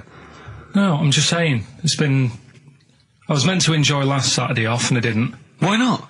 Why is that our fault? Because you weren't here? Just because... I don't know, but... Are you not in the Christmas spirit? Why didn't you enjoy last Saturday? What did you do? I went all the way back up north again, right? Because it was Suzanne's dad's birthday, right? I was busy last week, didn't have time to get him a present or anything. Didn't have time to get him. So I got to Euston Station, bought a card for him, which was a Christmas card, so he wasn't happy because he was saying it's my birthday, and I said, well, I won't be seeing you again. So I've got a joint card. And then we went out. Did you get him a present? Well, no, because we went out on Saturday night for something to eat at this pub that he likes. It was a nice steak and onion rings, right? lovely. So he should have been happy anyway. Yeah. But What, you paid for it? no. But you should have been happy anyway. Suzanne paid for that because it is her dad, right, not mine. So I said, all right, what can I do? I said to her. So she said, just buy a few drinks or something. Anyway, I didn't get around to getting drinks. I can't believe it. Can't believe it. round to getting the Right, so I said, right, I'll pay for the cab. Right. Oh, what a lovely Christmas gift that is. Yeah, So, £2.50. I paid, no, it was like in £3 Manchester there, it is. £3 back. So £6 you spent on him. Well, no, I spent more. You see, that's what he said. He You said, get the oh, Bolton and back, can't you, for that? He said, oh, you spent on me £6 for my birthday. I said, no, I haven't, because I gave the taxi driver a tip. I'm a little bit worried about his attitude as well. Because even if, I mean, that is a stingy present, but you don't say... Well, I mean, let's be honest, that's the worst Christmas gift ever, because, I mean, you're pretty bad, like we discussed in the past, but at least you spend a bit of money. Yeah. It's just thoughtless. Yeah. This is nothing. I know. You haven't given him any time. I mean, I would... And I knew my demographic. They loved it, my yeah, family. yeah, the they couldn't scratch believe their luck. You know. Well, a tenner. You spent a tenner on him. Well, the cab fare was £6. But the thing is, I don't think he's saying that. I think it's the fact that this is like, you know, frittering away and over it's their kind life. of thoughtless, isn't He would have loved to, I'm sure he would have been appreciative of a lovely £10 gift that you cared about and bought. A book he probably likes, Fly Fishing, doesn't he, by J.R. Hartley. If you'd have bought that, he'd have gone, that's what I was looking for. Or what I was looking for, Carl. Bloody hell, Carl, you little bald twat. That's just what I wanted. So, alright, so just calm down. So what have you got planned for Christmas? Is this what, I mean, are you doing the same approach with Carl, Suzanne? excellent. You've paid me milk bill for this week. That were nice. I'm spent this year. So have you planned anything for Suzanne, or are you just... Yeah, gonna... I'm taking her out Christmas Day for something to eat. Well, does she know that? Was that? She's working today, so she, you know, so... Right, okay. So what Christmas gift have you got? That's it, I'm taking her out. What, you haven't got a present? No, because we spent a lot Don't this forget, year. that's half yours, though. You're not going to just be sitting there watching her eat, going, oh, I'm hungry, but I spent all. You're going to be eating as well. That's half yours. So she's got nothing to unwrap. He's like a cat who's been hit. She's got nothing to unwrap. There's nothing. She's going to hand something over to you, because I've met the woman, she will. She'll hand something over, you'll open it, you'll love it. I might get something today. You shouldn't take me to begrudgingly persuade you to do it. God. Yeah. Right, so... Yeah. Well, I'm gonna try and stick in some Christmas songs. We're not playing all Christmas songs, but I brought in a couple. So this is Christmas, John Lennon, The River, Joni Mitchell, Fairy Tale New York, one of the best Christmas songs ever. Oh, what about a bit of Pretenders? That's a good one, 2,000 Miles. Let's hear it. Pretenders, 2,000 Miles on XFM 104.9. This sort of Christmas edition. We're not here next week, are we? No. Carl is, aren't you? Well, you are in a way. I was doing a best of, innit? Yeah. Is it a best of? Yeah. Brilliant. Have you been putting it together? Not yet. Okay. You want to get a move on? I'll do it today. Tell me what bits you want in it, and I'll sort it out. It's not for me All to the say, best is it? stuff. Yeah, it is the best stuff. Well, maybe people could email in with their highlights of the year for them. I'm trying to think what they were. I mean, mostly talking to Carl. It'd be mostly Carl, wouldn't it? Mostly Carl. Gibberish from Carl. Oh, I think it'd be an awful lot of educating Ricky from Carl. Well, ricky.gervais@xfm.co.uk if you've got any thoughts on stuff you'd like to hear. Again, Is there anything you'd like to hear of Carl saying something stupid, me and Steve laughing or slapping him? Yeah. That's basically the competition, isn't Well, it? there's a couple of instances where I tried to kiss him, I think, and you encouraged me. Yeah. Those are some highlights for me. Donald Blitzen from the About a Boy soundtrack by Badly Drawn Boys. Christmas theme there. I'm Ricky Gervais. With me, Steve Merchant. Hello Steve, there, how's it going? lovely to be Good here, yeah. Karl Pilkington there, pressing the buttons. Great to be here. Yeah. How long can you maintain it? I'm bored already. Yeah, already bored of doing Bored already. that. Every week you start it the same way. Yeah. That was not bad though, you actually grammatically made sense, which is Really? impressive. Yeah. Thanks very much. A rare treat indeed from Ricky Gervais. Some of the listeners have already worked out. Got nothing to say at all. Sure. Haven't prepared again. No. We did come in half hour early to prepare, but instead me and Carl were playing. You had to flick the football into the bin. Right. We had 5 goes each, or the world was going to end. Okay. And that took up. That took up a good 25 minutes. Yeah, I liked it when we came back, and then we started just trying to beat each other in the corridor, and I beat him. I scored a goal. He was gutted because he thought he fancied himself at football, and I beat him. And I was knackered and sweating. Yeah. As I walked back to you about 5 minutes ago, you were looking through the records. You went, and this was lovely, you went... Well, we've done the preparation then. Yeah. Like a sarcastic teacher. Yeah, like a teenager, like an annoyed teenager whose parents have embarrassed him once again. And you beat Carl, did you? Yeah. Because you're not... I mean, you're not I'm particularly... not good at football, Well, you're no. not particularly nimble on your feet. Oh, come No, on. you're not. Douglas Bader is more nimble. I'm all right. I'm You're all not. right. But Carl's sort of, I think he's got more skills than me, but he hasn't got the aggression and the weight. Yeah, yeah. So I just pushed him aside. Yeah, good work. Yeah. Good work. I'm going on holiday. Are you? Yeah, I'm not here next week. What are you going to do, Carl? Are you going to do the best of or something next week, aren't you? Yeah, that's what we've got to sort out. Well, I can't sort it out. I've got to go to the airport No, after. straight after the show, you've got to do some links. No, I'm so- not doing any links. I said I wouldn't, so... That's what we planned. No, we didn't. I said I'd do some during the show, and then you I thought you were joking. I honestly can't do it today, so we do some during the show. What are you going to do? Just put the shows that we've done in this year? Sorry, guys. I hate to interrupt. This is the sort of stuff we should have been discussing when you were playing football. I know. Play what are you going to play? Let's have a bit of Foo Fighters. Okay. Let's just discuss this off there. Okay. 104.9 XFM. You alright? This is Karl, producer of Ricky Gervais and Steve Merchant. They're not about today. Ricky's on holiday. Steve couldn't be bothered. So I'm left here with all the DATs. That's a digital audio tape of all the shows they've done since they've been here over the last, I don't know, year and a half or something. So we'll play you some of the best bits. Alright, so here's the first bit. I just wish we could maybe tape the bits we're not on air, just because that's when Karl comes into his own. Yeah. He just said to me, I don't know what I was doing, I was sort of like pottering around, dancing around, doing something annoying probably, and he just looked at me, I don't know, and he was looking at me, and I looked back, and he went, have you ever used a Y-front properly? Genius. It's a great question, because the answer is definitely no. Definitely no. Does anyone use their Y-front properly? And by that, I mean, get your winky out of the little sort of slot provided, as Yeah. opposed to like put it to one side or pull them down or Yeah. whatever. Has anyone used a Y-front properly? I don't think I've ever done it. I don't think I've ever done it. I've never seen anyone in a toilet doing it, Rick. You should be looking. I wish I hadn't said that. I caught ya. Really? Yeah. That's actually how you prove people are gay. Yeah. Get them into this conversation. Yeah. Yeah. It's a trap. yeah, it's a trap. It was the trap. Yeah. I'm not gay, by the way. Yeah. You didn't prove I was gay. I double bluffed you. As I knew the old gay trick. I thought it was the old gay lord say no thing. That is another method. Yeah, there's innumerable methods of doing it. That's how Oscar Wilde was caught. Yeah. Yeah. What happened there? Well, the judge went to him. Did you see that film last night? Gaylord say no, and he went no, and they went take him away. Yeah. Take him down to the cells. Yeah, take him to Reading. It is true. Well, It originated in America. yeah. So many of these things do. It's Yeah. a brilliant point, Karl. I'd like to hear from anyone listening who's, and I mean, well, they'll just lie, wouldn't they, I suppose? Yeah, I don't even use sort of flies. No? Usually, I sort of pull my Y-front, my sort of tracksuit. That's why I wear sort of like elasticated waistbands all the time. Exactly. Just sort of Speed. Yeah. Yeah, you got to get in there with the minimum of effort. Yeah, we and out. Sure. Often I won't shake, No, no. to my detriment, because it often leaks out a little bit later, doesn't it? Ever been out on a date with a girl where it's just trickled down your leg and you wish it hadn't, and you're thinking, what if she gets my trousers off later? She might smell it or see it. What? What? I don't know. I don't know what I said there. Right. Feeder, come back around on XFM 104.9. You're listening to Ricky Gervais. Yeah, I'm with him as well, Steve Merchant. I was thinking of dropping that. What? Thinking of dropping that, just going, because it's just too, that's all that. I'm Ricky Gervais, with me Stephen Merchant and Karl Pilkington too.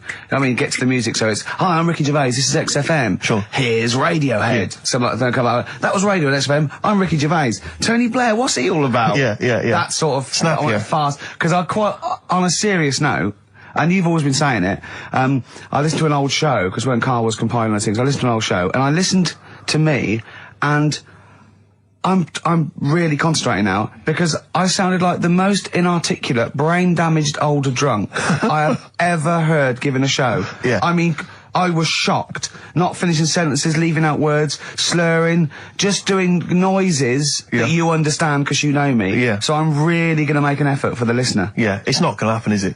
You're going to give up after about 3 But I thought records. you were joking. And I thought it was like, oh, he's taking it there. Did it Yeah, then, you see? again, I don't quite know what that sentence meant. No, but... Well, of course, I've got also your body language and your facial Yeah. gestures, but obviously the listeners have got nothing else. haven't They've got just me got the pointing. voice. They've Yeah. just got the voice for it. That's all they've got. That's all they can rely on. Yeah. And when Karl Pilkington is the man holding the show together, When he's the that's most quite damning. articulate. Exactly. Exactly. How did I come across? You came across as lovely. I mean, I did an interview yesterday, right? And I was trying to describe you to this journalist, and I was going, it's like a cat can talk. Because the things you say, I just want to know what your world is. You know when a cat comes in, you go, where have you been? And it looks as you're like, you know, it can nearly understand you. And you went, I wonder, I'd love to know what that cat thinks. And with you, it's almost like we've got one. Yeah. Yeah. Did you like that? You can also lick your own testicles, I think, can't you? So, yeah. Did you play the doves? And Envy on XFM 104.9. I'm Ricky Gervais, with me Steve Merchant. Absolutely, yeah, hello. That clang you heard there isn't Karl. No. Karl's away. It's Sturgis. Claire Sturgis is here. Yeah. You'll know her from the Claire Sturgis show, but we know her from our early days on XFM, Yeah. and, you know, we're good friends. It's sort of like old times, isn't it? And Karl is had a little surprise birthday present. What's the story with this, Claire? Because I don't know Well, about this. do you know, I came in on Monday expecting to see his little smiley face, as usual, and it's always not here.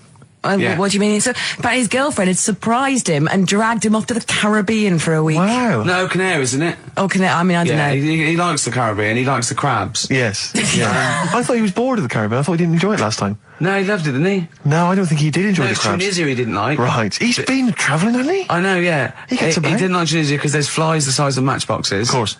And, and midgets in the kitchen. No, there's nothing wrong with that. Yeah. Midges or midgets?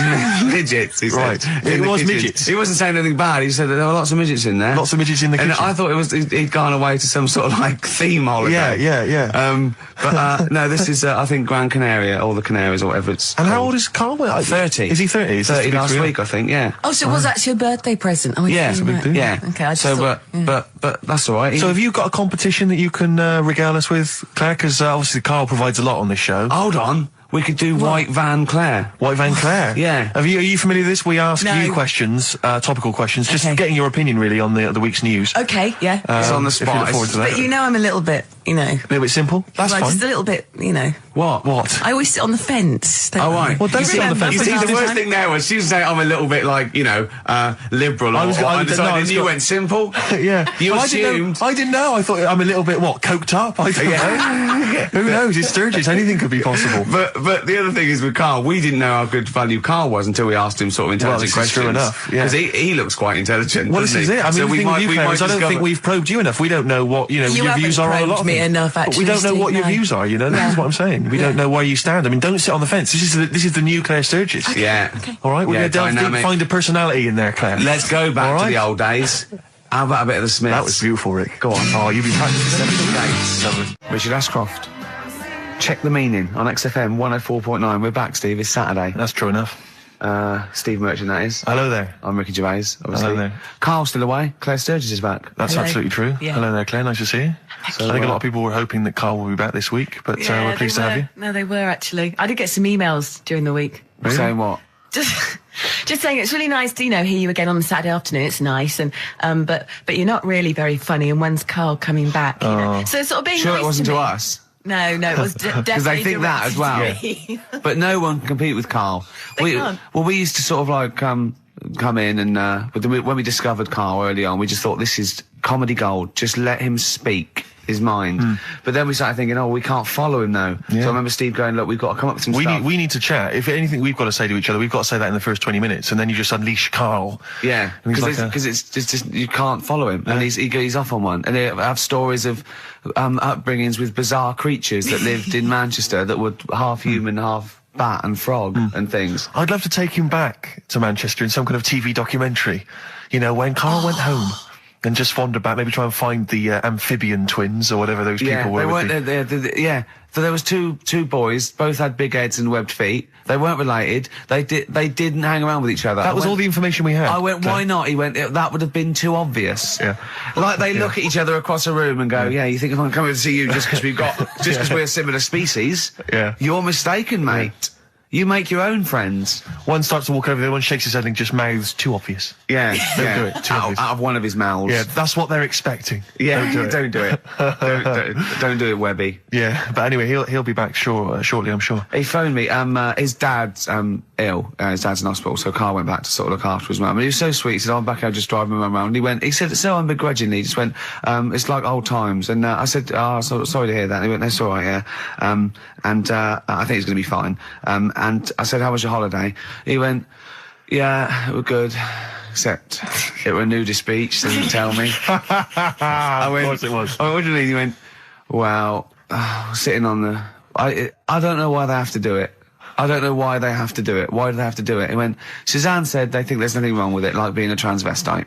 Right? I went, I love the fact that your girlfriend has to tell you what's wrong and right in the world. And he went, well, we're walking along the beach, fella coming towards us with knob out. I went, oh, what's going on here? Right? And he said, and because it wasn't all nude, he's walking round, he's stark naked, and he wants the freedom of that, but he's got a big rucksack on his back with his clothes on, so he has to get changed. He went, so what's the point in that? Right? And I went, he should just carried a book. He went, what, and covered it up? When he went, oh yeah, good idea. See? He went, but I wasn't happy. He says, and that was the first day, so we didn't go there again. I can just imagine his little face. Yeah, just going, all right, gobsmacked. That's out, that's out. What's that doing out? Why has he got his out? I imagine Carl sort of dressed in a suit, in a sort of safari suit, done right up with a cravat. I'm not undressing. I don't want people seeing the flesh. That's for you, love, and no one else. But I love the fact that it's going and goes, Carl, they don't think there's anything wrong with it. They're just happy that way. and he in his own mind just goes, like being a transvestite. He knows there's nothing wrong with that. I'm always a little bit suspect about people who like walking around nude. I think you meant transvestite. No, nudists. What? Hold on. Can you be a naked transvestite? What are you then? Yeah, I suppose you're a... When Eddie Izzard's naked, is he a naked transvestite? That's an interesting metaphysical question. Yeah. Yeah. On XFM 104.9. If you know the answer to that metaphysical question, or indeed any of the famous ones, if a tree falls in a forest and no one hears it, has it fallen over? Any of those. Excellent. That's brilliant. Yeah, if you leave the room, Rick, what's the sound? Get quieter. Yeah, what's the sound of one leg hopping? Exactly. What we got there, Claire? Do you want some music or I'd love to hear it. What you got? chat? Yeah. I've got the Vines actually. Oh, All play it. Nice. Strokes. Someday. I'm already annoyed. I've been here 3 minutes and I'm already annoyed. Yeah. I'll bring back Claire, I'll tell you. No, it's not his fault. It's the whole place. The library's shite. I tried to get... Oh, God. I had to go to Capital Library.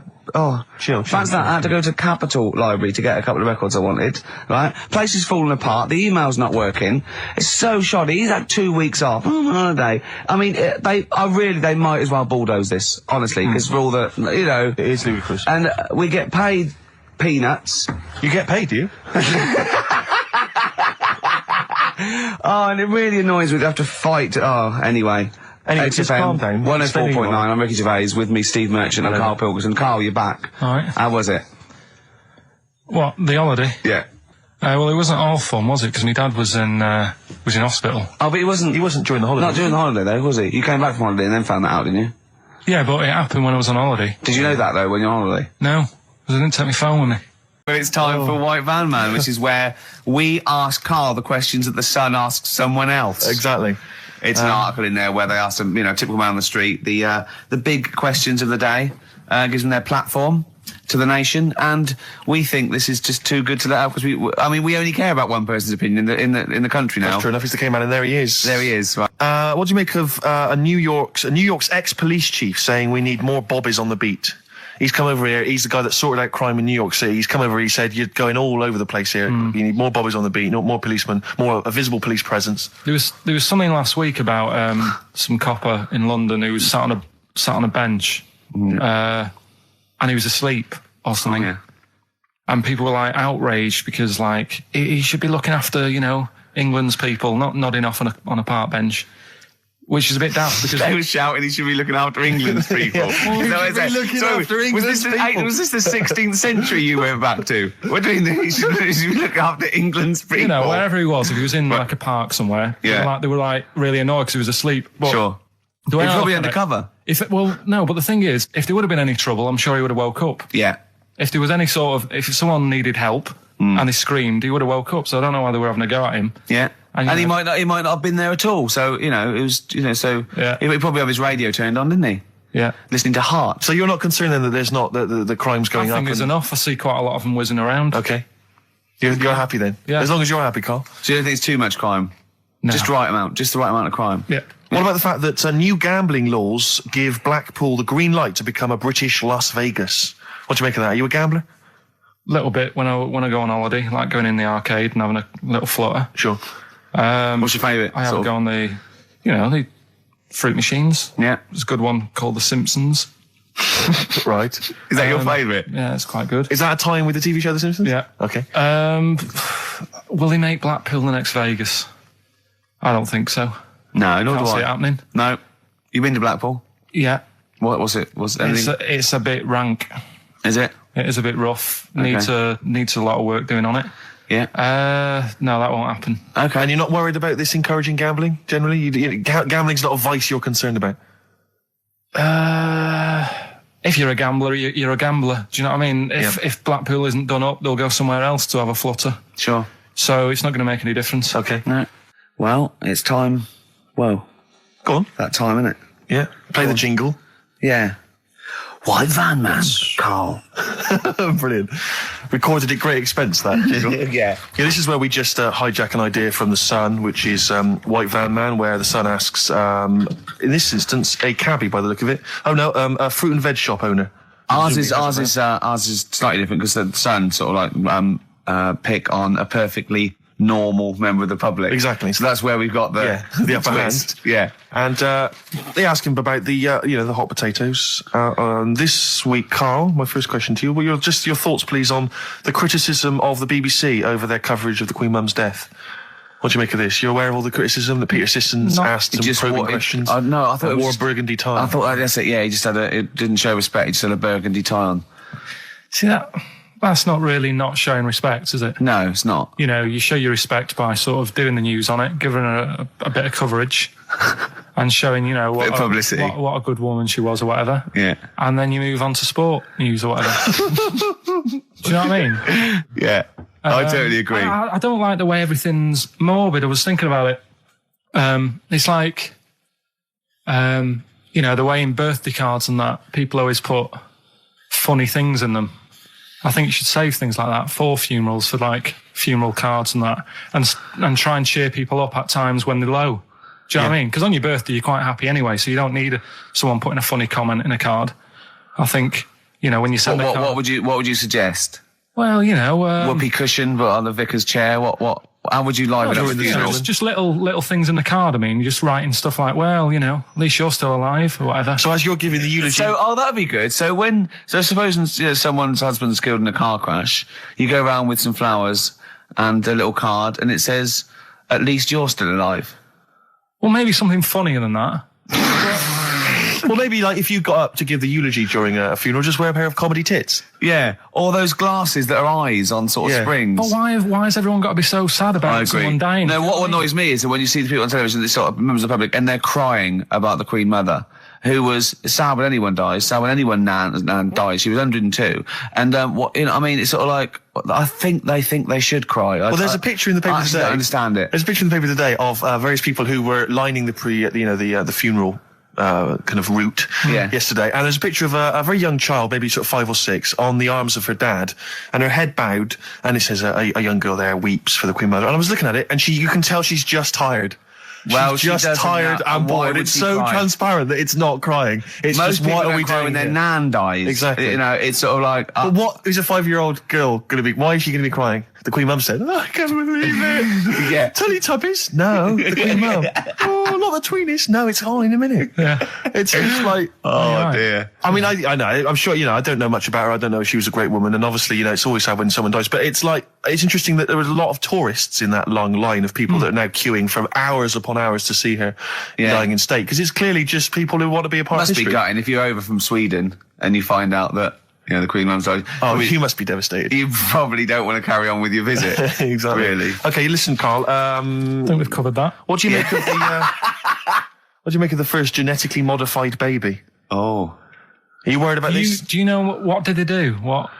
Let me see what it says here. Isn't it just choosing the, eye colour? Well, this is the concern, isn't it? That in the future you'll be able to decide whether it's a boy or a girl, how intelligent it is, what it looks like, is it handsome, is it ugly? Obviously, no one will choose an ugly baby, and so on and so on and so on. And so it means that where will it lead? Where will it end, Carl? Are you concerned? I've thought about this a lot. What will us three look like in the future if they're being, genetically modified beautiful people? What will we be like? How will we be considered in society? True, yeah. But we've talked about this before, haven't we? about the cloning thing. Yeah. That's a bit weird. Yeah. But I don't think it matters, because at the end of the day, right, you might look like some other kid, but it's the way you're brought up that will change your features and the way you are, you know, your personality. If you lie, you get a long nose, don't you? Well, no, but listen, right, because I remember when we, you know, I was growing up on this estate. This is going to be good. Go on. No, it's not. It's just an example of how this doesn't work. Go on. So we don't need to worry, sort of thing. Sure. Right? Okay. So I'm growing up on this estate, and there was this woman about 4 houses down, right, who's a bit rough. All right. Didn't fancy her. Oh God, no.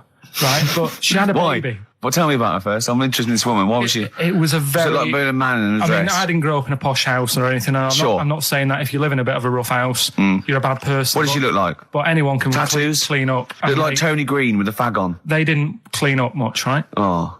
Which, even if you've not got a lot of money, you can still try and make Get the some place look jiff. nice. Yeah. Right? But she didn't. And a kid used to take a horse into the house. Sorry. Whoa, Yeah. Whoa, Neddy. whoa. Whoa, Neddy. What do you mean a kid used to take a horse into the house? Where did he get a Unbelievable, right? horse? Must have nicked it from somewhere. Must have done. you've seen a horse in it? No. What, is that from outside the saloon round the corner? Yeah, was it just tied up with a bit of lettuce? Right? And, Oh, that's great. I'd been Big out. Jake coming looking for it. I'd been out. Oh. Nicked Sorry, away. let me get this. This was before the lynching stopped or after. Where did he get a horse from? What do you mean he must have nicked it? His mum said, where'd you get that from? I bought it. All right then. But keep it out of the kitchen. I don't want you going Catlin rustling. Where did he get a horse from, Carl? And how long did he have it for? Was he leading it or riding it? Mum, open the door. I can't stop. I can't stop it. Open the patio door as well. I'll be... Looks like we got us a runaway. What do you mean? I don't know, but the thing is, they couldn't afford to buy one because they're not cheap. So I'm just guessing. Maybe that's wrong of me. But I think... He had a horse? Yeah, right. So That's why the family didn't have any money. They'd spend it on the horse. No, I don't Exactly. think, that's what I'm saying. I don't think they would have bought it. So anyway... Yeah, it's wise to whisper, Carl, in case they're listening. Yeah. And They could be in the room next door. It's not buying it, it's keeping it as well. Oh, so I was like in the car with my dad coming into the avenue, and you used to have to drive down it to turn round. And, Yeah. And, you know, sort of go back to our house. You had the traditional method of transport. Yeah. And the horse was in the lounge, Reading a paper. just like walking around. Oh, God!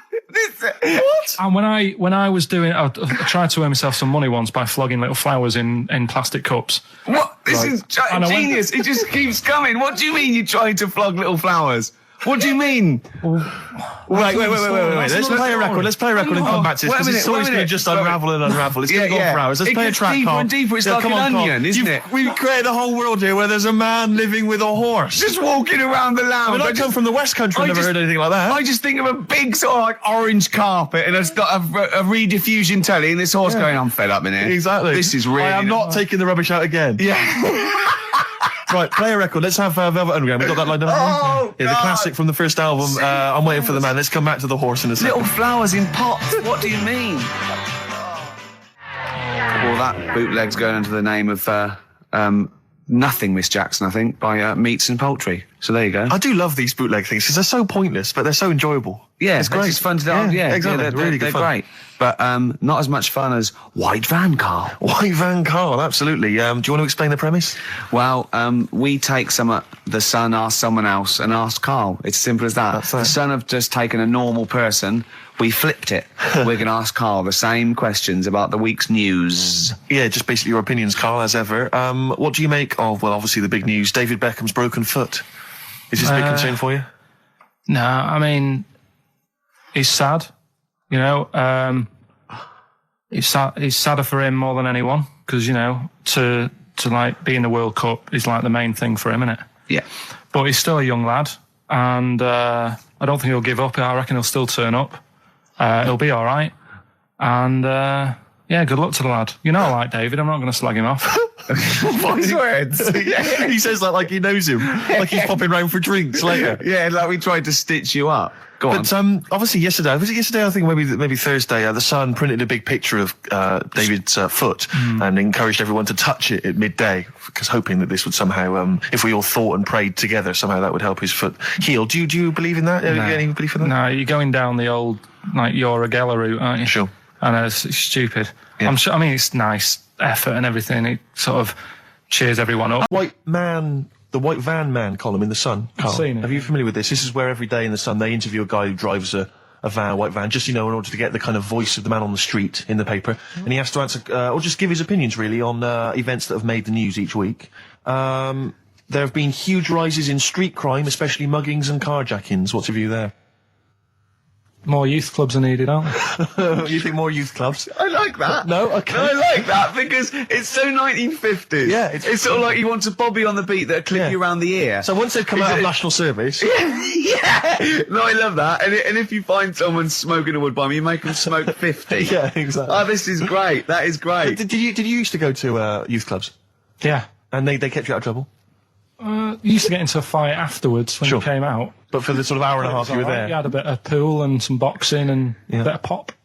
Yeah. So more youth clubs, that's good. I love him. I love him. If you're at home, just make notes, because this is brilliant stuff. Honestly, you won't hear more honest, from the heart stuff than this. This is great. Go on. This is not pre-planned. These are your direct responses now. I promise you, Carl did not know what we were going to do. He never knows what we're going to do, and he always answers honestly. That is the beauty of Carl. It's not an act. What is your view, Carl, on New York's former mayor becoming Sir Rudy Giuliani?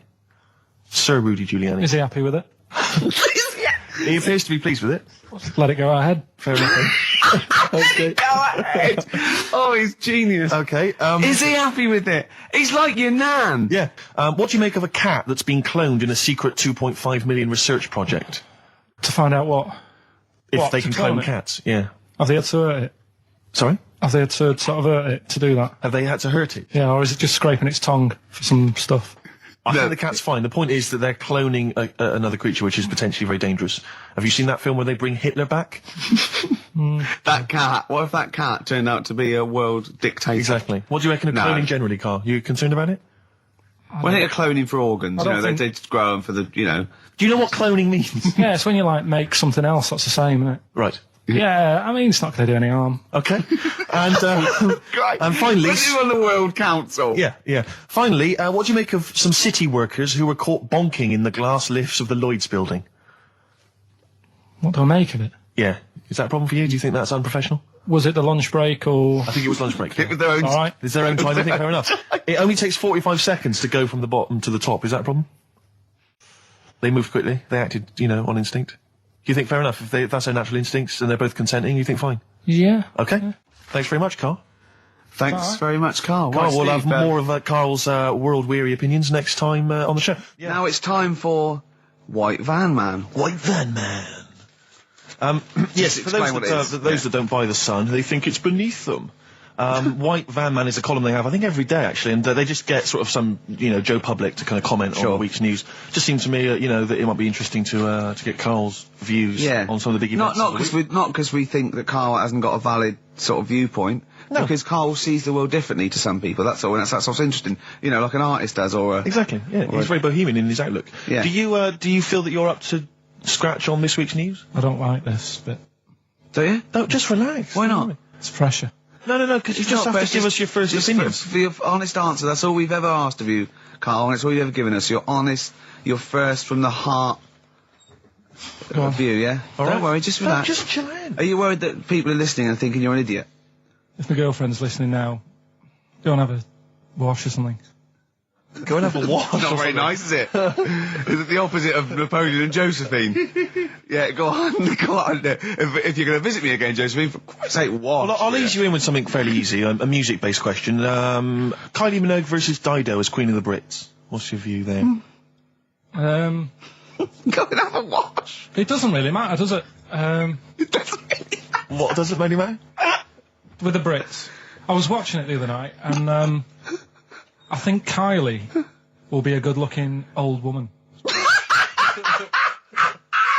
Okay. Do you ever do that? Sort of I want to, Steve, I want to celebrate with you. Every time he opens his mouth and says something like that, I want us to open a bottle of champagne. I know what you mean. Do you know what I mean? It's sort of like we did that. Yes. No, do you Go on. do that though? Look at people, and another person who springs to mind, Jenny Powell. I don't think she's that good looking now. Who's Jenny Powell? Is she that girl that used to be the assistant on Wheel of Fortune? Yeah, John Leslie? Yeah, I think she's a bit over the top for a young woman. But when she gets older, I think she'll look Be a bit of a nice. stunner. Okay. So for you, Kylie, whereas you don't feel that about Dido, is that right? She's alright, she's normal. I prefer Kylie's sister to Kylie. She Okay. looks, I can imagine her being hard work to live with and Who, Kylie? not Right. being washing up and that. And Right, sure. being a bit fussy. Okay. And what do you make of taxes rising in the next budget to pay for NHS improvements? Well, my dad went to hospital to have an operation once, Yeah. so I feel like it's worth paying it, because I've got something out of it. Because people might have to go to hospital. Yeah. Yeah. But it makes a change when it's someone in your family, doesn't it? Yeah. Because you sort of realise... Yeah, a change is as good as a rest. And the weird thing is, if it weren't for my dad, I wouldn't be here doing this show, because when he was in hospital... Well, no, I'll stop you there. Yeah. To be honest, that's all you need to know. You wouldn't be here, true, but no, but... Well, no, because this was after I was born. So, I would be here. But for his more direct involvement was what? Yeah, because when my mum was seeing my dad in the hospital, I got a bit bored, went for a wander, found the hospital radio station, Yeah. and got a gig. Really? So, in a real sense, if it wasn't for Carl's dad, Carl wouldn't be here. And did your dad, like, while he was listening to you, did he, like, sort of tap the nurse and go, can you get that 12 for you? Who's put him in that? Yeah. Oh, go on. Okay, what do you make of the real-life Mowgli who's surviving in a Transylvanian countryside? Apparently, I don't know much about this story. I don't know. You know Mowgli, he's Is the that guy what from the that- Jungle Book. Yeah. The little kid that grew up with bears and animals and stuff. Apparently there's a real-life one in Transylvania. What were the things in Gremlins? What were the what? Like, in Gremlins they were... Well, wait. Okay, this is an example. This is what your girlfriend said. Think, what were the things in Gremlins called? I can't remember. Just, I mean, really. Something like that, isn't it? No, wait. Just really think now, Carl. Just with everything with all the brain power you've ever used, think what the things in Gremlins were called. It's not there. There's a clue here. Oh, no. Yeah. They're not. What? Gremlins. Yeah. Play a record, Carl. What about the fact that the world's tallest man is living in a semi in Neasden? It's alright, isn't it? Something that someone told me in the week is that, do you know all these tall people like this guy? Yeah. Which is a bit weird they've only just found him, considering he's the tallest man. Carl text messaged me in the week, very excited, because he just watched a programme that proved me and you were stupid. Remember we sort of championed the anti-supernatural? Yes. Skeptical view. We're just absolutely skeptical about things like that. We're atheists. We don't believe in ghosts, anything like that. Anything supernatural. We're followers of James Randi, a genius of our times. But Carl saw something that proved us wrong. I'd like Carl to tell you what this proof was, what he saw on, and look at him. Go on then. It was on Wednesday night. Yeah. I was watching. You see, the problem is I didn't get the full story, so you could pick holes out of it. Sure. Unlike your usual investigations into the supernatural. Which are It was called, can I just say what the programme was called? Mr. Exorcist. Oh, brilliant. So Sounds like an academic work to me. the bit that I caught, I just flicked it over, sort of seeing what's on the telly, and I thought, oh, Exorcist, I've seen it, but there's nothing else, and I watch it, and then I realised it wasn't the same thing. Yeah. I thought, oh, I'll have a bit of this. And there was an old woman and a daughter, and as far as I was aware, the bit I picked up on, they were saying, oh, it's dreadful, and unless you've been through it, you've had ghosts in your house and that, you really don't know what it's like. Yeah, sure. And the main thing that seemed to be getting them down was the fact that the budgie was getting stressed. The budgie was getting stressed. Because animals can sense the other side, can't Oh, okay. they? Can they? Yeah. Okay. So, And how was that manifesting itself? You don't know. What was the budgie doing? I think it just wasn't happy. Right. Did it explain that to people, or how did it express that? Budgies are known for being chirpy, aren't they? I see, it wasn't chirping. It normally swings on its little perch and that. And Just depressed because it was possessed. It was just sat around in its pajamas. so No. Come on, Steve. Come on, Steve. You're making this a mockery. So the budgie was depressed because he could sense the ghost. yeah, and then this guy, this Mr. Exorcist, came round. Was that his name? Yeah, Was he a priest or something? yeah, he might have been. Yeah. Yeah. Like I picked Did up he at have the end. like a black coat with a little white collar? That's usually the. He had his coat on, so you couldn't tell. No, sure. Okay. But so he came round and he sort of did his thing, and then And was he the next trying? shot- Was he trying to exorcise the budgie? No, the the ghost. house. Right. The I house, see. It yeah. wasn't that the budgie had a demon clearing on the it. house No. out. Okay. No, this So- wasn't a possession, was it? This was a straightforward. It wasn't a poltergeist or anything. It was just a. Well, a haunted house. Yeah, but Sure. that's the thing he was saying. He was saying you can have like your ghouls and that aren't that bad, that aren't going to cause you any problems. Yeah, but obviously the budgie, they've got weak hearts and that, haven't they? and, Sure. So he go on. so anyway, basically he sorted it out, did whatever he did, and the next shot you see is like the budgie making a noise and swinging It's the happy eyes again. over the moon again, and the old woman was like happy because she couldn't believe her luck. stressed. Yeah. And that's The priest didn't come in and go, well, you should feed that bird. Give it a bit of millet. It was happy. He goes, right. No, See you it's- later. No. It was a. So budgies are. My mum's got a budgie, and they're fairly happy all the time, aren't they? So it's got to be something fairly odd. You never see a budgie sitting down going, I feel like topping myself, to be honest. Yeah. Do you know what I mean? Then? No. Do you know you can have like a moody dog? You can see a dog when it's unhappy if it's walking down the street. You can have a moody canary, can't you? And what they do is they often tell the police what you've been doing. They're known for that.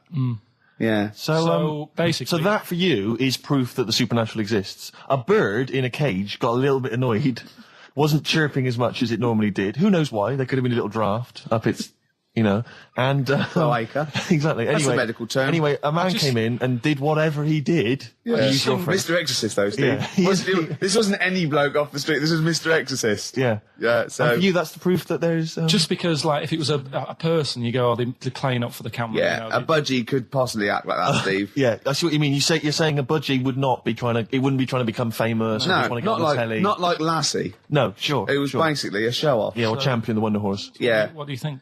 I think I've changed my tune, Rick. I don't know about you. I have, and I think we should play a record. I'd love to get Mr. Exorcist in. Wouldn't that be amazing? Never dabble with things you don't understand. Sorry. Like women. See what I did there? Please turn that back on me. What's the problem with gay Yankees? You played Bruce Springsteen last week, Yeah. right? Yeah. And you said he had got a load of trouble on his hands when he had a hanky in his back pocket. Did I say that on air or? Well, we were just saying that famously on the cover of the Born to Run, Born in the USA album, it's just him, isn't it, with his backside basically with Yeah. a red I handkerchief. wasn't looking. Well, I just. well, I did it for research purposes for this amazing link. Yeah, he had a red handkerchief, I think, in his right hand pocket, and apparently Yeah, it that was. signifies homosexuality. Apparently, I don't know. Oh, I thought it was which way you take. I don't know. These myths, aren't they? Right? Yeah, well, exactly. I don't even know if this is No, well, I read up about it, okay. right? Just research. And it's all sort of, they've got all different coloured hankies, Are they? yeah, right? And it depends what pocket you put it in Yeah. as well. So you've got like the different colours, different pockets, Yeah. and Sorry, how many variations are there? Different pockets is what? well, you've got Recessive like your back pocket, your right back pocket. Well, what do they mean? What do you mean? Well, what do they signify? You can't just tell us they signify so much. What do they signify? Well, some stuff that we don't really want to talk about, to be honest. What? Sort of stuff that gays are into. Wait. What do you mean? Barbara Streisand records. Yeah, yeah. Eurovision.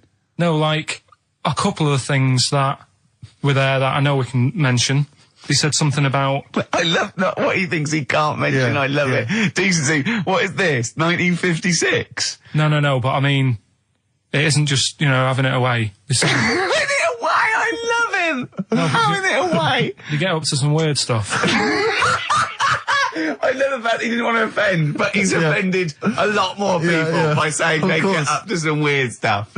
Right. In your opinion. Yeah. What do you mean? No, what? No, but don't. If there is something that I don't know about that it's like you can't say on the radio. Yeah, I'd rather not. But what do you mean weird stuff? Well, one of them, right? If you've got a red hanky, right? Yeah. In your right pocket. Like Bruce. Yeah. That's that what exactly you what had? Bruce had, yeah. Right, well apparently then, Bruce is an armpit freak. An armpit freak? Yeah. No. Really? No. But that's very specific. Carl. Seriously. Well, what? Right, okay. What else is there then? Sorry, is there some kind of homosexual body that sat down and came up with this at some point? Well, you said this is getting crazy. You've got like a blue handkerchief in your top breast pocket. I don't know what that means. You need to sit down. There's some kind of summit. Figure out what it means. Yeah. It's just that you're not free from it either. So if you were to go in like a gay bar, Yeah. which, you know, you might do if you're straight anyway, because they're, you know, good places, I think. Right? You can't actually go in there if you've got a cold, because every coloured hanky represents something. Right. So if I was to go in, had a bit of a sniffle, I could get into all sorts of trouble. What, pull out a Marks and Spencer's white linen hanky, that means you like to be tied up and whipped. Yeah. There was another one, armpit freak was covered. Yeah, armpit freak is done. We've covered. An armpit freak? I don't really know what that means. No, right, okay, yeah. But there was just one other thing, like a blue and white one, is if you're into sailors. To sailors? Yeah, if you have a little blue and white hanky, that's in your left pocket. Yeah. Right. Karl Pilkington. Tell us about this monkey, Karl. You're going to love this one, Steve, right?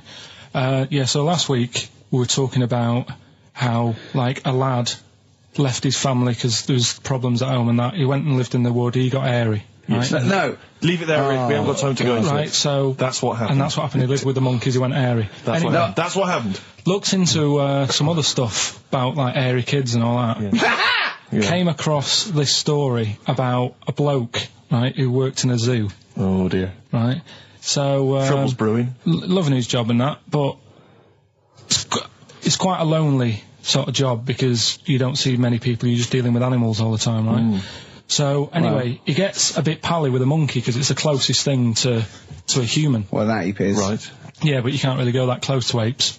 Well, they're dangerous. What do you mean? What type was it? What, do you Just mean let him tell the story. Was it a chimpanzee? I reckon it was a chimp, yeah. Yeah, it Oh, was you a don't chimp. even know, so It was that's a an chimp. ape. It was a Okay. chimp. Yeah, but it doesn't matter, does it? So he It's the gets story. pally with him. Right, so he gets pally with What, him. do they and go on he's- holiday together? Well, no, I mean, it starts On the off, pool together. just checking each other out and, you know, probably sharing lunch and that together. Yeah. Right? Anyway, this goes on for a while. You know, they're getting on well and that. And then after a while, right, the monkey starts sort of imitating him a bit more and sort of walking upright. Oh, God. Yeah. Right? So he thinks, oh, that's a bit weird. Anyway, they get on really better and what have you. So he thinks he could live at home with me, this. Yeah. Because we're getting on the storm. Yeah. Right? So he takes him home and before Is you this know the it... beginning of Beneath the Planet of the Apes? I think it is. I think you've seen this on video. I'm worried, because he's already imitating him and they're moving in together. I'm thinking it's maybe a bit like single white female. Single white zookeeper. Oh, brilliant. Right, so Go on. anyway, so it's moving in and it's getting used to sort of the normal human life. It's having a cup of tea in the morning. Yeah. PG tips. As he finishes the day off with Oh, dear. Finishes the day off with what? He with does, a he doesn't little have to brandy. move a piano at one point, does he? Finishes the day off with a little brandy? Yeah. What, he pours himself... Is he wearing a smoking jacket? I'll tell you what, Carl, you're a maniac, listen, mate. no, this is why it attracted me. It's amazing, right? So he's having his brandy and that, loving his life. Next thing you know, he sort of, I don't know if he loses it or he gets shaved, but the top half of his body is hairless. Right? Apart from his head. Right, so he's got a nice... So it's the opposite of the kid. Well, Yeah, this is what but I'm saying. that would happen. Right? Well, hang on, but so you don't know if You he don't was even shaved know. or if How it's did it say? Then the hairless. What? I'll bring it in for you, the story, and then you All can right, well, see if okay, I've gone wrong. keep going. So anyway, so this is going on, and he's having a great life. Then the zookeeper starts getting a bit annoyed because he's having a better life than the zookeeper. The zookeeper's in the zoo. This is such So the rubbish. zookeeper's still got to do a day's work. The monkey's at home, he's partying, Well, he's it got gets his to a other point when he chipmates says round. there's no point you coming in to the zoo because the whole reason of you being there was because you're being kept there. Right. And he didn't want to bring the memories back, so he said, you stay at home. So You are you're talking such. Just let him finish. God, I don't know if I can sit here and listen to this drivel. Let me... I'm fascinated. it's It nearly sounds over anyway, amazing. right? It sounds extraordinary, Carl. So he's walking up right, he's having a tea in the morning, finishing the day off with brandy. Gets a bit out of hand, only tries it on with the zookeeper's wife.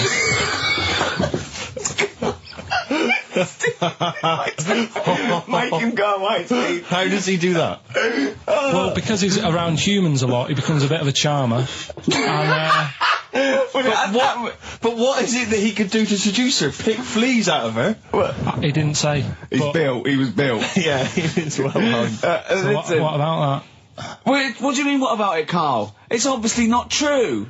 It's obviously not true. This wasn't on the internet. This was in a book. So it's not a quick joke and just put it on a website. This is in a book. I don't understand how. I love that he becomes a charmer. He's got better taste in brandy. Exactly. And he, What was it that he was doing that seduced her? I don't know. Maybe because he was at home more than the zookeeper was. But what would he be doing, I Carl? love the fact that- He's not going to be talking with her. They're not going to be playing Trivia Pursuit. Maybe she liked the silent type. He didn't go into that. He just said that's when the trouble started. Carl, play a record. Right. Is that what Suzanne did when she brought you in? Find What about most grapes eaten in 3 minutes? I'll go. Do you want to do that? Grapes are easy, aren't they? That's easy. Great. Come on, grapes are easy. From Jesse Mailing, that's called Wendy. White Stripes, Seven Nation Army, that jumped twice. I apologise for that. You're the producer, Carl. Yeah. It jumped twice. Well, it's not my fault if people are slipping around because the burger's on the floor. You're trying to squeeze my head when the song's playing. What difference does that make? Anyway. Right. Don't do any. Right. I've just got some grapes there. We've counted them out. What's the record then? Okay, well, the most grapes eaten in 3 minutes, you've got 3 minutes, Carl, and you've got to beat Matt Hand from the UK, who consumed a total of 133 grapes in 3 minutes on the 8th of November 2001. Right, there's 150 So 150 in there. Right. Okay. So you've got 3 minutes. What are the rules? The rules You just are... got to eat them and swallow them. And it's like Cool and Luke, right? You got to just stuff them in and don't choke, because I got worried with the burger. That's a good advert for McDonald's, isn't it? Not only was I impressed by the cheapness of them, but he couldn't even get one in his mouth. Yeah. So, value for money there. Maybe they'd like to send us some free stuff. Yeah, free, or just money. Any some money would be good. Next week, Carl, you're eating Sony Walkmans. That's right. Yeah. Available for... Right, Carl. Right, I think this is going to be good, right? What we're going to do, right? We've got Song 2 by Blur set up. We know that's 2 minutes, so you can play that, because that'd be boring radio hearing Carl choke, wouldn't it, for 3 minutes? Exactly. So, when I say go, Carl, right, I'm going to go right on the minute, right? You've got to have a handful of grapes, and you've got to press Song 2 by Blur. When we come back, you'll be stuffing your face. Hold on. You don't ever do that. How can you work the buttons? I can do that. No, I don't think you can. You cannot touch the grapes until the opening note Yeah, of but Song hold 2 on. begins. When the Blur 2, when Song 2 stops, can we just push up the fader? So because you'll be stuffing Don't worry, your so face. we're almost. Let's go. If we go. Okay. Any second now. Okay, right. You're Okay. ready, 3, 2, 1, go! And he's off. It's good work from Carl there. He's approaching it cautiously to begin with. Cautiously. And he's Come on! We shouldn't have this. That's what we should do. Well, let's just, just keeping people... Come on, don't make him laugh. He's choking. He's choking. Oh, Carl! Quick! Keep going, Carl. Come on! Come on! What happened? Did he just throw up? No! Don't make him laugh! Oh, Come on! we can make wine. Come on, Carl. You're doing so well, Carl. mate. I want to go. Come on. Only... Why are you making him laugh? That was a world record attempt. Come on. He's over. Keep going. Come on! You got 25 seconds. Come on. Oh, I think that was a shame actually, because you were doing well, but something went wrong. I know, and I think those are bigger grapes than the ones I've seen before. They're quite big grapes. Look at his face, he looks so despondent. Come on, Carl, 8 seconds. Just a few more. 5. Come on, what's the matter? 2, 1. It's all over, Carl. It's all over. Better count how many you did. Just you can get good at this. We can get good at this over the weeks. I think that was a fairly pitiful attempt, actually. I really thought you had a... It's interesting, actually. These are harder records than you might think. Yeah, I know. 6, 8, 10. How do you feel after that record-breaking attempt? Not happy with that. What are you not happy about? The fella who did it, was he in hospital and just had loads of grapes? I was bored. I'm sure he wasn't producing a radio programme, that's for sure. Well, to be fair, neither are you. What was tricky about it? What did you find hard? I think having Ricky standing over me, sort of shouting, "Go on!" isn't normal. No. But that wasn't... He hasn't eaten any! Hold on, that's 50 left. That's quite a poor attempt then, by the seam of it. Would you think about trying to maybe do that again in a couple of weeks? Would you do some practice and try that again? No, leave it. Leave it for the experts. And I noticed a tricky point, maybe sort of when you had about 50 seconds to go, you seemed to be spewing things into the bin. What was that? Again, mainly Ricky standing over me, so... 88. He's got 88 left. Okay, so what's the mental arithmetic there? Because we put how many in? It was 150 in the thing, wasn't it? What did I say? What did I say I had left? Well, I'm not doing it again, 88. so... He had 88 left. There's 62. God, you're only at 62. What's the matter with you, Carl? There's people starting you at 62. That is rubbish. That's disappointment. Let's leave that. You failed on 2 world record attempts there. 62, and the record's that is rubbish. What were you doing? Oh, yeah, but like I said, I've got a small throat. I can't drink a drink quick. Ever since the Mr. Freeze Pops when I was 6, that I nearly choked on, I nearly died on, I can't go back. It'd be like asking, I don't know, someone who got run over to play Frogger or something. What's Frogger? What, you mean A real life computer Frogger? game. Well, just a computer game brings back memories, doesn't it? And I can't do that. What's Frogger? Does Frogger get run over? Yeah. It's a little frog that has to run across a busy road. Do you know who he reminded me of? Apart from Hamburglar and Zippy and all that. When he was mentioning those grapes, because the shape of his head, it looked like a game of Pac-Man. Yeah. It did, as he was getting to him, it looked like... We should have had that music. It looked just like it. Oh, God. Do you remember there was a board game version of Pac-Man? Was there? I mean, the only thing that Pac-Man had was the fact that it was on a computer and it was a little face eating things. But imagine that as a board game. But there's board games of, like, things that you don't need board games for. Yeah. It's like there's board games of charades. Do you know what? You don't need that. It's like parlour games. Board games of let's watch the telly. Yeah. Let's play sit around. And it's all like 1999. You don't need it. New from Mattel, a stick. Simply run along, clanking it against a fence or a metal grate. It's fence stick. In a picture of it, like, oh, Nan, that's my stick. I'll tell you That's what. my fence stick. Do you know I saw in a shop recently the board game of Cold Feet, the TV show. That is a winner. You are John Thompson. Yeah. Go back. Yeah. It's a good game. Drink 8 pints. Go on. Songs of phrase. Songs of phrase, nicely done. Songs of phrase. Yeah, let's redo that. On to the classy stuff. Yeah. Do you want to do the prizes first? Right, now then, where are they? Here they are. I haven't seen these, but I'm excited as ever. Alright, we have a t-shirt there, arbitrary t-shirt that you have probably stolen off of someone. What does it say? Is it the Red Hot Chili Peppers? So if you found that, that's not too bad. It's a big t-shirt there. On DVD, should you be giving this away? This looks like it's the film Don't Say a Word. Yeah. And it's, it doesn't have all the proper packaging. It's literally the disc, the DVD disc, just loose.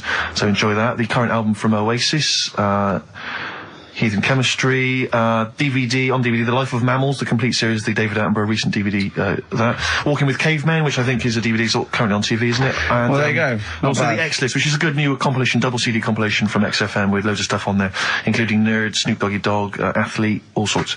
Go on then, Carl. So not bad, actually. Nice one. Well done. Right, so, yeah, it's a phrase that's been said at some point, or said a lot on the show. We've had, like, Hairy Chinese Kid. We went back to, my mum had wind for 5 minutes and that. Today we're looking at, my neighbour had a horse in a house, right? Yep. If you remember, we were talking about that probably about a year and a half ago now. Yeah. Yeah, of course we remember. They've been talking about it ever since, Carl, I imagine. Yeah. Well, it's famous. It's a world famous phrase, my neighbour had a horse in her house. Right, so this is, this week's Songs of Phrase, and what I've done is I've got songs with those words in that make up that sentence. Yeah. You get to email in ricky.gervais@xfm.co.uk. There's 6 different songs, right? You email in with what? I don't know, what there is 6. Me neighbour had horse in house. Is it really that sentence? My neighbour had a horse in her house. It does work, honestly, it works. Okay. Yeah, okay, don't bother explaining it, just play it. Right, Yeah. so here's the, here it is. We're just Had horse in a house. Right? What in God's name was that. Yeah, name the 6 songs. Had boys in a house. Huh? Are we naming the artists or the songs? Either. Artists. Anyone who gets anything can get a prize. What's jeez. more, Carl? Artists, here we go. Had boys in a house. That's tricky, Carl. That's very hard. Once more. Had boys in a house. Email in ricky.gervais@xfm.co.uk. I'll give it Another letdown. Another It's letdown. brilliant, this. No.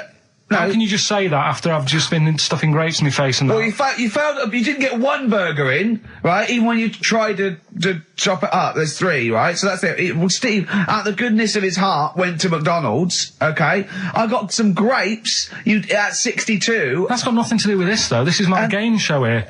Bob Holness didn't say, yeah, Blockbusters is good, but I never see him eating grapes. So this is a different thing. Forget that, right? Here's the clips again. Here's the clips. Had boys in a house. Oh, you know I said I was going to turn over a new leaf and not criticise your ideas? I think it's the end of this one, mate. Oh, he's done it again. It's atrocious. Ricky.gervais@xfm.co.uk if you've got any idea. Dandy Warhols, We Used to Be Friends. That is Carl's favourite record of the year. Yeah. Yeah, new He music. better new music. gets one play a year, and he chose that. That's what he chose. It's all right, but I mean, that favourite track, innit? He played that. That was Carl's choice. Just something new. On XFM 104.9. Don't worry, we've got some really good stuff coming up later with me and Steve. If you're from the 70s, you might like it. You see that he's getting too cocky, isn't he? Arrogant. He's sort of like, I mean, we've tried giving him something in his life. He's got, you know what I mean? He comes in and tells us this sob story of just like a trail of failures, and we've said, Carl, come under our wing, right? He just started picking up on him. A few other people's like, and then he does that. He fails at the burgers, he fails at the grapes. He will not trust us with, you know, what we want to do. I don't know what more we can do. It's like I've saved a mouse from a cat's jaws and it turned around and bit me. Yeah. Yeah. That is a brilliant analogy. It's a bit like we were trying to give you something that you could care about, that you could be passionate about, that would somehow give a meaning to your life. You would be in the Guinness Book of Records alongside, I mean, Bubble. Bubble failed. Do you want to be Bubble? Do you want to be Bubble? Or do you want to be the bloke with the milk bottle on his head? Exactly. Who's in there? The guy who ate the watches. Yes! Now, I've got an idea, Carl, because you're getting all stressed out. I don't know what it is. You're getting funny. I don't know what it is. I don't know what... Because you're annoying me. Wow, you say that. started midweek. I don't think I annoy anyone else, so it's just you on that. So, I thought maybe we could all 3 of us go away to a little health farm for a weekend, just get like a triple room, Right, and just... that isn't happening. Why? You've just reminded me, because you've been annoying me. Steve started getting on your case, you know, sort of ganging up on me. I'll tell you now, Steve, I just forgot. Remember a couple of weeks ago, you said to me that my pub quiz team is rubbish. Yeah. Right, well, it doesn't matter anymore, because you're not part of it this time. That's bad. That's bad, because it's interesting you say that, Carl. Carl, you say that because I tell you this, I found someone, mate, who could be filling that tricky 5th member. I wanted to test him out this week, mate. On your team. Test out on your team. Because Carl. I'll tell you what this is like. I don't know if you're familiar with Paul Ince, who used to play with Man United, right? But everyone used to say he's the governor, right? Even the players used to call him the governor, right? And Alex Ferguson at Man United was like, I'm not having this. Yeah. I'm in charge here. And he got rid of him. And that's what's happened. You were moaning the other week, saying your team's rubbish, you don't know what you're doing. Yeah. Well, let's see how you do on your own, right? Ooh, he's turned, isn't he? I'll be honest, Carl, I'd like to be on your team. Well, sorry, Paul Ince. You'll have to go and join Middlesbrough, or wherever it is it's gone to. Carl, what can I do to get back on your team? It's not happening. I've already filled your boots. Don't let him have the upper hand, Steve. No, wait a minute. I'll tell you what always annoys me, though. Ricky spends most of the show slagging you off, right, having a go at you, annoying you in the week, squeezing your head, making you eat burgers, right? But you always take it out on me. I'm the one who always gets the insults. I'm the one who's now relegated from your team. Why, you see, this is the thing. You're just as bad as him, really, because you're siding against me, because you know that I'm willing to take it. The truth of it is this, you know that Ricky Gervais is keeping you in burgers and grapes, metaphorically speaking. He's the one that's got you in Heat magazine. I just spat all over you. Guinness Book of Records. You see? Get me a tissue. He's just squirted tea, laughing all over your Guinness Book of Records. You I'm made assuming me I'm laugh. going to get the flak for that. No, it's because you made me laugh when I was drinking. 1 in 5 children aged between 11 and 16 go on booze binge sessions at least once a week. That's terrifying news, isn't it? Kids, they know too much now. Yeah. You Compared to you, You despair. I know, right? Yeah. Listen to this one, right? Go on. My dad had me niece in the car, right, running her to school one day, and she was in the back of the car with a mate, and they were chatting away about stuff like kids do. And they got onto the topic of one of the mates who they said, I mean, you've got to remember, my niece, this point was probably about 5 or 6, something like that, right? In the back of the car, talking about My Little Pony, whatever it is they play with. Subject changed. That Lisa in our class, she's a lesbian, isn't she? Right. That was that's what they were talking about. Yeah. Chatting away about it. Just openly talking about lesbianism. And probably, this is the topic that they're talking about in the pub when they're having out drinking. Yeah, but they might have thought a lesbian was a funny word or something. You don't necessarily know the ins and outs of it, do they? It's weird though, isn't it? Because when I was younger at school, you didn't you swore a little bit, but it wasn't like major swear words, and you sort of did a little bit of nicking, but nothing like they get up to now. I mean, my girlfriend, when she was about 7 or 8, she was walking to school with her mum, and she called her a C-U-N. Right? You are joking. No, she said, because she thought it was she said she thought it was a big furry animal.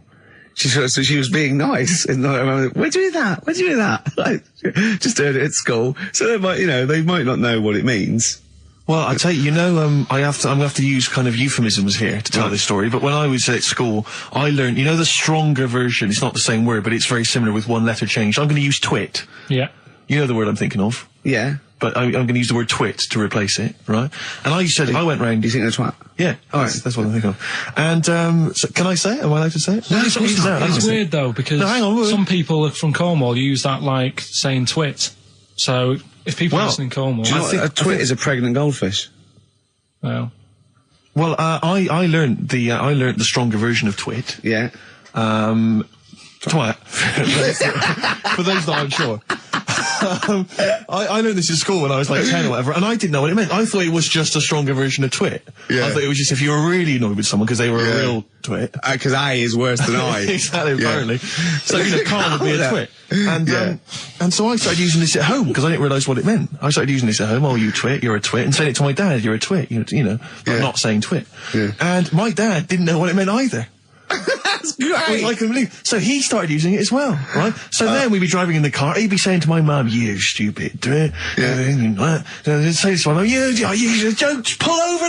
You're going to bum it, you twat." Saying this. Then I learned at school from Mark Johnson what it really meant. Yeah. Stopped using it. Obviously, finding out it was quite an offensive word. Yeah. I didn't want to bring it up to my dad. I didn't want to sit my dad down and say, "Dad, you know that word we've been saying? Yeah. You know what it means?"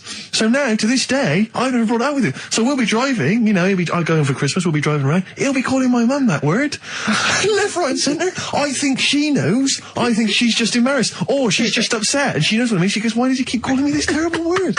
But he's the only one, I think, in our family who doesn't know what it means. No one's got the guts to say. I don't know whether I should tell him this Christmas. Oh, what a twat! I know.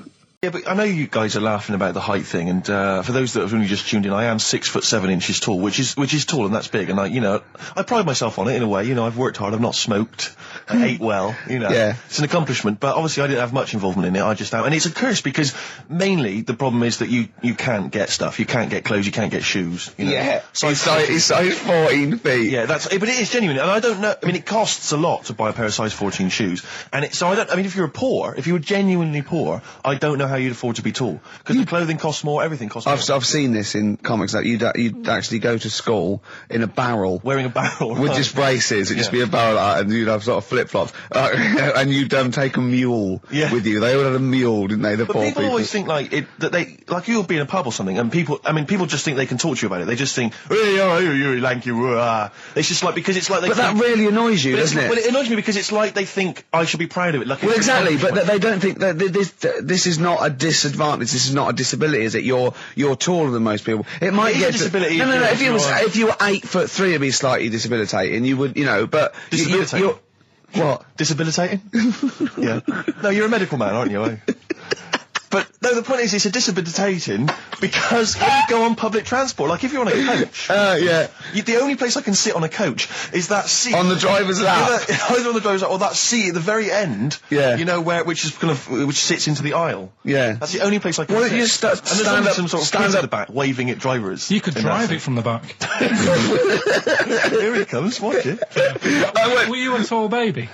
Or Mr. and Mrs. Merchant, you've given birth to a basketball player. Look at his dribble already. Were you a tall baby? Babies aren't tall. at what point did you suddenly, like, Jesus, nothing fits me?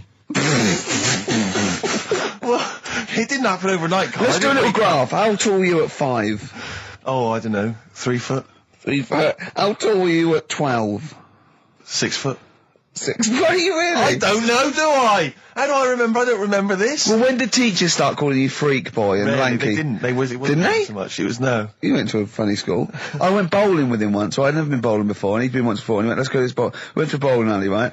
And you have to wear these special shoes. Now, they're sort of like pointed things anyway, and they're multicoloured, sort of red and green. They look pretty weird. And the woman said to me, oh, what size? I said, oh, 8. She went, yeah. So what size are you? He went, 14. She went, 14? He went, you probably haven't got them.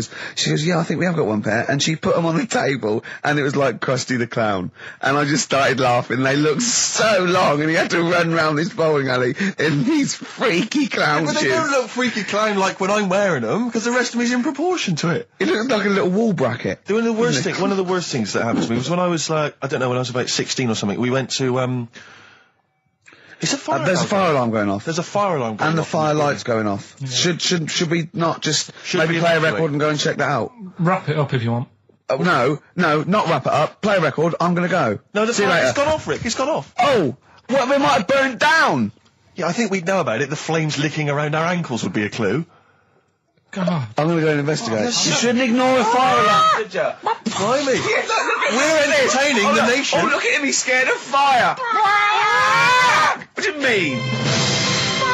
That's great. When my dad was when he was a taxi driver, Yeah. you used to have to sort of do your bit for the local area. Oh, God. By taking the Forest Gump people to Blackpool. Yeah. Is that what they're called now, the Forrest Gump people? Is that what the organisations that support them asked for them to be referred to? A minibus with Exactly. life is a box of chocolates.com. Well, Forrest Gump types. It must have been, so you work with these people. It was, the people with learning difficulties. and he used to get 5. Coming home must have been a busman's holiday. So he got 5 of them in the cab. Yeah. And he had to go to Blackpool, and 4 of them were really good, behaving themselves, didn't mess about, weren't fighting and stuff, but there was one who was just causing loads of trouble and he couldn't control him. Oh, and what you've got to be able to do with people like that, you don't want them to get stressed out because it's not good for them. It stresses them out, and you could end up with a bit. Thanks, Dr. Carl. You could end up with a bit of a riot on your hands. So he thought, I'll nip this one in the bud right now. And he pulled up just on the outskirts of Blackpool, and he took the one out that was causing problems and put it in a wheelie bin. Oh, no. Oh, I'm sorry. I apologise. He did what? Oh, He did it for the good of the others. He put it in a wheelie bin. He was having a good time. He thought it was one of the rides. Can you stop saying it? He had another problem similar to it, where he had a little minibus, and it was his job to take a load of old women to the bingo hall, and it was miles away. And he took him there. There was no problem. About 10 old women in a minibus. One of them was causing trouble. So he pulled over it.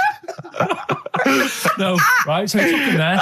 Everything's fine. He dropped him off. They had a lovely night. Yeah. Right? They had a lovely night. Won a bit of cash. Coming back, it's a bit of a late night, and they all started moaning at him, going, "I want to be dropped off here. Take me there. I want to be dropped off first. I've got to get up early. Blah blah. My husband's expecting me. I'm already late. Take me here first. Take me there." And he just pulled up in the middle of nowhere, said, "Get out." And he made them get out, and they all called for taxis. They charged that company who was meant to be taking him home in the minibus, and he got the sack. My mate, Anthony, his mum called up my mum and said, I've got to meet up with you. I've got to have a word with you. And she said, what about? She said, I don't want to talk about it over the phone. So she goes, oh, right. Well, yeah, come round tonight then. So anyway, my mum sees me, she don't want to be in an awkward position and like be a bit embarrassed and what have you. So she sees me and she goes, right, Anthony's mum's coming round. What have you been doing? Yeah. So I go, oh God. I said, I've been nicking stuff. So she goes like, what? So not big stuff. I've had a few calculators and Mars bars and stuff. How many? I'll just work it out. Hold on. Works out at 7.2 per day. So, how many calculators do you need? So it was when that phase. You failed maths, didn't you? Everyone wanted a calculator. It was like a trendy thing, wasn't it? Right. Oh yeah. In Manchester a couple of years ago, yeah. So anyway, so I told her all this and I confessed to like. Computers will make it there one day. I confessed to There's magic in the back of battery. Go on. Confessed to nicking all this stuff. She comes round. She only wanted to borrow some money. Brilliant. She said, oh, I don't like asking. I was a bit embarrassed to ask you over the phone, but can I borrow 20 quid? Oh, that's fantastic. And there's me. That's great. And it's similar sort of thing to yours. And did you? And he went, hold on, Mum, let's just work out the interest on that. I bank 10%. She'll owe you £4.40. Yeah. Oh, so your mum was a loan shark. yeah. And did she mention? She went, I just with that other, because what I'm saying is presumably you got your mate in trouble. No. Right, you didn't. No. She went, no worries, I'll just go and get my purse. It's on the dressing table. Exactly. Yeah. Carl, I'm going for knob body. It's been that lucky before. Right, it's a story about this kid who was born. Right. Was he? Yeah, he was popped out like and. The dad and the mum saw the baby and it was like, oh, that's a good-looking little kid. Sure. And they were proud and that. And then... they're surprised that it's a good-looking little kid. It's theirs. Yeah. Like, it could have been a frog. And they'd have gone, oh, he's got your eyes. And then the doctor goes, yeah, it is. But look at that. What?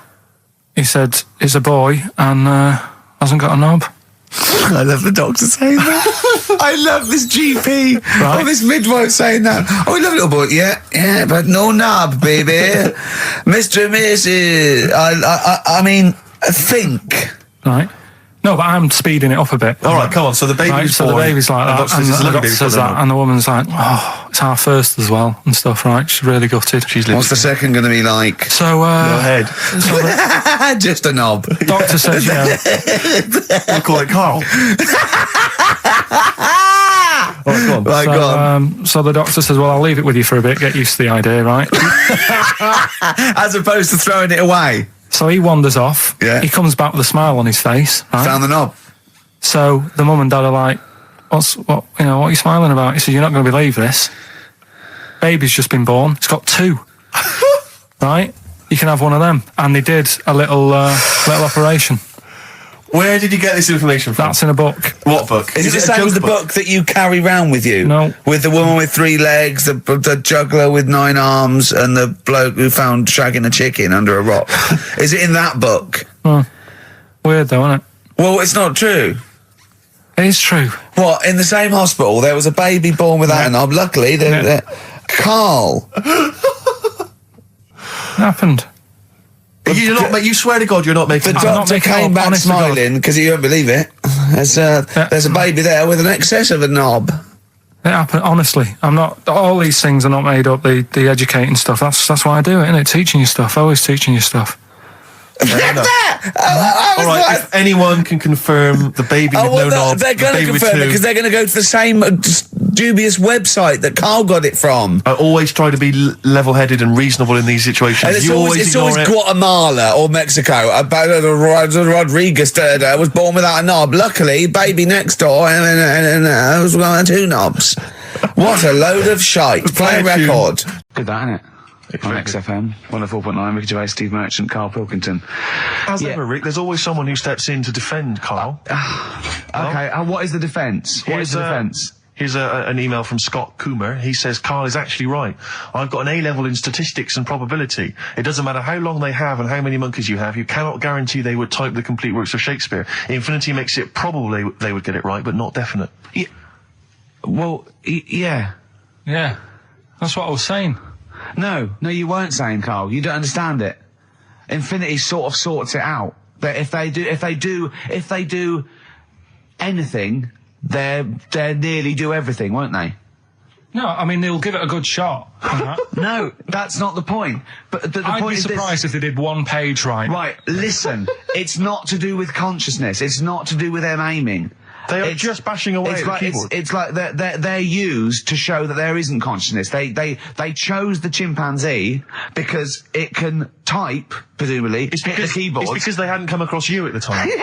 Yeah. It's to take out thought out of it. It's to take out reason and trying, right? It's just random. They're saying that if you typed enough things, if a computer was left typing everything, if you left it for an infinite amount of time, and they chose Shakespeare because there is meaning behind it, and it's difficult to get it exactly right, to show you that infinity would come up with it's not just Shakespeare, it's every novel. It's everything. Fairly eloquent there from Gervais. A quick riposte, please, from Karl Pilkington. No, I'm just saying, what I don't understand, if it hasn't read it, then how does it know where it's going? Listen, right, listen, right, Can I just explain to people, right? Some people have said, oh, why are you cruel to Karl? He drives me mental with things like that. What do you mean, let me just, you do my you just editing. take a breather. How do I do your editing? He keeps coming in the week. You know that I work here properly, in the week, don't I? Yeah. I've got a proper job, Yeah. Should be 9 to 5, but I normally get in at about 8 o'clock and work A lot till of people about getting 8. 8 o'clock. Working hard, trying to do my job. 3 times this week, I've been rushing around. I walked past my little studio. He's sat in there, all right? Now, because I've got this sort of job, I can get away with it. I said to him, if I was a doctor, would he keep coming to me practice? If you were a doctor, there'd be severe problems with the NHS. Imagine that. The standards would have lowered so much We go if to you lunch. can arrive at the hospital, you're a We'll doctor. pop in, I'll go to lunch, don't we? We have a little lunch break, don't we? I go, come on, let's go now. He goes, I'm busy. I go, come on, let's go now. He's going, oh, you're doing me head in. Well, when I was talking about the monkey conundrum with Karl, he said to me, right, if I had a day off work, and I was, say, watching the TV, and with one hand I was typing a typewriter, would I type Shakespeare? I mean... Yeah, but you see, there's certain things. We were talking a little bit about this stuff the other week, weren't we, when we said, you were going on about Einstein, and I said he's not that good. E equals MC squared. It sounds good, but I've never used it and that. Right? I've never used it! You haven't used 2 and 2 equals 4, Karl. The fella with an apple fell on his head. It could have been anyone sat under that tree. Do you know what I mean? It's just annoying. Lucky. And It just happened to be a genius. Newton gets all the credit do you know for what his I mean? laws of the universe. Well, other people were working whilst he was having a lunch break under the tree. So in a way, it's like he didn't deserve to have that success story. Again, forget the apple and the tree and whether he was sitting down having a lunch break. It's totally irrelevant. Yeah, but what I'm saying is there's certain things that will just happen. It's like, I think we were talking when we were out eating the other week, we were talking about Noel Gallagher. Well, this is the reason the monkey discussion came up, right? Noel Gallagher... I don't know what to say. I don't know what to say. Rick, I don't want to misquote Noel. I'll be like Herbert Lom in Clouseau. I'm going to get a twitch whenever he opens his mouth. I don't know where to start with some of his statements. Well, as I say, this discussion began because we were talking about a quote that Noel Gallagher supposedly gave. Now, I don't want to misquote Gallagher, but the gist of it was that he said, had I written Wonderwall or whatever, instead of the Beatles writing Strawberry Fields or whatever, I'd be the one that was considered the great songwriter and it wouldn't be the Beatles. It's just the fact that they came first that meant that they get all the credit as being the greatest band. I don't know where to start with that statement either. I mean, that's Gallagher's thing, and he's, well, whatever. We know what we think of that. What was your point, Karl? You agreed with him, didn't you? Yeah, I reckon, right? Do you know we've talked about putting a baby in a room before and it'll know what colour it is and stuff? If you got a room that's painted red, right? But forget that, because that's going to confuse Hear him out. Listen to me. Say if they did some new TV show, right? Like, what's that film with Jim Carrey in where The Truman Show. The Truman Show, right? So they make up a little room and some woman has some kids and you say, right, let's put the kids in this room, and they don't know what's going on outside. They don't know anything about, like, EastEnders and that. It's like their little world, right? They don't know anything that's gone on. How could a child survive without EastEnders? Right, listen. So you sat in the room, right? And then when they're all asleep, right, wait for this bit. Someone Have you heard this bit? Wait for this bit. They're all in a room. Yeah. They're asleep. Yeah. Someone pops in, puts a guitar next to the bed, right? Nips off out again. They wake up in the morning. And one of them goes, what's this? They don't even know it's a guitar because they've never seen one, right? They're talking English, though. Yeah. We just left guitar out of the vocabulary. Right, so... There's plenty more to come. So, one of them will pick it up, and they'll go, I don't know what it is, and they'll start strumming, they'll go, that sounds good, doesn't it? Give them a few weeks, they could come up with Hey Jude. Whereas, type in Shakespeare, a monkey that can't even spell. I see that. So, I'm growing up on this estate, and there was this woman about 4 houses down, right, who's a bit rough. All right? Didn't fancy her. Oh, God, no. Right, but she had a baby. Well, tell me about her first. I'm interested in this woman. Why was she? It was a very... Was it like being a man in a dress? I mean, I didn't grow up in a posh house or anything. And I'm not saying that if you live in a bit of a rough house, you're a bad person. What does she look like? But anyone can Tattoos? clean up. Look like Tony Green with a fag on. They didn't clean up much, right? Oh. Which, even if you've not got a lot of money, you can still try and make the place look nice. Yeah. Right? But she didn't, and a kid used to take a horse into the house. Sorry. Whoa, Neddy. What do you mean a kid used to take a horse into the house? Where did he get a horse? Must have nicked it from somewhere. Must have done. You've seen a horse in it? No. What, is that from outside the saloon round the corner? Yeah, was it just tied up with a bit of leather? Right? And, oh, that's great. Big Jake. I'm looking for it. I'd been out. Oh. No, sorry, let me get this. This was before the lynching stopped or after. Where did he get a horse from? What do you mean he must have nicked it? His mum said, where'd you get that from? I bought it. All right then, but keep it out of the kitchen. I don't want you going Catlin rustling. Where did he get a horse from, Carl? And how long did he have it for? Was he leading it or riding it? Mum, open the door, I can't stop. I can't stop it. Open the patio door as well. Looks like we got us a runaway.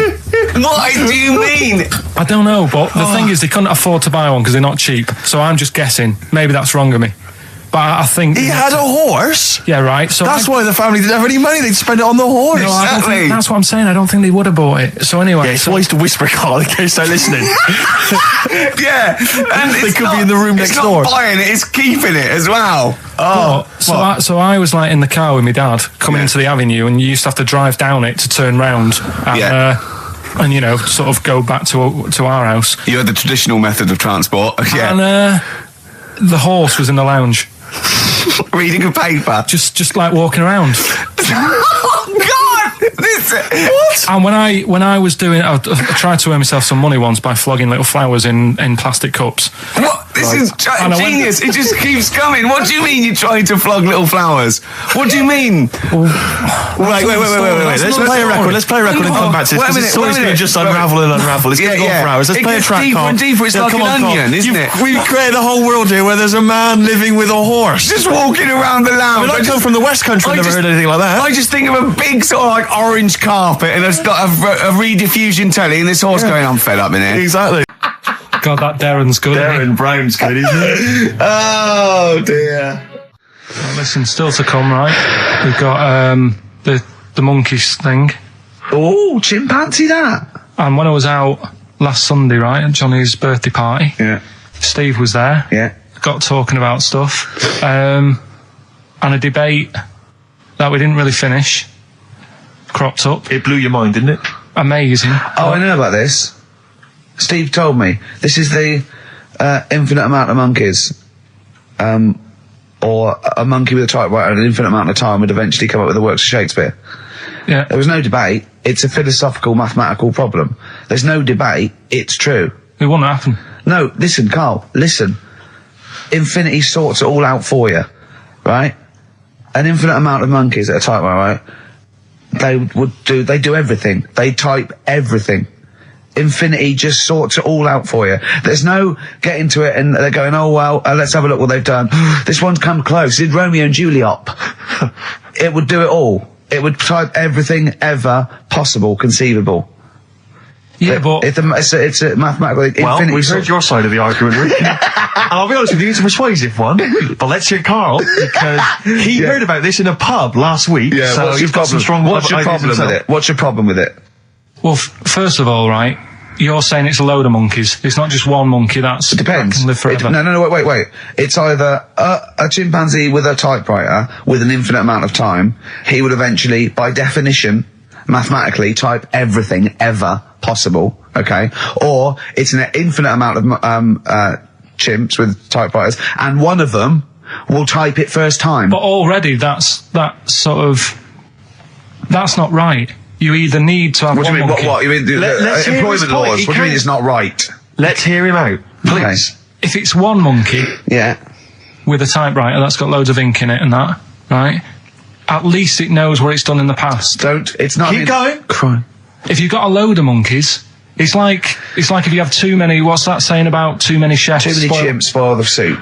Right. Well, it's the same thing. It's like, well, I didn't tell you to put salt in it. I was going to put salt in it, and it messes it up. Whereas if it's just one, they know what's gone on. So what I'm saying is, honestly, leave him go. I can't be bothered. I want to Steve. hear. I want to hear the rest. This blows my mind. He doesn't know what this does to me. It's a mathematical problem. I want to hear the rest. well, it's just I just don't think it will happen. What do you mean you don't think it'll happen? Infinity works it out for you by definition. Well, what's stopping them typing the same thing again? They would. In fact, the problem should be if you had an infinite amount of time that it would type. It works for Shakespeare an infinite amount of times and everything else an infinite amount of times. But you know, that's not as. But not Shakespeare. Oh, shut up, you idiot! Rick, do you know what he said to me? I said to him, I explained it to him. I said, God. you've got an infinite number of monkeys, infinite number of typewriters. They will type the complete works of Shakespeare. He said, have they read Shakespeare? You're an idiot! Play a I record. said no. I'm not having this They're not doing conversation. it from I'm not memory. having it. I'm not having it because it really, really winds me up. But you're saying they'll do it with no spelling errors. Well, they do it. They do it an infinite amount of times. And they do it wrong an infinite amount of times, and they spell the last full stop wrong an infinite amount of times, and they get one thing wrong in Hamlet wrong an infinite amount of times. They do everything an infinite amount of times. But are they going off a story that they've... Play a record, Carl, because I'm going to knock you out. I'm just saying, Shut up! do they know the story? Oh, They're monkeys! Oh Christ! No, right, but- okay.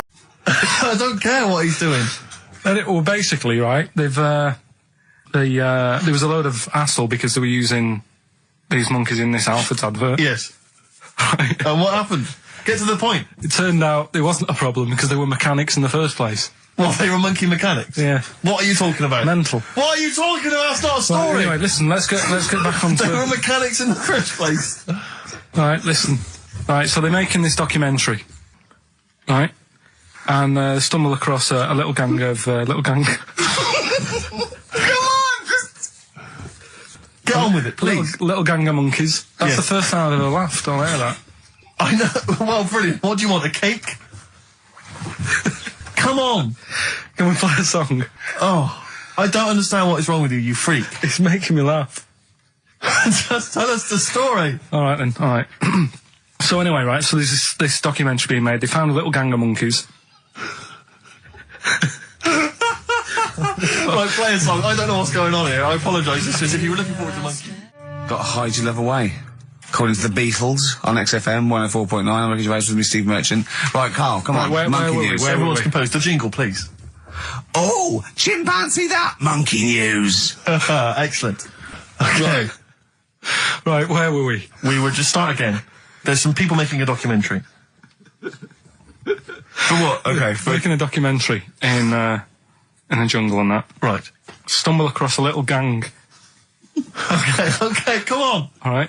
A little gang of monkeys. Yeah. Oh, come on. So the camera crew are there filming it. Yes. Everything's going normal. It's all fine. Nothing odd about it. Okay. They're not running a restaurant. They've not got any barber shops. Nothing. No. Just regular monkeys going about their business. Yeah. So anyway, what normally happens is the monkeys sleep with the partner. They already do what?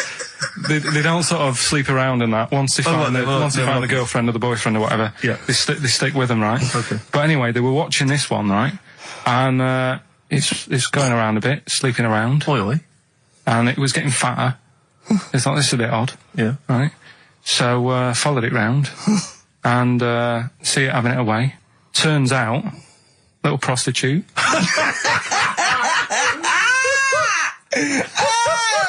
Oh, God! It's a little monkey prostitute. And it was getting fatter because it was charging them bananas. What a load of old rubbish. Charging them bananas! What was it, a boy or... It was a... Woman, little woman monkey.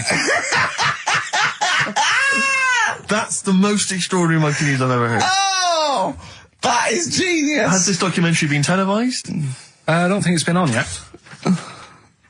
No. And that's all the information you've got? Yeah. And is that's one banana for everything? The half a banana is for Just oral. A paw job. Right. If you want full-blown monkey sex, it is 2.5 bananas. Sure. So, Let's just play a song. let's just play. All right, well, this is our penultimate show, so we're back next week. We're going to make it a barnstormer, I'm sure, lads. I want 100% behind it, 110% next week. All right, none of this giggling, none of this infantile giggling like two schoolboys. Right. All right, we're going to come back. We're going to have some quality monkey news next week. We're going to have all kinds of treats, I would have thought. Okay. Some great prizes. All right? Are we okay? Yeah, We're all best show. behind that. Let's make next week the best show ever. Good luck. If you miss it, then you miss out. We're ending with a track from a couple of years back. I think it was 92, 93. Dinosaur Jr. Start Chopping. Play that. Start playing. Forget start chopping. Start playing. All right. All right? See you next week. Yeah. Anyway, it's what everyone's been waiting for. For It's the what last Carl time. exists for the last time. It's monkey news. Play the jingle. Oh, chimpanzee that! Monkey news. Right, are you familiar with 100th Monkey? Keep The what? talking. 100th Monkey? 100th. Yeah, like as in like, or more than 99. 100th. Yeah. The 100th monkey. Yeah, are you familiar with that? No. No. Anyway, thanks. That was monkey we'll news. leave that Next then. week, Adam and Jet. What do you mean you're going to leave that? Well, I thought it was a popular phrase or something. What, 100th monkey? Yeah. What do you mean a popular phrase? What, why? What? Because you're going to do songs and phrases with it next week. We've said it once before, 100th monkey. No, it's just, it says the expression 100th monkey. Well, Right, do it it says where anyway. it What's the comes from. story? Well, it's from the 1950s, right? And the way they got it because they were following some monkeys about, right? And they started Who was? Who was? journalists Oh, yeah, why? Oh, yeah. just to see what they're up to. Right? Okay. So they're following some monkeys around, yeah. What was it? What, a documentary? Anyway, one of them Come on. Come on! washed some potatoes. Right. Okay. Right, let's leave that. Right, let's leave that one. Come on! A monkey washing potatoes? Can we leave that one? No, you cannot. It's You've about got to do it now. They're following what is it? Like sort of like a family. Is it a family of monkeys or a... It was just one chimp and it was washing a potato and he thought, that's a bit odd, right? Yeah. And Oh, then yeah. it turns out that ended up teaching another monkey Yeah. how to wash a potato. No, they do it. They go down and wash them in the sea because they like the taste of salt. And The weird thing is, though, they when pass on. it got to the 100th monkey, right, even though it hadn't been taught how to wash a potato, Yeah. it automatically knew. It knew what to do. What do you don't know what mean? you're talking What do you about. mean? It was in them. It was in them that they knew that when they get a potato, they had to wash it. That isn't the monkey news. I'm just saying that's where the expression comes from, but you haven't even heard of. I think that my new TV is too big, Rick. I said that I know, when he I don't know bought what it. I was thinking. But I can't believe it. He talked about this buying it. He's got a bit of cash now, of course. And what is it? 42 inches? 42-inch plasma screen. What did it cost you? $3 grand or I something? don't tell. That's Wow, huge. it's 3.5 ridiculous. grand. $3.5 grand, big spender. Of course, it's too big. Well, I can't get far enough back in my room, in my living room for it. You know, you're meant to be, I think, 4 times the screen size away from it Really? to get out from the air. So that's 4 times 42 inches you're meant to be sitting away from it, which is impossible. Yeah. Well, I'll have to just get friendly with the neighbours. Yeah, watch it through a hat. If that's the case, though, are you better off just getting a portable? What? I don't understand that rule. What are you saying? Well, you're meant to be 4 times the screen size away from the TV. But That's then what's the ratio. point in having a big telly if you've got to keep moving further back? Get a portable. And sit right sit next to near it. Do see your point. Why do people go to the cinema then? Did you see films that are out yet? Fair enough, he's got you there. Done. I'd tell you this, though. I had it delivered, and, are you supposed to tip delivery men? Of course you are. I don't know. You see, Well, if I've never had anything delivered before. I never Well, spent no, that much money. not if it's a courier with an envelope, but if it's a bloke who's struggled up the stairs, I held the door two open for fat blokes with a fridge, then give him a £5 for a drink. The problem was, I didn't realise, and I was thinking to myself, I wonder if I've got to tip him. And the guy was leaving, and my mobile phone went off in my pocket, Yeah. and I reached in to get it. He put his hand out, thinking it was a tip. I went, it's just my phone. And I felt terrible after he left. I didn't know. What was I going to do? Run down the street and offer him a fiver? No. No, of course not. No. I'm not made of money. I just spent it on TV. Yeah, I've got no money, mate. Yeah. I just spent it all on this. I had to clean out my jar, everything, the drawers. Yeah, I'd take some bottles back. The problem was it took me forever to wire it in. I thought I'm not going to pay for someone to wire it up, you know. So it took me about 3 hours to wire it in, and it was huge. And I got it switched on, and the first program that was on when I got it wired in was Bargain Hunt. I'll tell you this, David Dickinson's tan almost took me eyeballs out. That's it. It was incredible. It was like X-rays.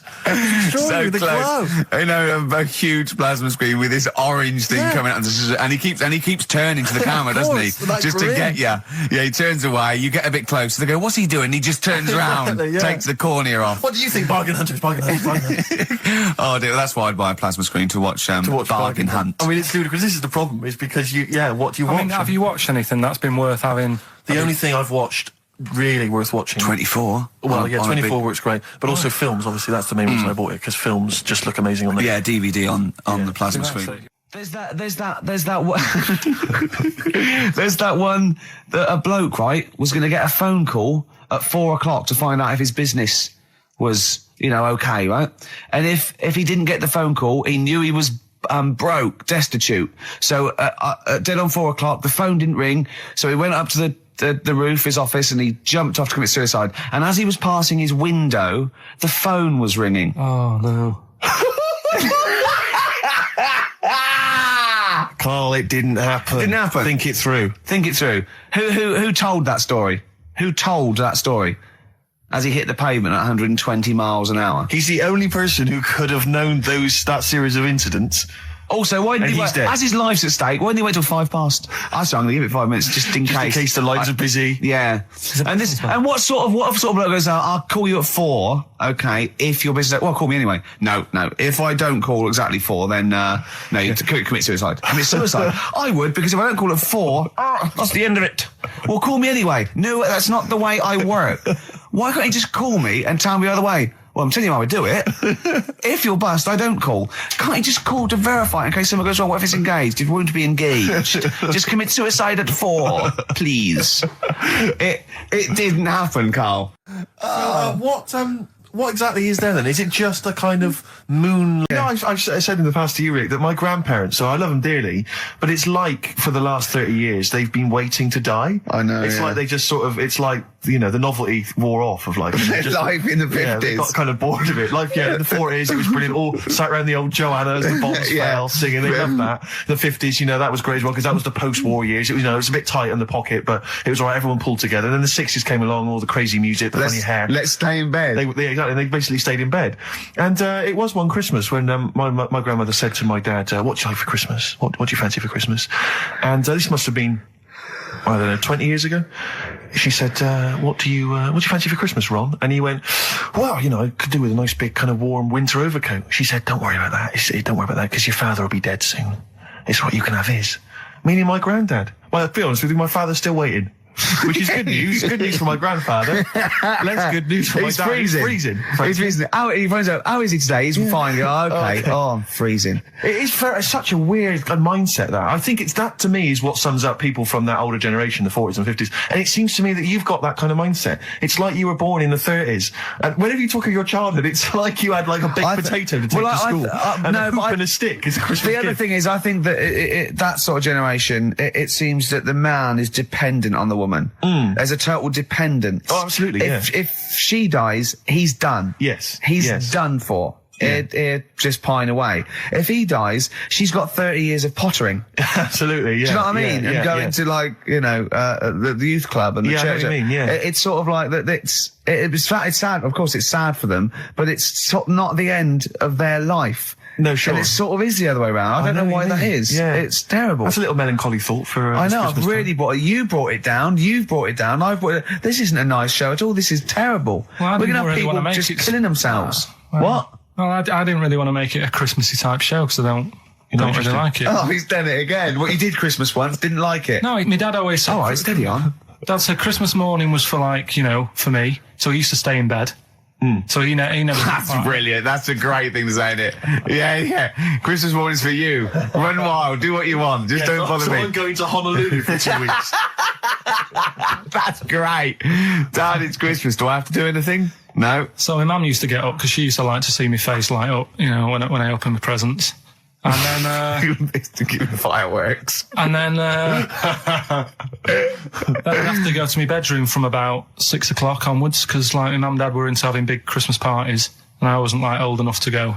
Right. So they'd say, right, you know, you've had your fun there, you go up to your bedroom, stay in there. Really? Yeah, I remember one year, right, I got a train set, that's what I wanted. Yeah. Right? It's brilliant. Playing with it all day. I thought, I don't mind about the party, I'm happy staying up here playing with this. Brother comes in, he's had a few, right, he's going, yeah, give us a go on your train. How old is he? He's a bit older than me, so he might have been like, let's see. Well, let him be 18. Yeah, probably about 18, 19, And how old something were like you? that. I had a train set, so I don't know, about 14. something like that. Yeah. Right, so I'm playing on that, loving it and stuff. And then he comes in and goes, oh, give us a go. He turns the transformer up to like 14. He went really fast for about 5 seconds, broke it, and then he went back downstairs.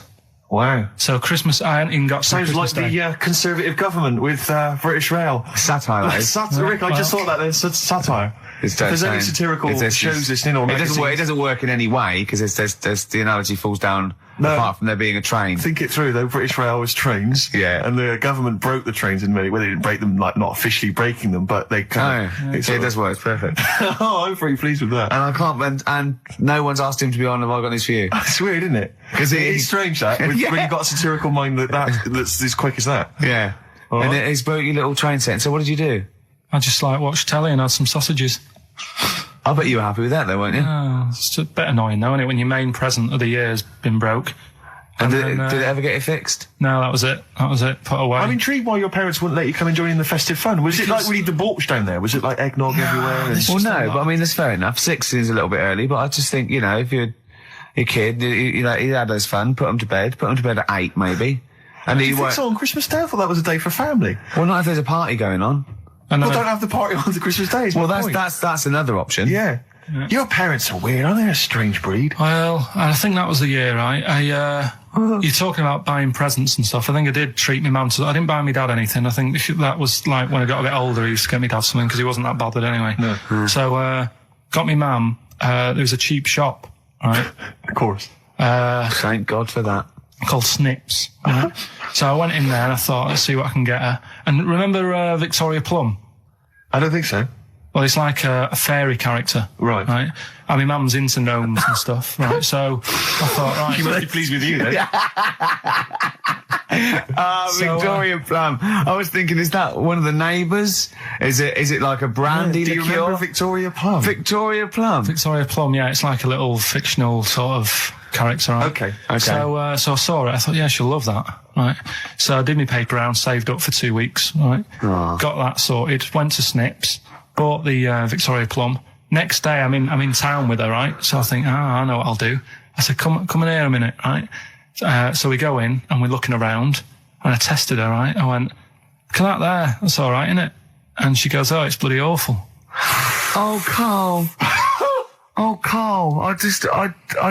Oh, God. So then Christmas Day comes, and I said, don't bother opening it. She said, no, why? I said, Oh, "Don't." no. Why didn't you still give it to her? So, well, it's too late, I'd already bought it. Oh, Carl. So she opened it, and I was like, and she said, oh, that's nice. I said, why are you saying that? I said, the other day, she said, it's bloody awful. She said, oh, no, I thought you were pointing at something else. Oh, no. So that's why I don't get anyone anything anymore. Hey, yeah, on XFM 104.9. I'm Ricky Gervais. With me, Steve Merchant. And over there, Karl Pilkington. Now, we've got a new feature. Well, I don't know if it should become a feature every week, Rick. I'm not sure it's got legs for that. No. But maybe in the absence of Rockbusters. Basically, I was looking through the pigeonhole, and we got a lot of stuff sent to us, a lot of junk, stuff we don't really want. Yeah. And a lot of people, for some reason, they send us... Begging letters, a lot of that. We get sent a lot of CDs by people, bands, artists, who have not yet been signed. Maybe they've knocked something together in their bedroom, they got a band, and they just, for some reason, they want our feedback. They want us to sort of give them some thoughts on what they think, where they're going wrong, stuff like that. And I just thought, I was having to clear out, and I thought, why not just give them a little chance, Yeah. Just throw them a bone, Rick. Honest critique. Honest critique of some of the artists that sent us stuff. Okay, go on These are then. bands that have not been, they've not got a record contract. This is exciting. Okay, name the 3 bands Well, I'll first. tell you, no, we'll go through them individually, and I'll hear a little snatch, and then I'll get your opinions, both from you, Rick. I know you've been in the music business, you've got a good general knowledge of music, you've got good taste. big time, and big also time. Karl Pilkington's views as well. Yeah. We know what to think of them. So this Go on. first band is called Kellerton Road. I'm sure they're very excited. As I said their name then, they probably can't believe it. They're phoning each other now, they're getting so excited. All friends are phoning them now. Yeah, Turn your exactly. phone off. They They can't people in believe this that. band. You don't want to. Yeah. Well, okay, then Kellerton Road. Kellerton Road, play a track from them. So that's Kellerton Road. I think that's a track called Secretly. And looking on the back here, there's 6 of them in the band. They all pretty much look the same. They've got the long hair, the usual sort of look. What do you make of them, Rick? All right. Yeah? Quite like Yeah, that? good. Yeah. I mean, bit generic. The chorus is a little bit simplistic, but I like good production. Good. Yeah. Yeah. Good Reminds you of musicianship. something maybe like the Thrills, that sort of thing. Yeah. Yeah. I mean, yeah. Good. Jukebox or junk box? What's a junk box? It's just, I'm just trying to make it sound snappy. Jukebox Don't. or junk box? Don't, because you haven't got it. Don't ever stick to what you're good at. Okay. What, being sexy? Just sort of watching Doctor Who and stuff. You like that, don't you? Yeah, I love it. Okay, then right. What's the next one? So, well, let's just ask Karl Pilkington's opinion. Karl, what were your thoughts? Yeah, it's all right. Yeah? Yeah. That's it, is it? Yep. Is that why you're no longer right for the enemy? Go So on. what's this next one you've got for us then, Karl? Toffee. Toffee. It's called Born Depressed. Oh dear. Brilliant. Is it about you? There we I go, quite Toffee. like that. Yeah? That's sort of a bit glammy, bit underground. Yeah. What do you make of the name, Toffee? I don't like the name. It's not great, is it? No, but I quite like that track. Quite like the track. I'm If just that's looking at the representative. CD, they've made it themselves, and basically the band feature on there completely nude. Oh. What do you Well, we know what we think of that. What do you think of that, Carl? I'm happy with that. Let's have a look, though. Have a look there. That's no point, is it? There's quite a lot of blokes and there's one naked lady. Just having a look, though. Just Yeah. What are you looking at the blokes? What are you looking at? Why are you looking at the blokes? let's Knob. just having a look. But you look at the knob. I can see by the way your eyes are I'm looking. looking at the woman's knob, though. Well, she won't be happy with that. No, that's a bloke, Karl. Yeah, that's where you've been going wrong. Yeah, that's the woman. Yeah, Yeah. that's what I was looking at. That one, the woman's knob. So that's all right. Yeah. Good. So Rick, hit parade or shit parade? I don't know if it's going to be. I don't think it's going to be a hit yet because I haven't got backup. But I think we're looking more about whether they get A you know, record deal. Do you think they deserve one? Yeah, I like. Thumbs up for both of them. Okay, excellent. Well done. All right, well done. And Karl, play the last one then. What did you make of it? Sorry, we didn't ask your opinion. We weren't interested. Like to see him on CD UK. Just like that on the CD cover. Okay. And this last act, I think, is this right? Picture Centre? Yeah. Picture Centre. Picture Centre. My favourite. You like that? Yeah, that's my favourite out of all of them. Good. There's a bit of Amy Mann in there. A little bit Cocteau Twins. Yeah, yeah. Yeah. No, really good. I really stuff. like. Really good. Really intriguing that. Karl Yeah. Pilkington? Yeah, it's all right. If you didn't like it, what would you say? It's weird though, isn't it? Music. No, do you know what I mean? It's like it depends what you're doing. Do you know what I mean? That's all right if you're just having a game of crib or whatever. It's just on in the background. That's the thing with music. I don't think you can sort of slag any of it off. It's times, and it's depends what mood you're in and stuff. Yeah. So. So this it's is a pointless pointless. feature. It's a pointless Points for feature. you. We'll do it Well, I again didn't come up with it. No, I do. All right, don't slag it off. then. Okay, we'll do that again then. I was quite enjoying that, but okay. No, do you understand what I'm saying? Well, That it's not worth having an opinion about music. Well, I'm not that bothered. I'm just saying. imagine if he was on the panel of fame and going to be your pop idol. Yeah. That'd be great. He'd go along, and Nicky Chapman go, yeah, you've really improved. I really like that. I don't know what you're wearing. Dr. Fox, you were hot, baby. I loved it. Like your legs, like all your boobs and all that. Brilliant. Come to Carl. Not bothered. All right. Yeah. Brilliant. No, we'll keep it up. You know, Play a record. Yeah. Oh, come on. This is my favourite. Can I change? Well, this is my favourite out of all four of them. Lynyrd Skynyrd. Yeah? Yeah. Yeah. Slam dunk this puppy. Jet. And roll over DJ on XFM 104.9. All right? Karl, just an email, a question for you. Can you please let me know which school Karl went to? What school do you go to? Cessav. What? Cessav. Cessav? Yeah. What does that mean? It was on Cecil Avenue. Cecil Avenue in Manchester. Yeah. It's just he says, I'd like to know so that I don't send my kids to the same place. He also says, he says, P.S. Does Karl look like Gollum in Lord of the Rings? Yes. He does, doesn't he? Yeah, that's very good. Yeah, in fact, I was just putting a little bald wig on you, wasn't I? Like he needs one. Yeah. So, if you Just want some a of the fun and games we have when the songs are on. Yeah, did it hurt? Just a little bit. The bit that worried me is when you said, let me just staple it. Yeah, well, I was trying to get it under your chin because it looked funnier, and he was scared. Oh. Can I just give you a little fact here? Someone's emailed in for you, Karl. They've sent an interesting fact for you. I think you're going to be interested in this. Don't read it on the email. Let me read it for you. I think you'll be excited. An interesting fact from Karl. That's from Toby. He says, Attila the Hun punished some fella who annoyed him by cutting off his arms and legs. You'll love this. And stitching his arms back where his legs should be, and vice versa. Look at his face. Look at the little smile that's just cracked on his lips. That is the kind of fact you've been waiting for all day, isn't it? So go on, again, so... Attila the Hun, right? Some guy he didn't like. He cut off his arms and his legs, and he stitched his legs on where his arms should be, and his arms where his legs should be. Look at him looking at his body, trying to picture it. Yeah. I'll let it sink in for a little while, then I'll ruin it for him. Karl, what are you thinking? I'm just picturing it. Well, he would have died. It would have been tokenistic. There's no way that person could have lived through it. So it was just for Attila the Hun's fun. He probably put him on a stick outside his gate or something. There's no way in those days that he could have gone through complete limb amputation and... So would he have wore a jumper for pants? Who's the winner of the competition? From Walthamstow, it's Joe Ogden. Well done, Joe. You got the correct answer, which was what? The fella with two heads at number 50. Number 50. Is that it? Are we off? Yeah, that's it. Yeah. All right. Cheers. More of the same drivel next week. Bye. Bye. Placebo, special needs on XFM 4.9. Email in where Lanzarote is. I don't know if it's Italy or Spain, off Europe, or maybe Africa. You know, these are the sort of things, these are the reasons I come into it, to at least learn something, innit, Karl? We've stopped educating Ricky, so I've stopped learning, you know, about things like the woman who ate mud all her life. We've had a lot of emails, Karl. I don't want to sort of put a dampener on your Christmas, but a lot of people have been slagging off Lanzarote. One of them just said, well, one of them just, I don't know if I can find it. It is Canaria, isn't it? It is one of the Canaries, isn't it? It's a volcanic island covered in volcanic dust. It's very windy, so you have to dig a hole to sit in on the beach, and there's hardly anything to do. That's from Mike Godwin. He says, unless you like quad biking, well, you know, you've seen what happened to... no, don't go quad biking. Not with your little head. There's no protection at all, is there?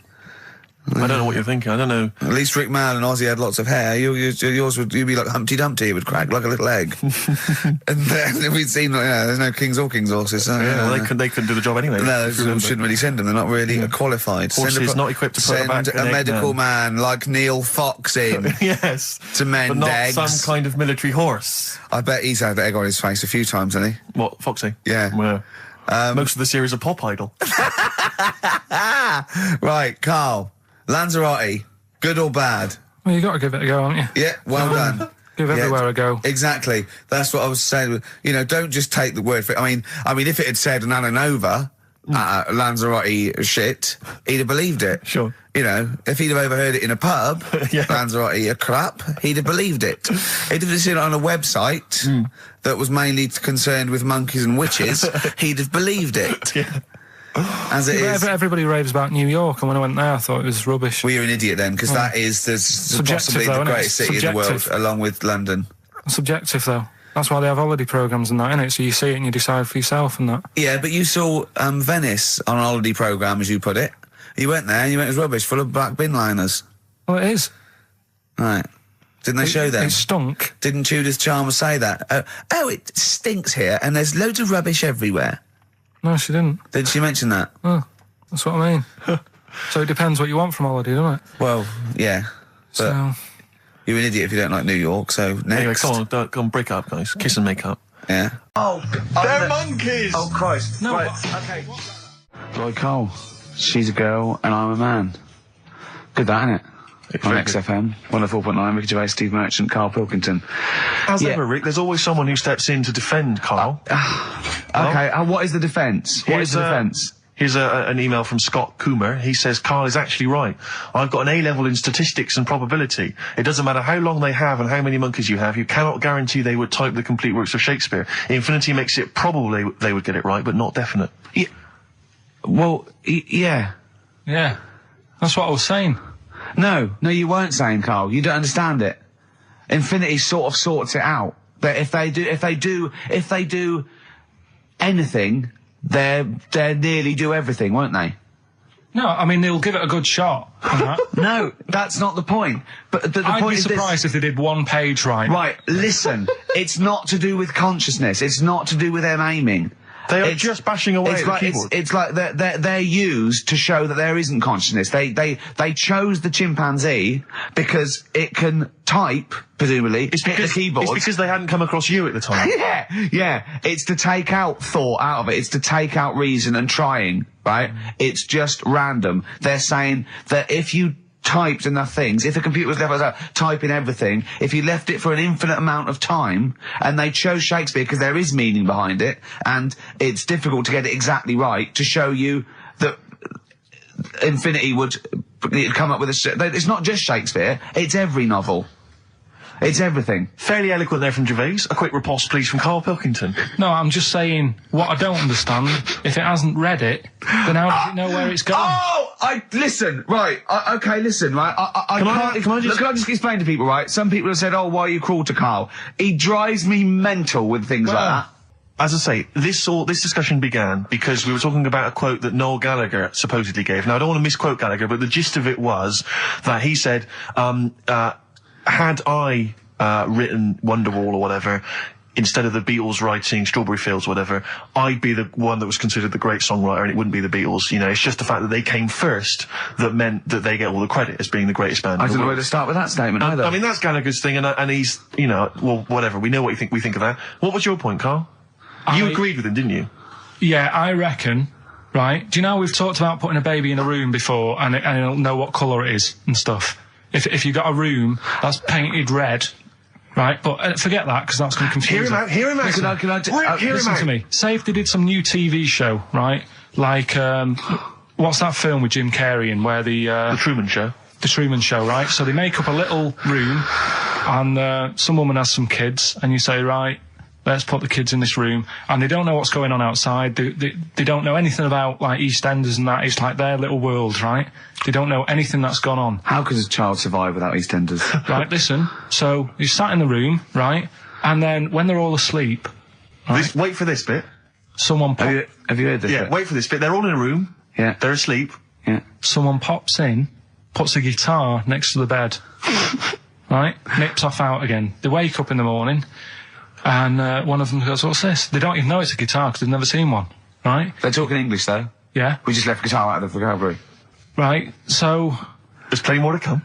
So, one of them will pick it up, and they'll go, I don't know what it is, and they'll start strumming, they'll go, that sounds good, doesn't it? Give them a few weeks, they could come up with Hey Jude. Whereas, typing Shakespeare...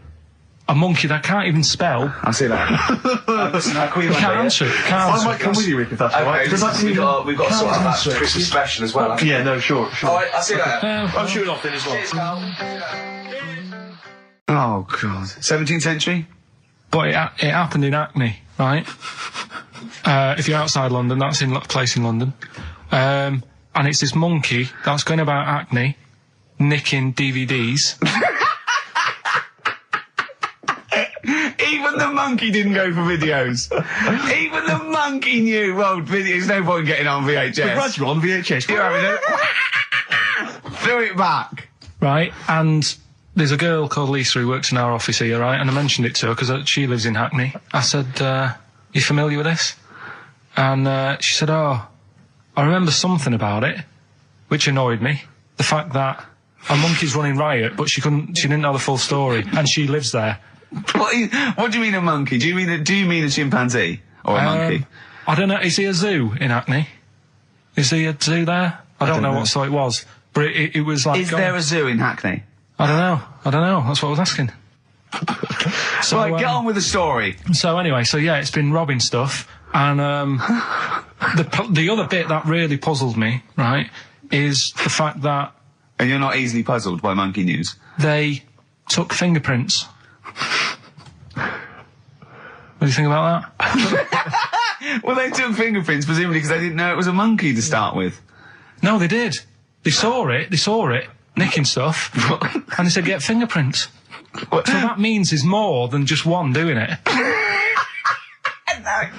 I'm gonna have a heart attack. He had to fax them to Interpol. Yeah. We know that is, It's Brian the monkey. Yeah. So Sorry, I don't understand. He was stealing DVDs, specifically DVDs. DVDs, I think it said watches and stuff. What, breaking into homes? Yeah, in Hackney. Maybe. Are you sure it wasn't a kid with a mask on? No, seriously. How was he breaking into homes? They go Up the drain pipe. They're good, aren't they? They're good, aren't they? But how would they do that? So is that the news? Well, that's how much do you want? Is that monkey news? For this week? Well, I don't know that it's true. Again, I've got nothing. There was other stuff. There was another story that I found about a monkey, but I would like to know from someone in Hackney do you know what I mean? And I missed that one on Crime Watch, which would have been good. Right? But there was another story about one that kept getting on buses, not paying its fare. And just sat in a corner reading the paper. Reading the paper, Carl. You're an idiot. Well, that wasn't in London. You're an idiot. That was in America. It wouldn't read the paper. Why would it read the paper? Because it was its way of sort of going, oh, well, if I'm reading something, maybe the inspector... The inspector won't notice my hairy hands. Oh, Carl, you're such a fool! Well... Pilkington. Karl We've just had a news flash that an infinite number of monkeys in Hackney and an infinite number of typewriters. Yeah. We don't know what for. At this stage, we've got no more information. And they've taken back an infinite amount of graduate on the video. This is rubbish. Actually, on the subject of Men in Black 2... What? Have you seen that, Steve? No, I haven't, Carl. Tell me about You it. should see it. Go on. Why? Because there's this thing in it. Go on. What, a stupid, bald Mancunian tosser? No, weirder than that. There isn't anything weirder than that. Big eyes, it was gangly. Keep talking. You've got to see it, because you wouldn't believe how the likeness and that. You've got to get the film out tonight. Right. It's not as weird, it had a normal voice, right? He's done you and he's not even here! I'll tell you what, mate, it ain't worth coming in next week. Stay on the line, Carl. Play a record player. Kings of Leon, Molly's Chambers. What do you think of that, Carl? Alright. There's a surprise. Another insightful remark. Steve is not a fan now. Not only does he know you've been slagging him off behind his back. No, I wasn't slagging Steve. If you get it out on the DVD tonight, you'll know I'm not slagging you off. It could be your brother. I love the fact that it makes it worse, but he's thinking you're going to go, oh, he wasn't slagging me off. It does look like me. I do think I'm an alien. I love the fact that you hope Steve will go, he's got a point. It's a spitting image. Yeah. I am, seriously, Carl, I'm really angry. I'm so angry with you at the moment. You haven't seen it yet? No, I know, because I know what it's going to be, and I'm just... Why? I'm fuming. I'll tell you why I'm angry, because he doesn't do it in jest. No, but what do you think it's going to look like? What do you think this thing's going to look like? Going to look ludicrous. It's not going to look anything like me, but he's going to pretend it does. Go on, what? Go on. No, it does look like you. Yeah, of course it does. And you looked like the human Z. Well, I mean, to be honest, you did a bit, Carl. You walk like him, you're bold like him, you got a sort of gormless face like him. Any more? I don't smoke. That does. Go on. There's a programme. We couldn't have said the cock soup if we'd made it up, but because it's real. It's fine. We also couldn't have said the cock soup if we'd have meant a male penis. Thankfully, we don't. So. We mean a little chicken. Go on. Yeah, this programme was on. It was Wednesday night, something. About this little lad. Yeah. It was a fella and a woman at the same time. What was it mean? Like a cartoon with a secret identity? By night? What do you mean? He had both by day a boy, by night a woman. He had it all. What'd you... Sorry, wait. So he had male and female genitalia. Yeah. So what do you call someone that's born like that? Weird. Yeah. Now, what's the term for it? Go on. You know it. We've talked about it before. Aphrodite. Really? So close. Hermaphrodite. Yeah, hermaphrodite. Yeah. That's weird, though, isn't it? Yeah. And he had the ball. Yeah. And he had the... Well, what happened was he was born, right? Obviously. And the doctor said, there you go. Lovely little boy and girl. So the mum was like, what? So he said... No, I don't think the doctor was sarcastic. Yeah, what? I don't think the doctor was sort of dissing them. Yeah. There you go. What do you mean, doctor? I'll have a look. There's the cock, there's the minge. All right, see you later. What are you going to call hit? But doctor, what do you mean? Have a look. He wasn't sarcastic. He didn't give Doctor, clues. tell me what you mean. Give me a straight answer. He probably went, oh shit, she's got a cock. He didn't go... He wasn't sarky to the parents. No, but I'm just getting across. Do you know what I mean? I always had a little bit just to... Yeah, I know you do. Yeah. You should be a newsreader. Be brilliant. So there's a little kid lying there. Yeah. And the mum says, you know, what am I going to do then? So the doctor... I mean, I'm condensing this. It was like an hour long. Sure. Yeah. Yeah. So he says, she said, what will I do? And the doctor said, well, he's not sort of well hung. Right. Oh, So he's not sort of well on. This doctor has been struck off since for saying these things. It was a real doctor. It wasn't Dr. Fox. Yeah. Right. Go on. So the doctor said, so I recommend that we make it a woman. Right. So they sort of do a little bit of jiggery pokery. Yeah, a little bit of work. And I don't think that's true, Carl. No, it is. It was on the programme.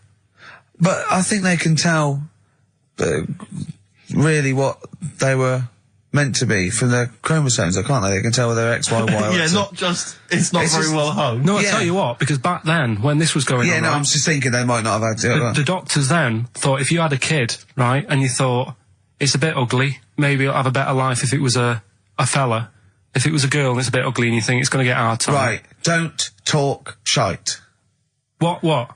That a doctor would go, right, you've had a young girl. I'll tell you what, she's a pig, let's pop a cock on her. Don't No, talk I'm not saying, shite. I'm not saying that. What I'm saying is, say if you have like I say, a girl. I just think it's harder if a girl's ugly and she's growing up. She has a harder time. Yeah.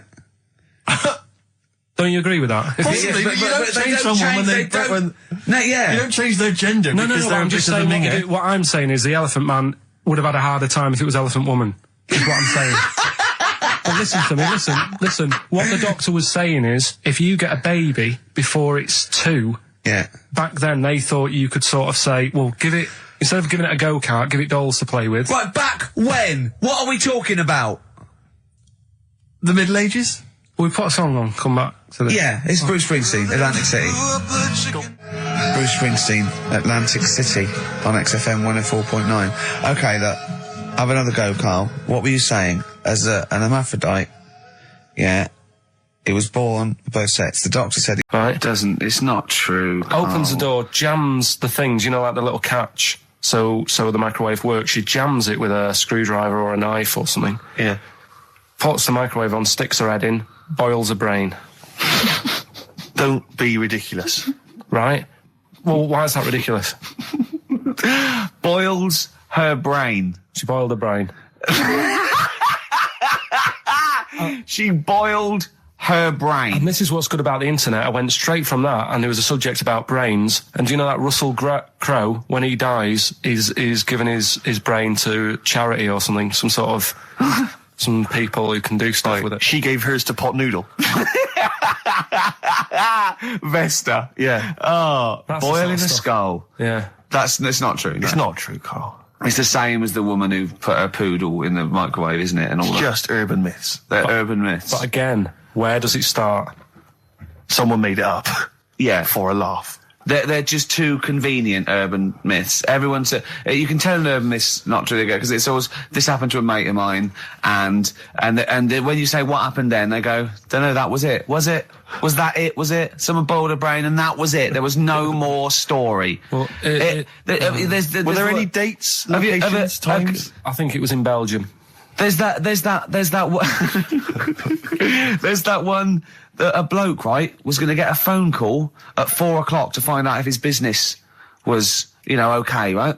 And if he didn't get the phone call, he knew he was broke, destitute. So, dead on 4 o'clock, the phone didn't ring, so he went up to the roof, his office, and he jumped off to commit suicide. And as he was passing his window, the phone was ringing. Oh, no. Carl, it didn't happen. Didn't happen. Think it through. Think it through. Who told that story? Who told that story? As he hit the pavement at 120 miles an hour. He's the only person who could have known that series of incidents. Also, why didn't And he he's wait? dead. As his life's at stake, why didn't he wait till 5 past? I'm going to give it 5 minutes, just in Just case. in case the lines are busy. Yeah. And what sort of bloke goes out, I'll call you at 4, okay, if you're busy. Well, call me anyway. No. If I don't call exactly 4, then, no, you commit suicide. Commit suicide. I would, because if I don't call at 4, that's the end of it. Well, call me anyway. No, that's not the way I work. Why can't you just call me and tell me the other way? Well, I'm telling you how I do it. If you're bust, I don't call. Can't you just call to verify in case something goes wrong? What if it's engaged? If you want to be engaged, just commit suicide at 4, please. It didn't happen, Carl. The other one, right? A bloke, right? He's on a train station, and I'll tell you how I heard it. He's waiting for a cruise station, whatever, and he shits himself. As you do. And so he goes, my train's in 5 minutes, So he runs across to Millets and goes, quick, Levi's, 36. The bloke just puts it in a bag, he runs onto the train, he goes into the toilet, takes his, It's already good, isn't it? I'm loving it already. No, right, there's a shadow, I think it was in America. Yeah. And it's on a quiet road. I'm guessing somewhere like Boston, that's what he mentioned. Okay. Right? No. Somewhere like Boston, and people at night used to see this shadow moving about, and they'd go, what's that? Right? And it got known, the town, the little local town got known for this shadow, but it didn't cause any problems. People What are you talking about? Well, it was like, You lost me. What are you talking no, about? do you know, like some places get famous, like Scotland's got the Loch Ness Monster and that, but it doesn't go cause on. any. Yeah. But it doesn't cause any problems. Doesn't exist. Go on. Right. So there's this shadow walking about on the road. What do you mean? No, what's he again? Rubbish. Right. So he's walking Nonsense. about. Where did you read this? Where did you He's see walking this? about. This was on the internet, and I'm sure. Sorry. Sorry. Right. I thought it was shite. I didn't know it was on the internet. Right. So this shadow is moving about, and Independently of an object. yeah, and the local mayor and that is like, yeah, it's a bit weird, but it's not harming anyone. The mayor involved. Was he elected to that post? Hey, Mayor, we got a problem down here. Seems like a shadow. Well, it's not causing any. No, it's just causing any problems. Yeah, go on. But that's the thing. It was left for years, and then it did start causing problems. I see, that's it. If you leave these shadows to go unchecked, Rick, they go crazy. Yeah. You let them run amok in the Yeah. city. Yeah. You've got to stand What did around it do? on What did it roaming do? shadows. What did the shadow do? It was pushing people off the bikes. It was what? It was pushing people off the bikes. Oh, I'll find out more for that next week. Right, that'll tease oh, them. you're a maniac. We'll do more on that. We haven't had time for Please educating. never have children. Right, listen. You're Just promise me now you'll never have kids. Okay. It's not his fault. Let me have it's not his fault. You got to save this. This has got to teach me something. It'll be an interesting story. Right, it's not his vault. This fella. Yeah. What year? Ages ago? Olden times? I'd say in the 70s. Okay. Would you? Any evidence for that? And, Does he wear flares in the story? right, Is that this- your reason? No, it's a bit like Yuri Geller, this fella, right? Where he's electric. He's electric. And if he walks past the telly would fizz. Uh-huh. If he walked past the radio, it all goes like that. Ooh. His hair stuck up all the time. And he'd be having a bath and everything would be all right, and then the power would sort of switch on in his body, and the electric in his body made him jump out of the bath. So... What do you mean so? What is that so? What does that so mean? You've given us nothing. You've given us nothing. You'd have to at least give us the scientific explanation. Yeah. Electric eels have 400 volts in them. Oh, is this the running away again? What was that one called? Yeah, but but It's not his vault. But there's a reason not his fault. It's not his fault. I thought it was going to be something about I keeping it safe. think we should do these the other way round. I It's think you not should his tell us fault. the story and then we'll hear the pun. It's not his fault. It's not his fault. Right, let's leave it. Play a tune. Forget it. Educating Ricky. Doing it. We're not doing it. No, we are! Right, anyway, Rockbusters. Yeah, go on then. I give a cryptic clue Yeah. and a letter, and it makes up a band. He Right? never said the word cryptic a few months ago. I love it. Do you know what I mean? I feel it's like our own little Eliza Doolittle. Yes. Right, even Richard will like this one. Here we go then. First one. There's 3 of them, Go on. and you email in. If this doesn't turn Dickie round, nothing will. This is an email-only competition. Email only. Right, here's the first one. Initial is B, so it's B. a band starting with B. Okay. And the cryptic clue is, I don't like them birds. They shouldn't be allowed in this area. I don't like them birds. They shouldn't be allowed in this area. Next one. Right, the next one. He doesn't like women, yet he's got a couple of kids. That's a bit weird. Is that a cryptic clue, or is that just a general point? Is that That's the cryptic clue. Okay. And the initials there are PD. Okay. And the last one. I've got that one. That's terrible. That's terrible. Okay, quickly. Oh, God. And the last one is that bloke who does. Come on! It's making me laugh. Come on, Carl. Be professional. Right, the last one. Right. I can't do it. It's making me laugh. Oh, come on. I'll come and read them then. No, hang on, Come on, Carl. Right, here we go. They don't do this on Blockbusters on TV, do they? No, come on. That bloke who does sport on telly. He's got a little kid, right? Initials DC. What? Is that, I'm was that the completely clue? confused by that. Was that the clue? Yeah, that bloke who does sport on telly. Yeah. He's got a little kid. Initials DC. Okay, is that a band? Or an artist? It's well, I'm not A gonna tell you. cheese. I'm not This is gonna a tell you. well-known sandwich. Is it? What is it? Is it a band or an Right, artist? so just quickly recap. That's Okay. it's a Come B. on, Carl. Right, Come on. quick recap. The first one is B. I don't think them birds should be around in this area. Right, that's B. Right. Second one, he doesn't like women, yet he's got a few kids. It's a bit weird. That's PD. And the final one, that bloke who does sport on the telly, he's got a little kid. Right. DC. All right, and it's ricky.gervais@xfm.co.uk if you want to enter for Hellraiser. Oh, I'll tell you what, continue quick to do a little theme of like some old stuff people haven't heard of. If you're under 30, you probably never heard of this band. It's also a new thing I want to introduce. It's Show Up Camfield. Camfield talks the talk, he doesn't walk the walk. He doesn't play some rock classics on his show because he's scared. I'm going to play the tracks that Camfield's too scared to play. This is Kansas and Carry On Your Wayward Son, alright? Yeah. Right, okay, Educating Ricky, part 2. Right. I'm committed to this treatment. Yeah. Is one Oh, of I've them. got to go for that one. Yeah? Yeah. Or the other one is the police are causing a bit of a stir. He still says it like it's the best thing he's ever come up with, which in a way it is. It could be. Right, go on then. I'm committed to this treatment. Right. Do you know the saying...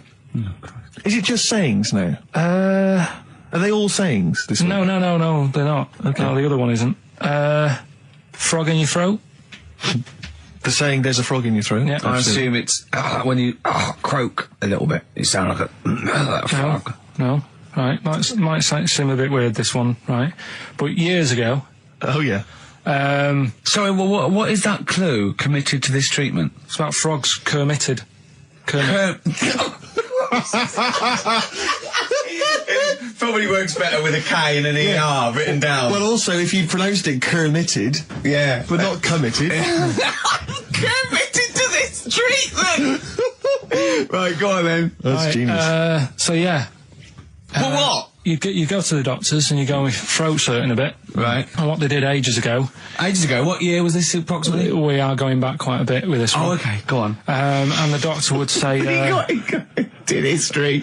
Imagine years ago. Go on. and the doctor would say, right, keep your mouth open. I need to look at your tonsils.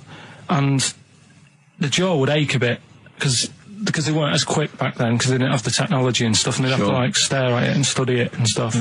And like they get an achy jaw, right? Keeping their mouth open. Yeah, like you get, Yeah. when you eat a Mars bar or whatever. So they'd sat there, and they used to always close their mouth, and it used to annoy the doctor. Right? Sure. So what they did, they used to get a toad, right, and put it in the mouth. Rubbish. Okay, keep talking.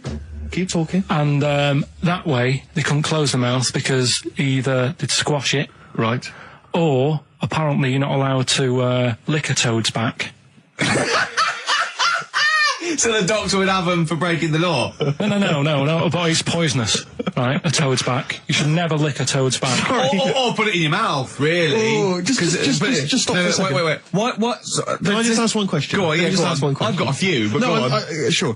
My initial thought is, it sounds like a brilliant bit of sort of medical knowledge there. It's a great idea. Yeah. My only thought is, how does the doctor see past the toad? Yeah. Your tonsils? What's he actually looking at with the mouth open? Surely the toad is in the way. Hopping around in the way? It didn't say.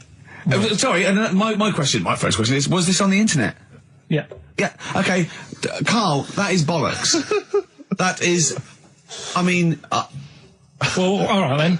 Let's turn this round. Where does the saying, you got a frog in your throat come from? Probably because you sound a bit croaky. Probably that. Probably because you sound a little bit like a frog when you've got a sore throat. Carl, did you not question it just for a moment when you read it? Just for a second, didn't you think that seems an odd approach? Firstly, why a frog of all the different because species? it's poisonous. A toad. No, a toad, so it's a toad as well.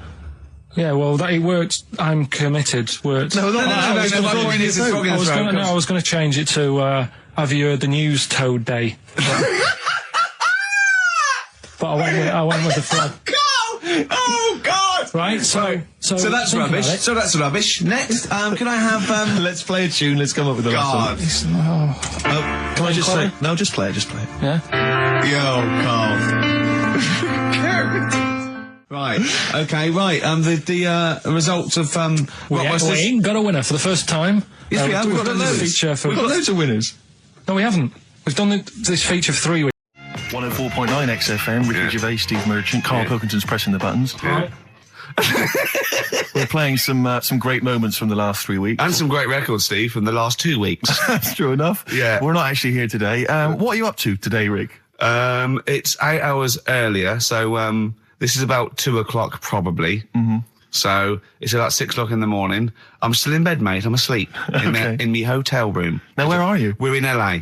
Los Angeles. Yeah. City of Angels. Yeah. City of Angels. Yeah, and so that's what we're doing. We're doing stuff like that. That's why we're not here. We're not here next week either. So next week is the best of this week. Alright, so, here's the first bit.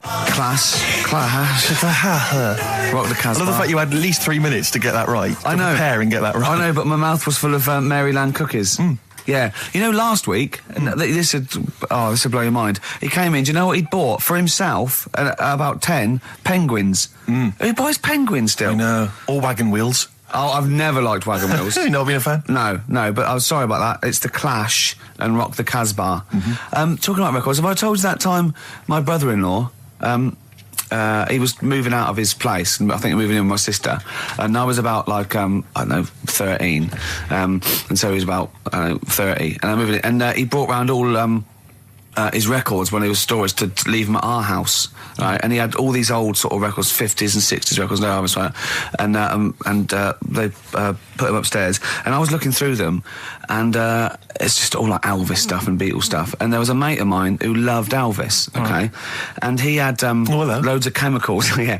he had loads of chemicals, and I was into chemistry, and he said, let's swap me some chemicals for them, so I sort of nicked about 5 Elvis singles, and I got all these chemicals, and then the guilt just hit me. I just thought, well, he's going to notice that. And one night, I just came downstairs and I confessed to my mum. And she went, all right, well, I won't tell him, but you've got to be good. And it's sort of like I was just really, really good for a year. And then I remember when I was about 18, my brother was talking about it. And he said, did you ever play those records I left for you? Brilliant. He told my mum, he said, these are for Ricky. She just didn't tell me. She was sharp, wasn't she? She used opportunism there. Oh, that's genius. And that was it. That's why I was good. But you've never stolen anything since, have you? No, I don't. Except that spate of shoplifting after that to teach your mum a lesson. yeah. Well, I went round and arson. No, I did. I just couldn't believe it. It was terrible. That's the sort of thing I think we need now, right? We've covered a lot of stuff. What, education? Teaching, yeah. Well, okay, what do you want to know? Don't know. Have you got something? Can you educate us on anything? I've been reading bits. So could we bring back just for one night only, educating Ricky? Oh, I'm excited. Yeah? Do you think it warrants that? I don't know enough about it. Do you know what I mean? About what? It sounds perfect. Play the jingle. Oh, educating Ricky. He's getting smarter. A couple of things happened in the week that I read about. Okay. Keeping up on what's going on in that. Sure. Yeah. One was about that Galileo fella. Okay. Was it about 1636? Was it? I think it might have been That's not earlier. bad. Go on. Did some stuff with light and that. Yeah, he did lots of physical experiments, yeah. Is that it then, Carl, is it? He did some stuff with light and that. What did he do with light? What was that? Well, I think he invented the first... Telescope. Telescope. So I think it's a particular lens, though, and he did experiments where he dropped famously two different weighted balls from Pisa, and they hit the ground at the same time, showing that it doesn't matter, the weight doesn't matter, but air resistance does, and stuff like that. I think he probably explained it a bit better than that. Yeah, but I'm talking to Carl. Sure. Did they need to know He's stuff? just thinking about pizza. Yeah. Did they need to know stuff like that back then? What do you mean, did they need to know stuff like that? It's just... There weren't people going around going, I've got to drop these two things off the Leaning Tower of Pizza. I just don't know which one's going to land first. Yeah, I need to know. Why do you need to Bring know me that? Galileo. Yeah. It's for a bet. Yeah. No, but if I was knocking about then, I'd be like, stop messing with that.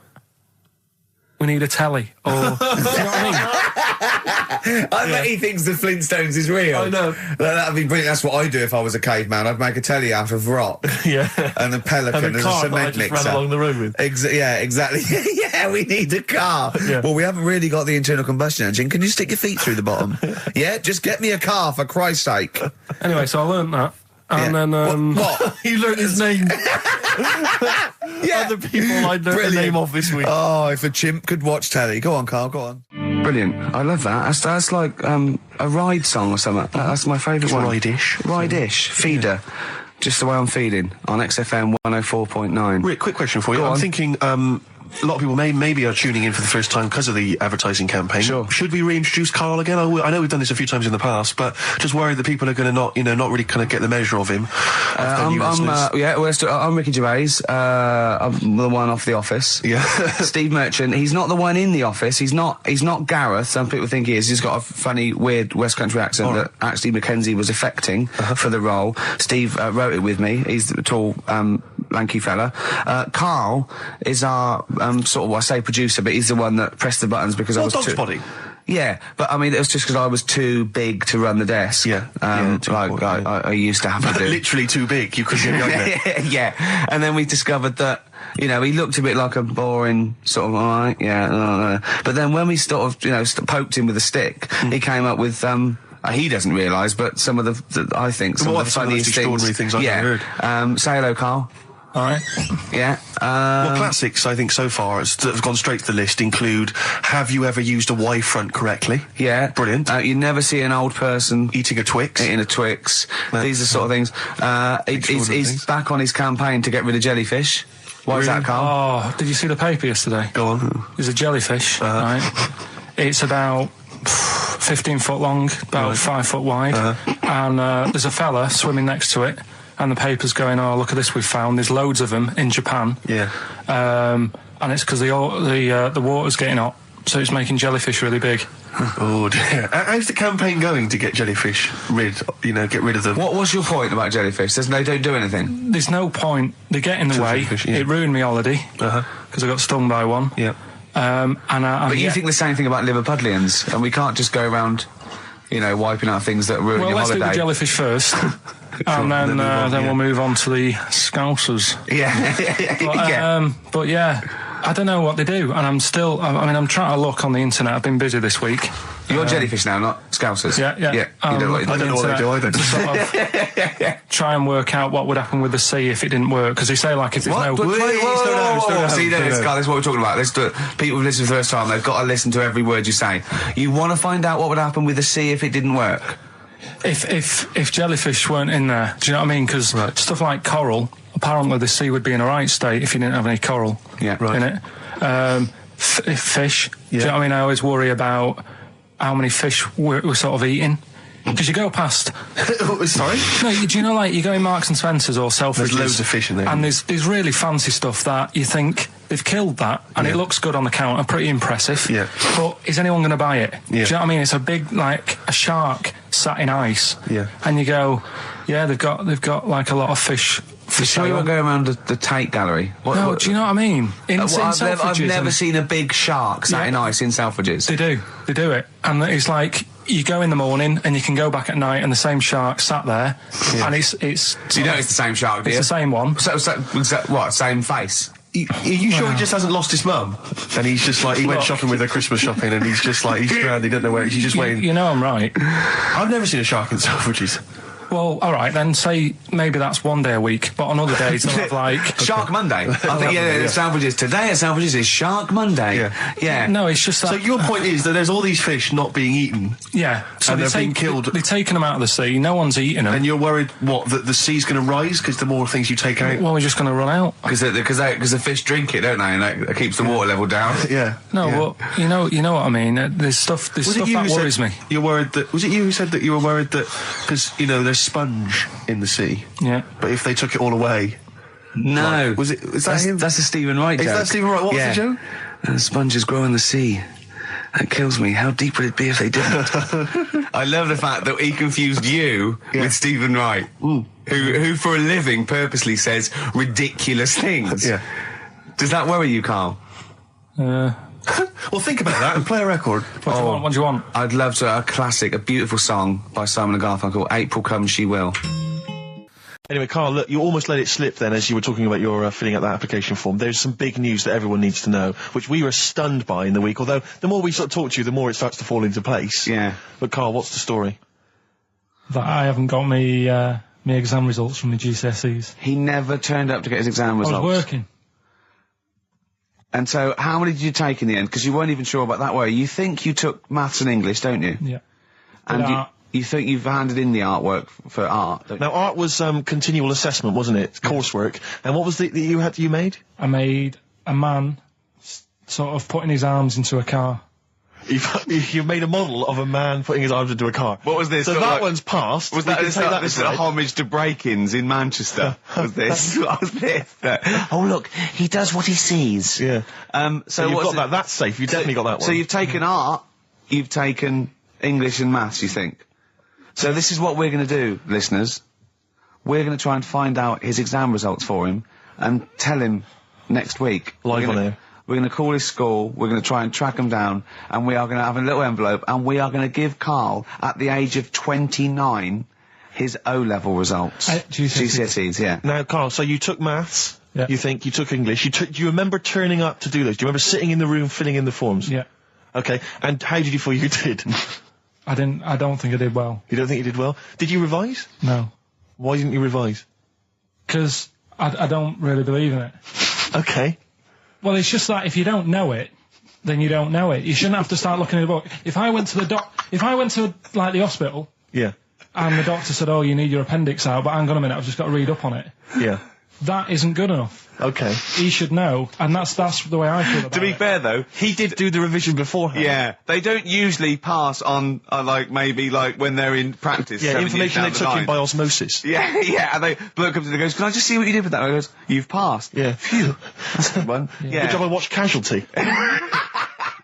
But I was in the cinema. This was not long ago, and I went to see that. It was I think I was off to see that film, Crouching Tiger, Hidden Dragon, or whatever it's called. You know, well, they could be on the phone for that because there's subtitles, so it's not going to ruin it, is it? Yeah, it wasn't her. I was sat next to another woman. She was crunching, a big fat woman. No, but he's got a good point there. Loads of people could be on the phone in there, and it wouldn't sort of niggle you. Fine. Well, at least we've cleared that. Imagine if that was true. No, because it's like when you go on the tube and read a paper. There's loads of noise, but you can still concentrate, can't you? He's got you. Do you know That's such a great point, isn't it? Right, yeah, because it's so easy to lose yourself in that magic realism world, you know, with all the sound effects and music and surging, exciting noise, and there's a woman clattering on going, "Yeah, well, I'll probably meet you later, Stange. Should we get some Diamond White in and around by the park?" Yeah. Switch off. I do it. Yeah, but we know what you're like, Carl. Yeah, you can switch off, Carl. It's like you can turn your ears off. That's the skill you have. It's not the ears, it's the behind the ears. Yeah. It's the process between the ears and the brain that you can switch off, so you can still hear all these things like a cat. But I was in the, there was this woman sat next to me, she was a big fan one, she was crunching on some popcorn. Again, that's a crime. Why they're selling popcorn in cinemas? I don't understand why She the needs to noisiest... eat regularly, she's why fat. have the noise, why the noisiest food in a cinema? Yeah. I don't understand why that's come about. Yeah. It really makes me angry. Yeah. She's exactly right. This- Smoothies. We want smoothies without straws. Exactly. The trailer for that film AI, Artificial Intelligence, came on. Remember that? And the tagline was, David is 11 years old. He weighs 60 pounds. He's 4'6" tall. He has brown hair. His love is real, but he is not. Oh, yeah. And she just went, how old was he again? To her boyfriend. Right? Just ruined everything. War film trailer comes on for some Pearl Harbor or something. She goes, yeah, I don't fancy that. Just announcing this, don't fancy that. Too many war films. So then the trailer, then the opening credit comes on for Crouching Tiger. Before that, you know that thing that comes up that says it's signed by the BBFC and it has the kind of certificate and everything, and that certificate to say what age you have to be. That came up, and it said Crouching Tiger, Hidden Dragon in brackets subtitles. She went, it's not subtitled, is it? I thought this was the most famous foreign film for years. It won Oscars. It was a huge film. Everyone knew it was foreign. She goes, it went, and so the credits begin. It says Crouching Tiger, Hidden Dragon. She went, stupid name for a film. What? She just She wanted paid it. to see it. She was with her boyfriend. So then it starts, right? And obviously it's in Japanese or Mandarin or something. She's like, yeah, and they're all talking in Japanese. Japanese or Mandarin. Whatever it is. So they're speaking in this, Japanese language, Oriental language. And she's going, don't they sound stupid? Don't they sound stupid? She was going, and then the subtitles come up, and it's quite a weird kind of strange language they're talking. And she was going, can't make the subtitles out either. It's both gobbledygook. Just wittering on every step of the film. I totally agree with you, but what I like in your telling of it, I know you're getting quite I'm emotional. genuinely livid. But she went Mandarin or Japanese, some Oriental language. And Well, I don't know what it was. It's a strange language. It's a strange language. Well, anyway. Oh, dear. So then I moved. I climbed over several seats, made a big huff of, make a big show of moving. Yeah. Sat next to a guy on the phone, just chatting on the phone. Oh, I'd have gone mental at that. So now I hate that film. I didn't enjoy it. I don't like seeing it. I don't want to even think of it. It's subtitles, isn't it? Well, rubbish. Rubbish. That's why I get videos. Yeah, I should have thought that through, Carl. You're absolutely right. Lamb chop.